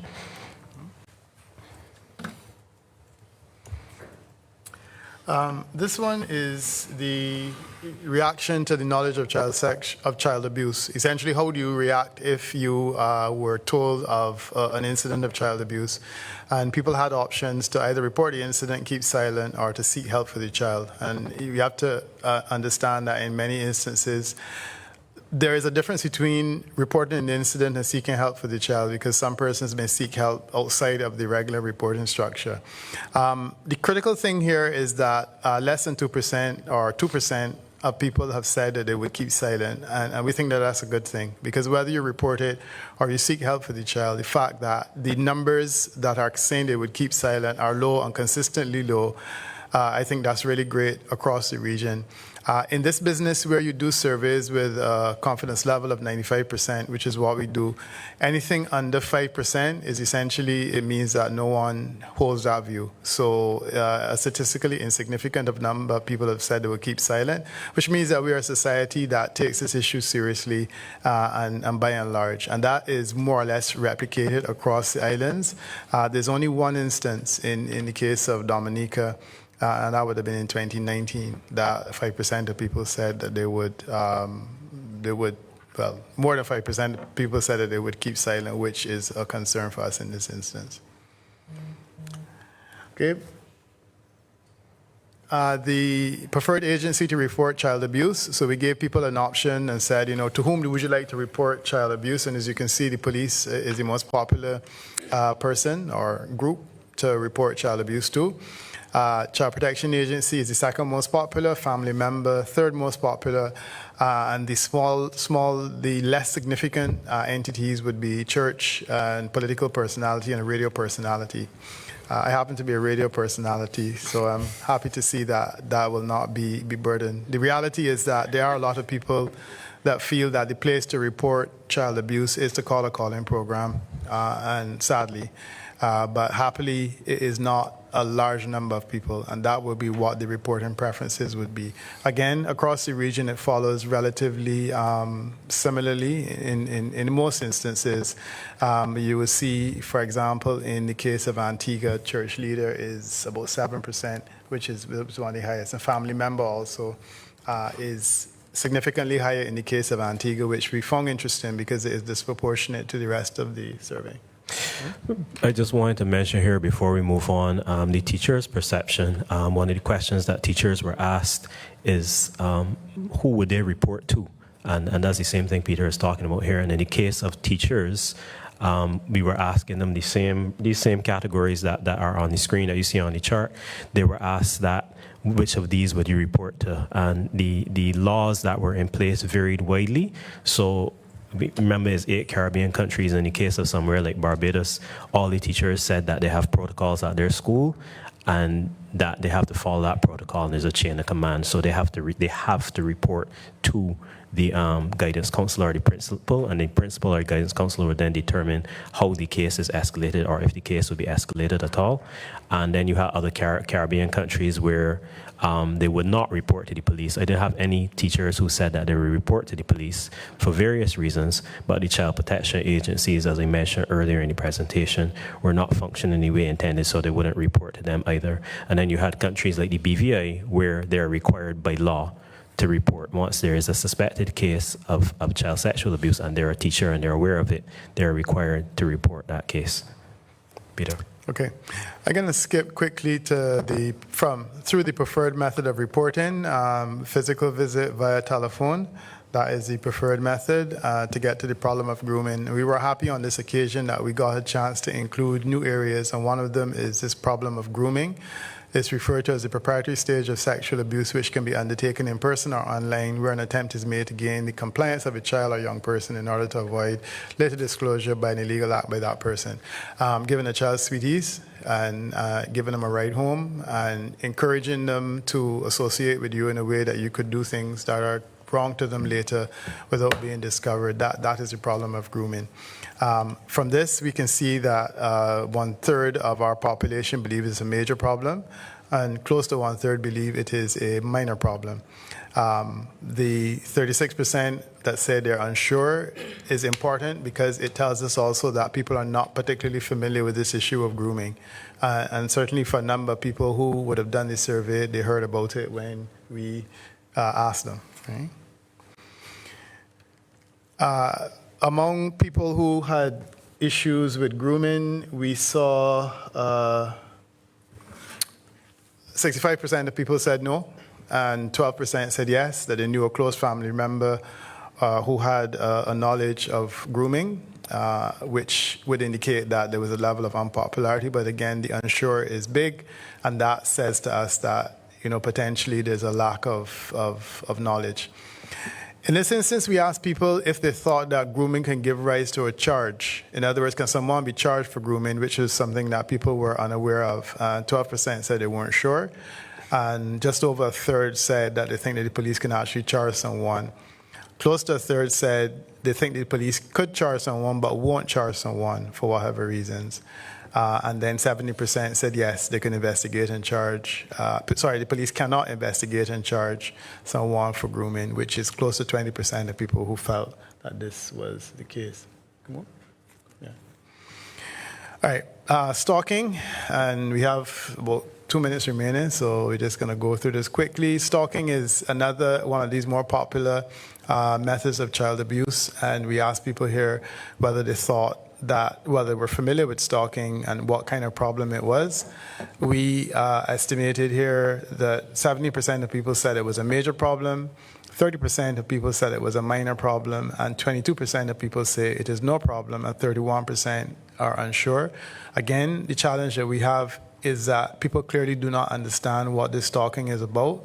Our information is that stalking is, again, one of the more contemporary ways that people seek to abuse children, and it is something that we need to keep a watch on. And this tells us that there's not this high level of familiarity, and a lot of people don't believe it is a bigger problem as it is. 74% of people said they had no personal knowledge of a child being stalked that they were familiar with. 9% said yes, which is relatively small, and 73% said they don't know of the incident, but the 8% of the previous 9% said that the matter would have been reported. So it means that the reporting level is fairly high where it does happen. The question is, what is that exactly done with that information? In this instance, the stalking could have been reported to welfare, child protection agency, or the police. It doesn't necessarily have to be police that would give rise to a report. We asked people if they thought that stalking could be reported at any point, and here also we found that 43% of people said it can be investigated and charged. 29% said that it could be, but probably won't be investigated and charged, and 13% did not think the police could charge someone for stalking, and 11% won't say. The commonality that you're seeing in this is that generally speaking, there is a lack of understanding as to what these things are. Cyberbullying, another big problem that we anticipate is problematic. We found here that 26% of people were unsure whether there were children or there was a problem with children falling victim to cyberbullying, which I find is a bit ironic. 33% said they think it's a major problem, and 30% said it's a minor problem. I mean, essentially this means that around 60% of people believe that we have a problem with cyberbullying in the Caribbean across the board, and it varied from country to country. Generally speaking, what we found is that women and caregivers were more likely to find that cyberbullying was a major problem, and that's what this complicated analysis there means. 61% of people said they know someone who was cyberbullied. 21% said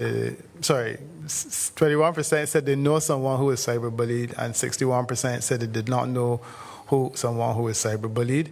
We found worrying numbers of uncertainty in places like Antigua and Dominica, where almost a third of people said they were unsure whether someone was cyberbullied or not.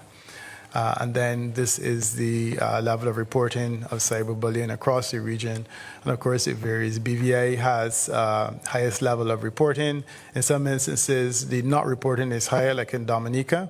And in Antigua, however, in Barbados, we have a situation where the reporting is more than the non-reporting, which is quite good. I believe this is the last one? Mm-hmm. Yeah. Right, and then here, this is the last one. The police can investigate and charge someone for cyberbullying. 46% of people said that they felt that the police can investigate and charge someone for cyberbullying. So, ladies and gentlemen, this is a small taste of what we have been able to collect. I'm happy that UNICEF tracks this information, and I'm also happy that they were open to including new areas. And based on what I heard this morning, I think that the next iteration, whenever that is, and hopefully CADRIS will be involved, if not whoever the consultant that you choose, Heather, they need to include a mental health component, because we started off looking at corporal punishment, because that was the concern that we had when I started with Heather back in the day. And I think that clearly now we have gone beyond that, and now I think mental health is the next phrase. So that could be the recommendation for next time around. Thank you so much on behalf of myself and Corey.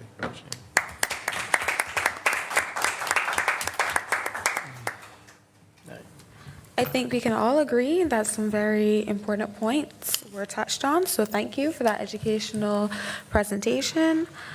Lastly, we will have Dr. Latoya Lazarus presenting on considering gender in the translation and implementation of the Convention on the Rights of the Child. All right, thank you, everyone. So I have less than 15 minutes to present, but we can work with that. So my presentation would be, thanks to the panelists, it will be more of like a summary, a takeaway. And it's, as the presentation title says, considering gender as we talk about child rights. And all the presenters so far kind of touched on some aspects that's very relevant to gender. And for the presentation, I will be speaking about gender and sexuality, and I'll clarify those as I go along. So, as the previous speakers pointed out, that the convention is the most ratified, and in recent years in the Caribbean, a lot of steps have been taken to implement laws and policies to kind of address the convention, or to make the convention come alive on the ground in each of our countries. However, as we all know, or from the speakers' presentation, we should all get an idea that developing and implementing laws and policies is not without complications. And this is especially complicated when these laws or policies are seeking to instill sentiments that reflect or draw on international agreements within local settings, but which may be interpreted by some citizens or interest groups within these settings as foreign impositions against culture and core values, thus dangerous to the very survival of the people, of our people, including those whose the laws are seeking to protect. And in the recent years, and this is not new, the region, including Barbados, has seen these very critiques raised with laws and policies that were put forward with the intent to protect the rights of children. And that's what I'm going to analyze, that sociological view of how do we see, or how do some of our citizens see child's rights, and how that attitude towards these conventions, how and particular articles within the conventions, or the potential to interpret particular articles, may pose a hindrance to their implementations on the ground. So, despite the widespread acceptance and ratification of the UNCRC, the agreement, like many other human rights instruments or documents, is not without controversy, specifically as it relates to its interpretation and implementation, where issues of resources, willpower, and buy-in, and the overall politics of translation and the vernacularization of the various articles in the different local settings must be considered. And by vernacularization, I mean the extraction of ideas and practices from the universal sphere of international organizations and their translation into ideas and practices that resonate with the values and the ways of doing things in local contexts. And that's where some of the issues lies. This is essential, as local places are not empty, right? We're not empty without values and without notions of rights ourselves, but rich with other understandings of rights, the state, and justice. So I'm going to just point on a few examples for sake of time. So we can look closer at a more recent example, the case of the Barbados Child Protection Act 2023. This act seeks to reform the law on the care and protection of children, and in its preamble, identify that its main purposes are to ensure compliance with the United Nations Conventions on the Rights of the Child, the Universal Declaration of Human Rights, and all other international instruments to which Barbados is a party to. On the surface, this may look progressive to many of us in the room, right? We may applaud it as a good deed, right? Bringing up to international standard. But that very preamble caused much anxiety.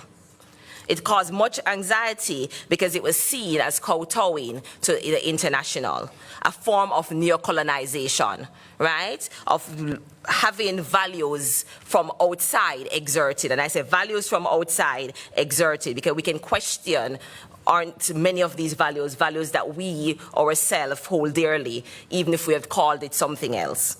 Many critique the proposal for this bill as government seeking to take over children, right? To replace parents, the roles of parents. And they linked it to other interventions, legal interventions that were happening, for example, around the Charter and the Constitution, where we had critiques about God being replaced in the Constitution or the government trying to replace parents. And so I'm going to move right into how does this all relate to sex and gender. So specific concerns, so while we see these broad concerns around foreign impositions, we see great anxieties when we think about children as sexed or gendered beings. This is, of course, important to consider because of the real-life implications. Every child is sexed and gendered. From the moment you popped out, you were assigned a sex and somebody gave you a gender, right? So achieving equality between boys and men begins in childhood. Children are gendered human beings and boys and girls have specific experiences and needs. The protection laid out in the Convention of the Rights of the Child should apply to all human beings below the age of 18, regardless of their sex, amongst other identified markers of difference. Notably, Article 2 speaks about sex, and in the child-friendly version, we see reference made to boy or girl. So there's a kind of going between gender and sex. The article allows for greater inclusivity in its interpretation with the mention of other status. So nonetheless, discussions around gender, sex, and sexuality as it relates to children's rights and experiences are more often seen as taboo or least uncomfortable, or at least uncomfortable, or as framed as problematic. We often talk about children as sexual and gendered beings when we're talking about problems, right? Teenage pregnancy, abuse, etc. The taboo around attending to children as gendered and sex beings have serious implications for all children, especially for intersex children, trans and non-binary children included, who are often ignored or seen as in need of fixing. Within our context, we have long been confronted with a number of realities, including high rates of teenage pregnancy that have compelled us at various points to consider sex and gender as it relates to children, albeit in binary terms. However, we're increasingly seeing anxieties emerging about the possibilities of considering non-binary realities, especially as it relates to individuals' gender identities and gender expression. So Barbados Child Protection Act also brought to the surface anxiety about outside impositions of ideals about sex, sexuality, gender identity, and expression, especially as it relates to children and the introduction of new ways of thinking about these things that contradict and undermine the commonly held and normalized heteropatriarchal worldviews. So one retired educator on Barbados Uncensored wrote, is this not the same United Nations? And he's talking about the preamble, right? So he said, isn't this the same United Nations, more specifically UNESCO, that gave us CSE, the Comprehensive Sexual Education, which this government has stubbornly adopted much to the irritation of parents? And how soon after this legislation is passed will a parent or teacher be litigated for misgendering a child? So we see this anxiety that adopting certain articles will cause certain kind of cultural notions around gender and sexuality to automatically find their ways within our society. Likewise, an article published on October 23 in Barbados Today reported the critiques raised at the sitting of the Joint Select Committee of Parliament that was considering the proposed bill, that its passing would result in the changing or implementations of laws to facilitate the gender transitioning of children. They further note that the emphasis on compliance with international treaties in both the Child Protection Act and the Child Justice Bill open up avenues for external pressure to change and implement undesirous laws. I won't go into the exact quote for sake of time. So similar sentiments about sexuality and gender have been raised by others as it pertains to this act, as well as to other efforts aimed at protecting children's rights, especially as it pertains to reproductive health rights, and more specifically, their rights to access information and protection from discrimination, violence, and abuse, including sexual abuse. The existence of laws and policies, or the lack thereof, may hinder protection of children's rights in some cases. And this becomes evident when we consider how gender and sexuality inform not only children's experiences of abuse and exploitation in differential ways, but also the protection that is offered to them. And I won't go into this specific detail because of time, again, but we can consider, for example, that in some of our countries in the region, for example, Jamaica, rape, as outlined in our laws, is something that is narrowly defined. It's an act that happens to a woman or a girl by a man or a boy. And this leaves many men, boys, and trans women and girls who have not undergone surgical intervention exposed, right, and unprotected. It may be argued, some Jamaican legal scholars have argued, that boys can get protection elsewhere. That even though the actual law that defines rape doesn't offer them protection, they can get protection under another law that talks about grievous sexual assault. But we must point out that this law, the punishment is not the same. But secondly, protection, as the law outlines, does not go up beyond the age of 15. So it leaves children between 16 and 17 in very precarious position. Besides the above realities, gender, sex, and sexuality are integral to a number of issues relating to children's experiences and rights. UNICEF representative to the Eastern Caribbean, Peter Bolt, relayed the stark realities faced by many girls as it relates to the experience of violence, particular sexual violence. And I'm sure Peter and Corey probably could flesh this out more with their more recent study of how these things, grooming and stuff, are experienced differently by boys and girls. So we see that girls are oftentimes have a higher experience of certain forms of sexual violence, sexual harassment, for example, unwanted touching, and forced sex. Likewise, a recent report on child marriage and early unions within our region found that, in line with the CRC, the legal age of marriage is recommended as 18 years for both males and females in our region. However, the de facto age of marriage is considered lower when there are exceptions in law that allow marriage earlier than the legal age of marriage. And this is especially the case in countries like Belize, Guyana, Haiti, and Suriname. Moreover, these authors found that the prevalence of early marriage and early unions in the Caribbean is high, just like in Latin America, with Belize, Suriname, and Guyana exceeding the average rate. In these three countries, over 1 in 3 girls under 18 is married or in a union. The authors of this report emphasize that the number of boys under 18 years who marry or are in unions were higher in the Caribbean, like the rest of the Latin American region, than the global rate, especially for Belize and Suriname. However, girls remain disproportionately affected across the region. So in closing, to summarize the kind of views that everybody on the panel has been saying and everybody has been saying this morning, it is important to highlight that in seeking to enact the meaningful material and ideological changes that these conventions are aiming to do, the implementations on laws and policies, though very essential, is just not sufficient. Right? Not to say that they're not essential, they are in fact essential.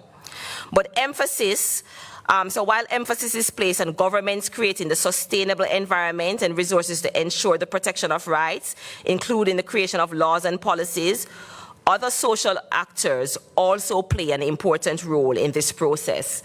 And it is thus key that we consider the social, political, economic, and ideological context and influences.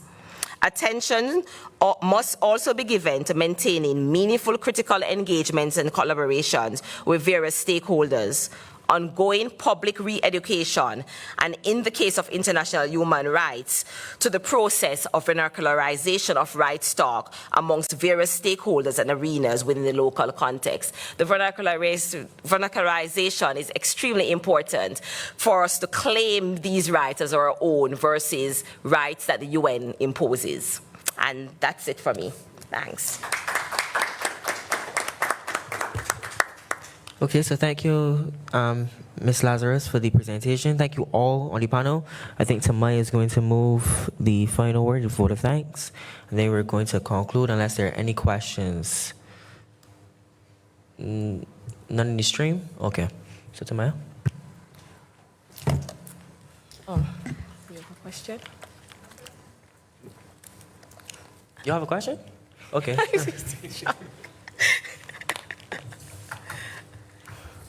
Your kids want to go home.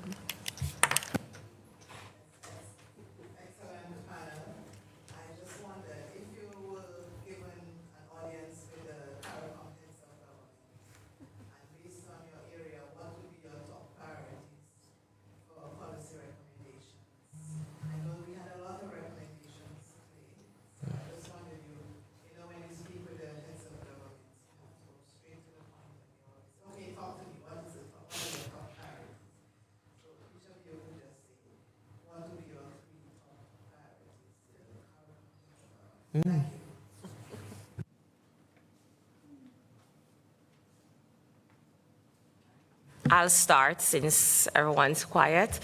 So I would say it sounds like a broken record, but I would recommend comprehensive sexual education, grounded in scientific research, but also culturally informed.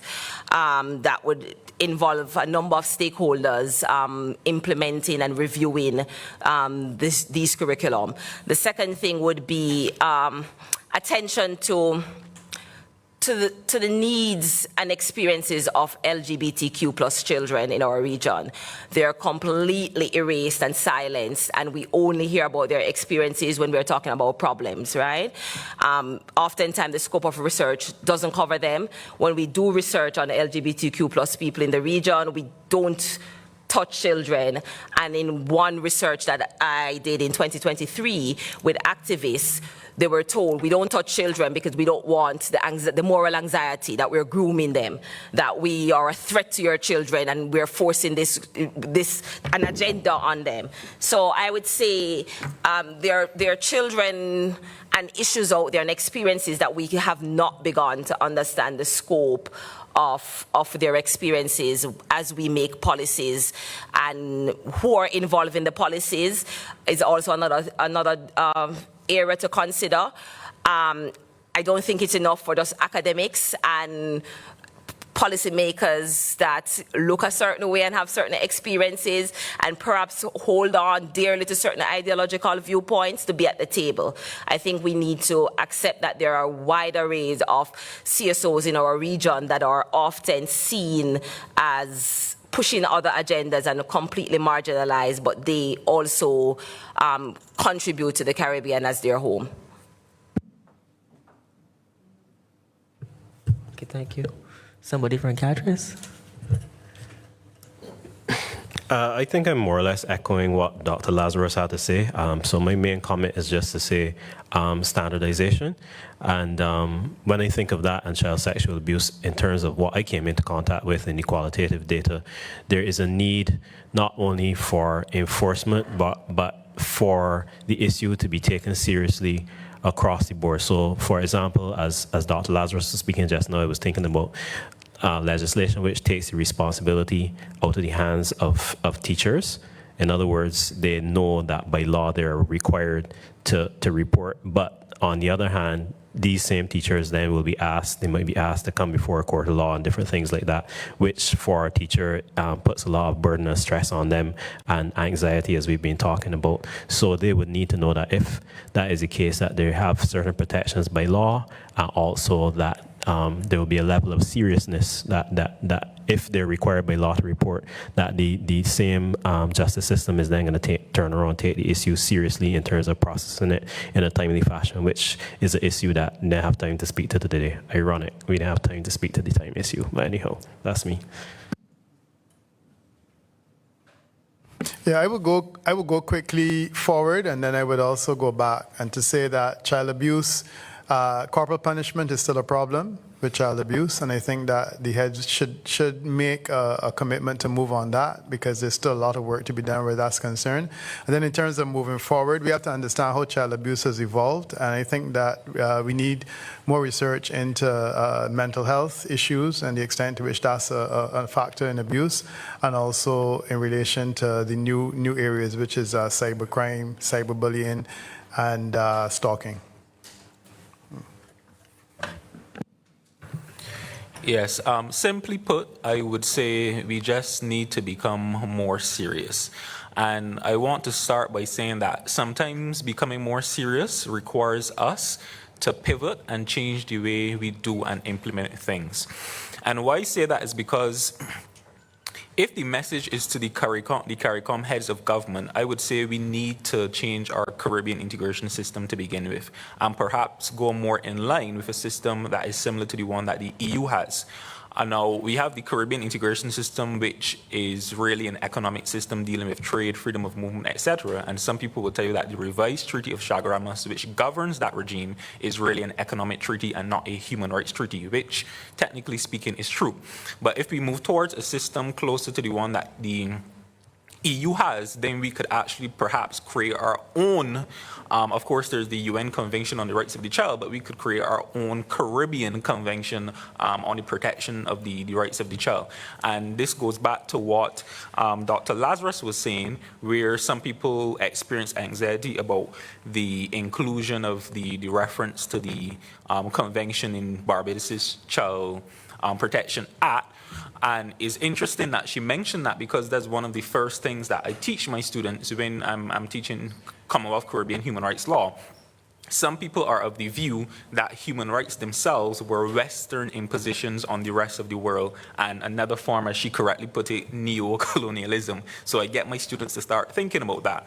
And if some people are of that view, perhaps one of the ways in which we could get allay their concerns is, again, by having, since our values within the Caribbean are quite shared, we have shared histories, values, cultures, etc., having that Caribbean Convention on the protection of children's rights. That's one start. Another thing, I would just want to reiterate some of the recommendations I made during my presentation and perhaps expand on them. Punitive institutionalization for juveniles being a last resort. And when I actually read Barbados's new Child Justice Act that has not yet been proclaimed but has been passed, that is actually one of the provisions in the Act that before you look or seek to incarcerate a child for a criminal offense, you must exhaust all other mechanisms or alternatives, and punitive institutionalization institutionalization would be that last resort. And I do concur with that, because there is a reason why the age for being able to consent to sexual intercourse is 16, and there's a reason why the age for criminal responsibility is 12, and that's because when you are at ages, sometimes even at those ages really, or below, you really don't fully understand the consequences or effects of what it is you're really doing, right? So that I believe we should give children a chance, and in giving them that chance, we have to use the punitive institutionalization as the last resort, and not the first measure that would be implemented. Secondly, the capacity building, which I said would include training for law enforcement officials and also child care professionals. The reality is, yes, we're bound by the UN Convention on the Rights of the Child, but if you go to most police officers and you ask them, what is the Convention on the Rights of the Child? I mean, it's quite self-explanatory in the name, but if you had to essentially try to get them to tell you what it's really about, they don't know. And it may be surprising, but perhaps you may actually have child care professionals who don't even know about the content of the convention itself, and that should never be the case, right? So again, we need training for these different groups, especially groups who will be enforcing the law as it pertains to children, especially criminal laws and how they relate to the juvenile system. And thirdly, and I think this really is perhaps the overarching issue that needs to be addressed, and it comes as no surprise, but we must deal with the real socio-economic issues head on. Now, we have a culture in the Caribbean, it seems, where we think that legislation fixes every problem. But one of the first things you learn in law is that when legislation is passed, especially legislation dealing with criminal acts or offenses, is usually passed to what we say address some mischief. And usually the mischief is intimately connected with some social or economic issue. So law does not exist in a vacuum, but usually law is there to fix or remedy a deep social, societal, or economic issue. So unless we start to fix the social and economic issues as it pertains to children, their socialization, what they're experiencing in the homes, in the communities, etc., what are leading them to the blocks, what are leading them to gangs, what are leading them to drugs, the legislation by itself will not make much of a difference, because all we will be doing, as I think Mr. Augustine Joseph was saying earlier on the other panel, we would just be passing and enforcing laws, but then the problems still persist. So unless we address the real social and economic issues, then we really will get nowhere with the legislation. So it has to be a combination of all the different dimensions that we speak about. Thank you very much. And very quickly, because I'm being asked by my co-chairs to pass timeout messages. Heads of government, all of you are talking about transformative education agendas. Make sure that that agenda includes safe spaces for both your children and educators. Sometimes that pillar is missing. It's not just about the pedagogy, but also your safe spaces. And please revisit. All of our countries need national coordinating committees that are placed in a high enough level to really unpack and to address these recommendations. Ministers, we look forward to this being implemented. Thank you. Okay, so now we go on to Tamaya with the closing word.